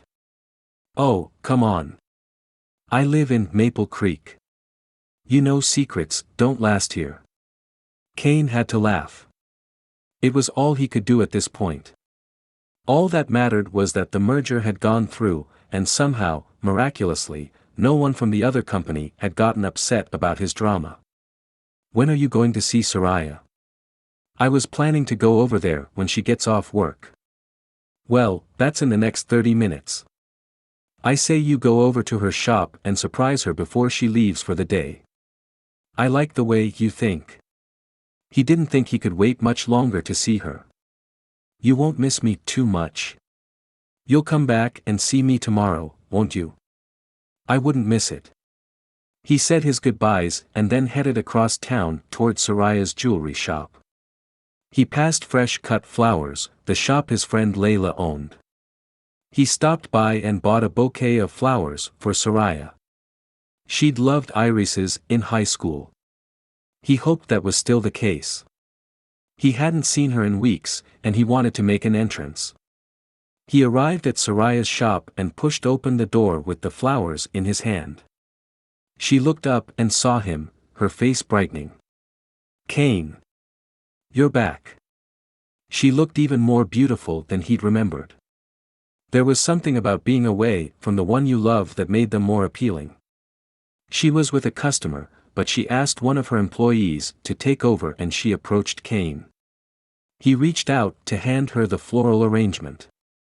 "These are for you." She didn't take the flowers and didn't say a word, she just grabbed his face and kissed him. He relaxed into her, still holding the bouquet. "Nice to see you, too." "Thank you for the flowers," she whispered against his mouth. "I missed you." "I missed you too. Do you want to get out of here?" She smiled up at him. "I never thought you'd ask." She took the bundle of irises from him. "I just need to get my things. I'll meet you out front, okay?" When she came outside with her purse and the bouquet, she looked up at him. You remembered after all these years that irises are my favorite. I told you, I remember everything. That brightened her smile even more. Where do you want to go? I thought we could grab some food and eat a picnic on my new land. Your new land? Hickory Ridge. I own it now. Oh, right. It's strange to think it's yours now. And he could take Sariah back to the spot where they'd had their first kiss whenever he wanted. We're going to start construction on the land soon. I'd like to completely renovate the main house and build another structure on the land for lodging for the rehab participants. They got some dinner, and he drove out to the farm. They got out of the car, and he pulled a blanket from the trunk that he'd borrowed from his grandmother's house. Look at you, being all prepared, Sariah said. He spread the blanket out on the grass, and they settled on it together. They pulled out their burgers and fries and started eating. Sariah. He met her eyes. I have something to tell you that changes things a lot. Well, 2 things. She swallowed her food. She looked nervous. What is it? I'm in love with you. Tenderness filled her eyes. I'm in love with you too. He reached out and kissed her. I was hoping you'd say that. Their kiss lingered for a moment before she sweetly pulled away. I think I've been in love with you for a long time, but I've been denying it because of what happened with Elliot. And I wasn't sure how you felt. I'm glad you finally saw the truth. Me too. She cocked her head. You said you had 2 things to tell me. What's the other thing? I'm thinking about moving back to Maple Creek. She gaped at him. What about your baby? That's the part that's new. He told her about how Orchid had approached him, and how he was going to have custody of the baby as soon as she was born. I know this changes things, but I want you to know, I'm going to be around a lot more. I have my grandmother here and the rehab center. Maple Creek seems like a better place to raise a kid than New York. That's amazing news, Kane. So, what do you say? Are you up for being in a committed relationship with me? Chapter 16. Sariah didn't answer Kane at first. Everything was happening so fast. But she'd missed him so much while he was gone. She'd thought he'd get distracted with other women in New York, but clearly that hadn't been the case. When she'd seen him come into her shop with those irises, her heart had almost burst with happiness. And now he was going to have custody of his daughter and was planning to move to Maple Creek. All the obstacles she'd been protesting about had been cleared away. Except for the fact that she'd been too scared to let herself have a serious relationship with Kane. She'd gone to her therapist and had discussed her feelings at length. She finally came to the conclusion that she needed to leap blindly and trust that Kane would catch her. Sometimes love was scary and dangerous, but if she didn't take that chance, she wouldn't get to experience the amazing side that it had to offer. Sariah leaned into Kane, and he wrapped an arm around her. Thank you so much for being such a great guy. Guilt sunk in her stomach. I feel like I owe you an apology. He pulled back to look at her. He brushed her hair from her forehead. For what? I've misjudged you. Compared you to Elliot, and that wasn't fair. You clearly aren't the same guy. Not even close. She waved a hand across the land in front of her. Look at this place. Think about all the people you're going to help here. Elliot couldn't even help himself. And now you're willing to raise your daughter on your own. That takes a lot of courage. I know I'm asking a lot of you. I'm coming with another person in this deal. The baby being in the picture doesn't bother me. I love kids. I think it's great that you're getting custody. But won't she be away from her mom too much? I have a private jet. I can take her back all the time to see her mom. I want Orchid to be in her life. That made Sariah feel better. She hated the idea of a baby girl being without her mother, even if that mom had chosen a guy over her own baby. "What do you say?" Kane asked. "Will you be my girlfriend?" Sariah nodded. "Yes. Definitely." Relief and joy washed over Kane's face. He took her in his arms and kissed her tenderly, stroking down her arms before reaching up to thread his fingers through her hair. He was an amazing kisser, and she didn't want him to stop. Her heart beat wildly in her chest. She couldn't believe this man was finally hers. After all these years, they'd finally made it back together. Kissing him felt like coming home to a place she'd missed for years. Some place that had lived only in her dreams for years. But now it was her reality. She pulled back from him. "I can't believe you're really moving back here. I've missed Maple Creek for a long time." "It's the right time." "Won't your grandfather get upset?" "I'll still be working for him long distance. Times have changed. We're past the day and age when people have to be in person. Granted, I'll still have to go back to New York often. The mother of my baby lives there, and I'll want to go back to build rapport with the other people in the company. But Maple Creek is my home. I wouldn't mind visiting New York once in a while with you. I thought you hated it there." "I wouldn't want to live there full time, but I'm willing to give it a shot if it means I get to spend more time with you. I've been away from you these past few weeks, and I have to say, I'm not a fan of it. I missed you so much." He pulled her back toward him. "I missed you too. I hate being away from you. We wouldn't be very good at the long-distance thing, would we?" Kane laughed against her mouth before kissing her. "No. We'd be terrible at it. But I would have made it work for you. It would have been worth it." Sariah's heart soared at his words. How had she gotten such an amazing man? She'd put her trust in him, and it was already paying off in a huge way. Her heart was so full. "Kane." "Yes." He kissed her again and again. "You're going to have a newborn." "I know. It's crazy. You're going to need to get a nursery set up. I'm going to need a house. You'd better start shopping. Babies need stable homes." He kissed her again. "They do. I want to help you pick something out.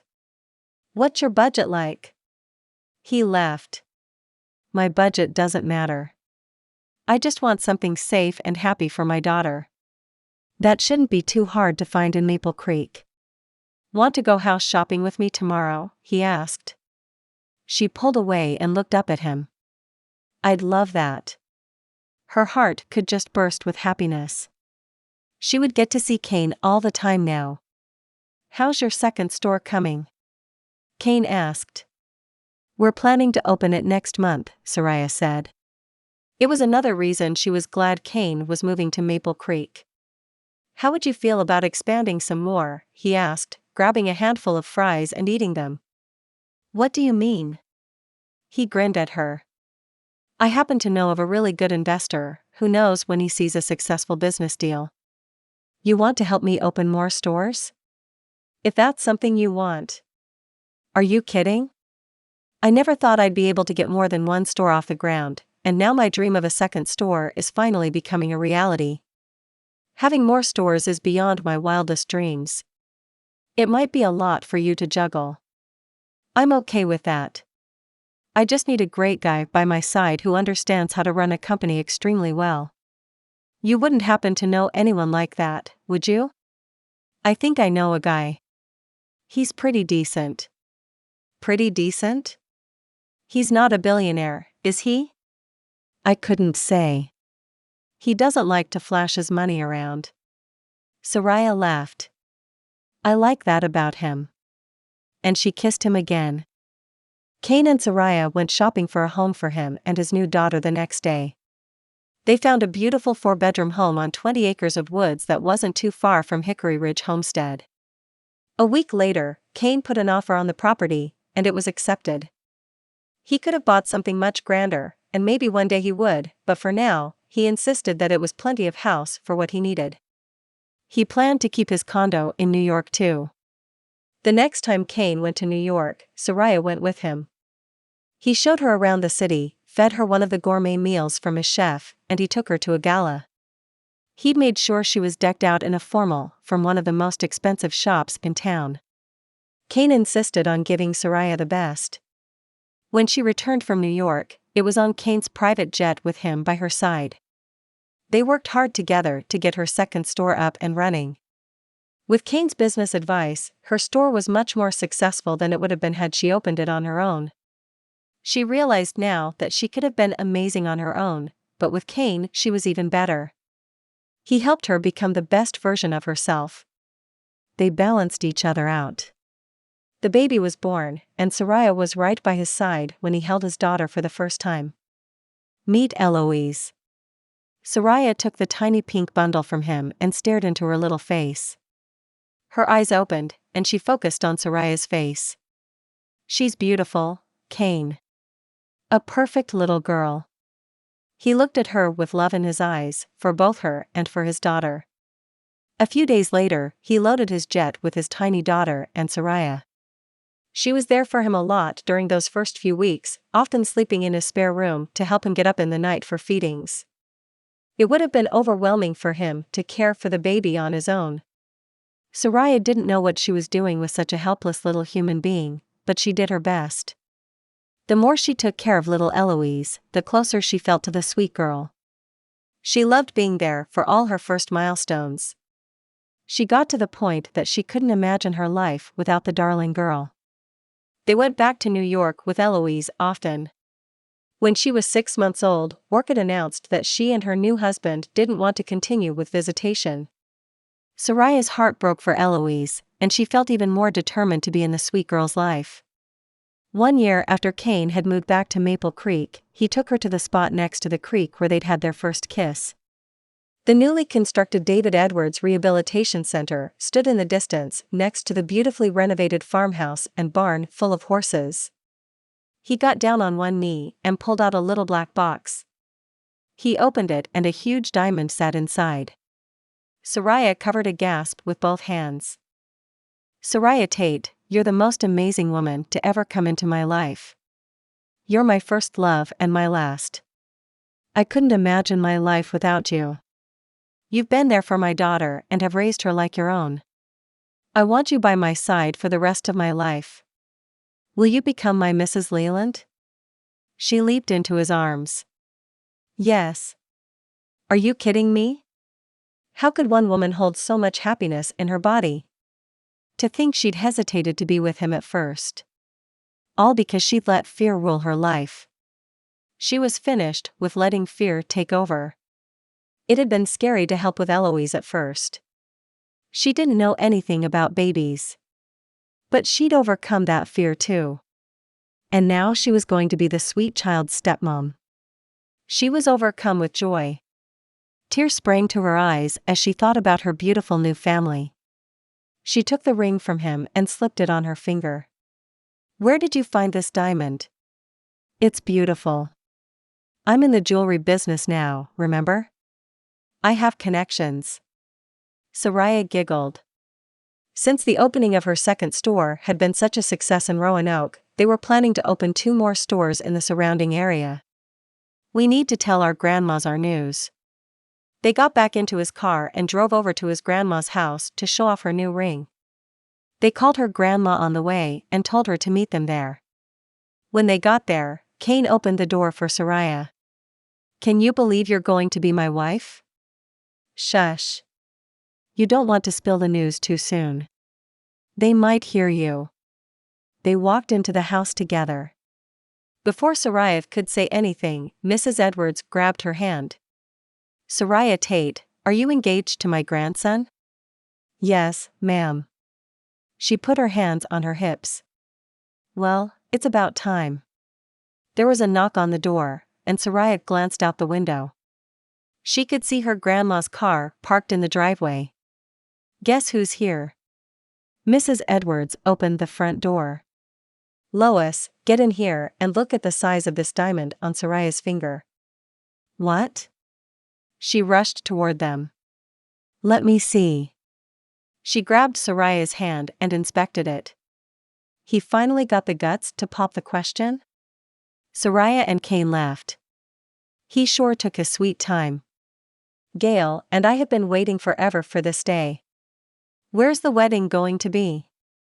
Mrs. Edwards asked. We haven't even thought about that yet, Sariah said.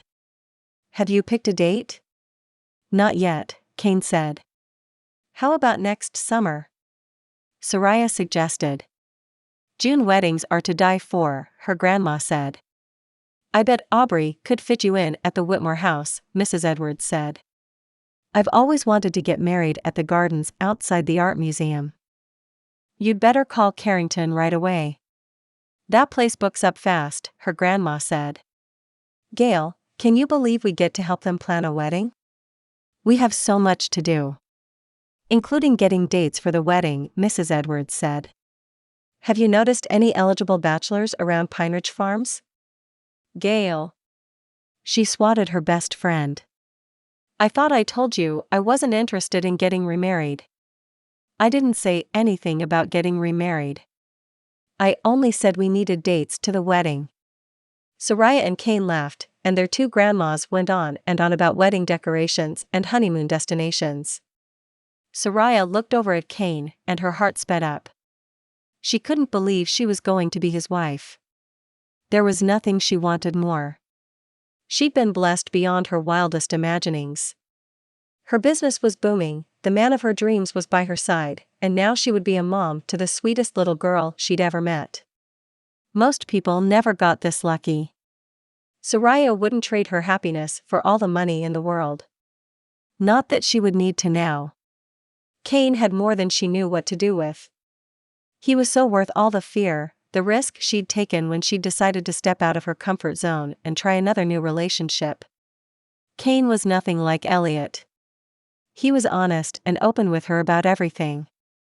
They communicated well and made an excellent team when it came to the business.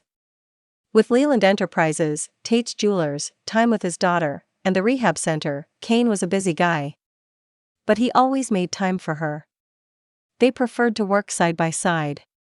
Sariah had decided to step back and let her managers run the business, mostly while she made more of the corporate decisions. She planned to run the business from the home office Kane had set up for her at his place so she could be around for Eloise more. She had a wonderful life ahead of her and an amazing family to spend it with. The end. Epilogue. Carrington straightened the basket of flowers on the side table. The food should be coming out any minute. She'd just watched Sariah and Kane get married in the gardens behind the art museum. The reception was about to start in the grand ballroom of the old mansion. The room was lined with paintings and pottery. It was dicey for her to run this wedding, because she was doubling as the maid of honor. Kane and Sariah wanted their wedding to be a small, intimate affair close to home with their friends and family all around them. The caterers brought the food out, and Carrington made sure they were arranging it correctly. The reception was due to start in 15 minutes. The guests were still outside, socializing while the bride and groom took photos. They'd gotten photos with Carrington and the rest of the wedding party a few minutes earlier. That left her free to make sure the food made it out okay. When she was satisfied that the food was in place, she headed back outside. She spotted Sully and Aubrey Wheaton in their bridesmaids' dresses talking to Bryant Hodges. She'd had secret feelings for him for years. He'd always kept her in the friend zone and openly told her that he'd wanted Sully. Carrington knew Sully wasn't interested in him though. It was a big mess. Carrington had put off dating for years for stupid Bryant. Seeing Sariah finally settling down and being happy with Kane was a moment of awakening for Carrington. She didn't want to spend the rest of her life pining after a guy who didn't want her back. It was humiliating. That was why she never told anyone about her feelings for him. She acted like there was no one in town for her. She'd wanted Bryant for 5 years. Now, looking back, she realized what a waste that had been. He'd been friends with her all that time, and he still saw her as a sister. Carrington was sick of being single. She was ready to find something real. But she didn't see anyone available she was interested in, other than Bryant. But she wasn't going to pursue him anymore. She deserved someone who saw her for what she was worth. She was sick of hearing him talk about how amazing Sully was. She loved Sully, but it had gotten old fast when it was coming from the guy she'd wanted for herself.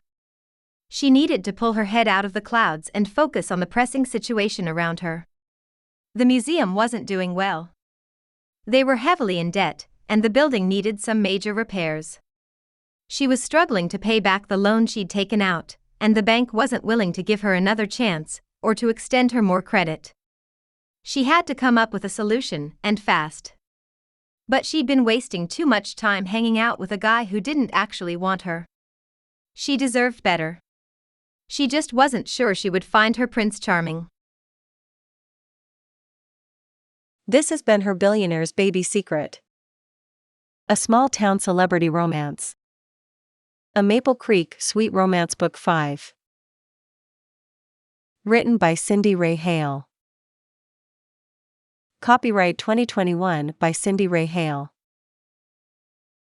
Production copyright by Cindy Ray Hale.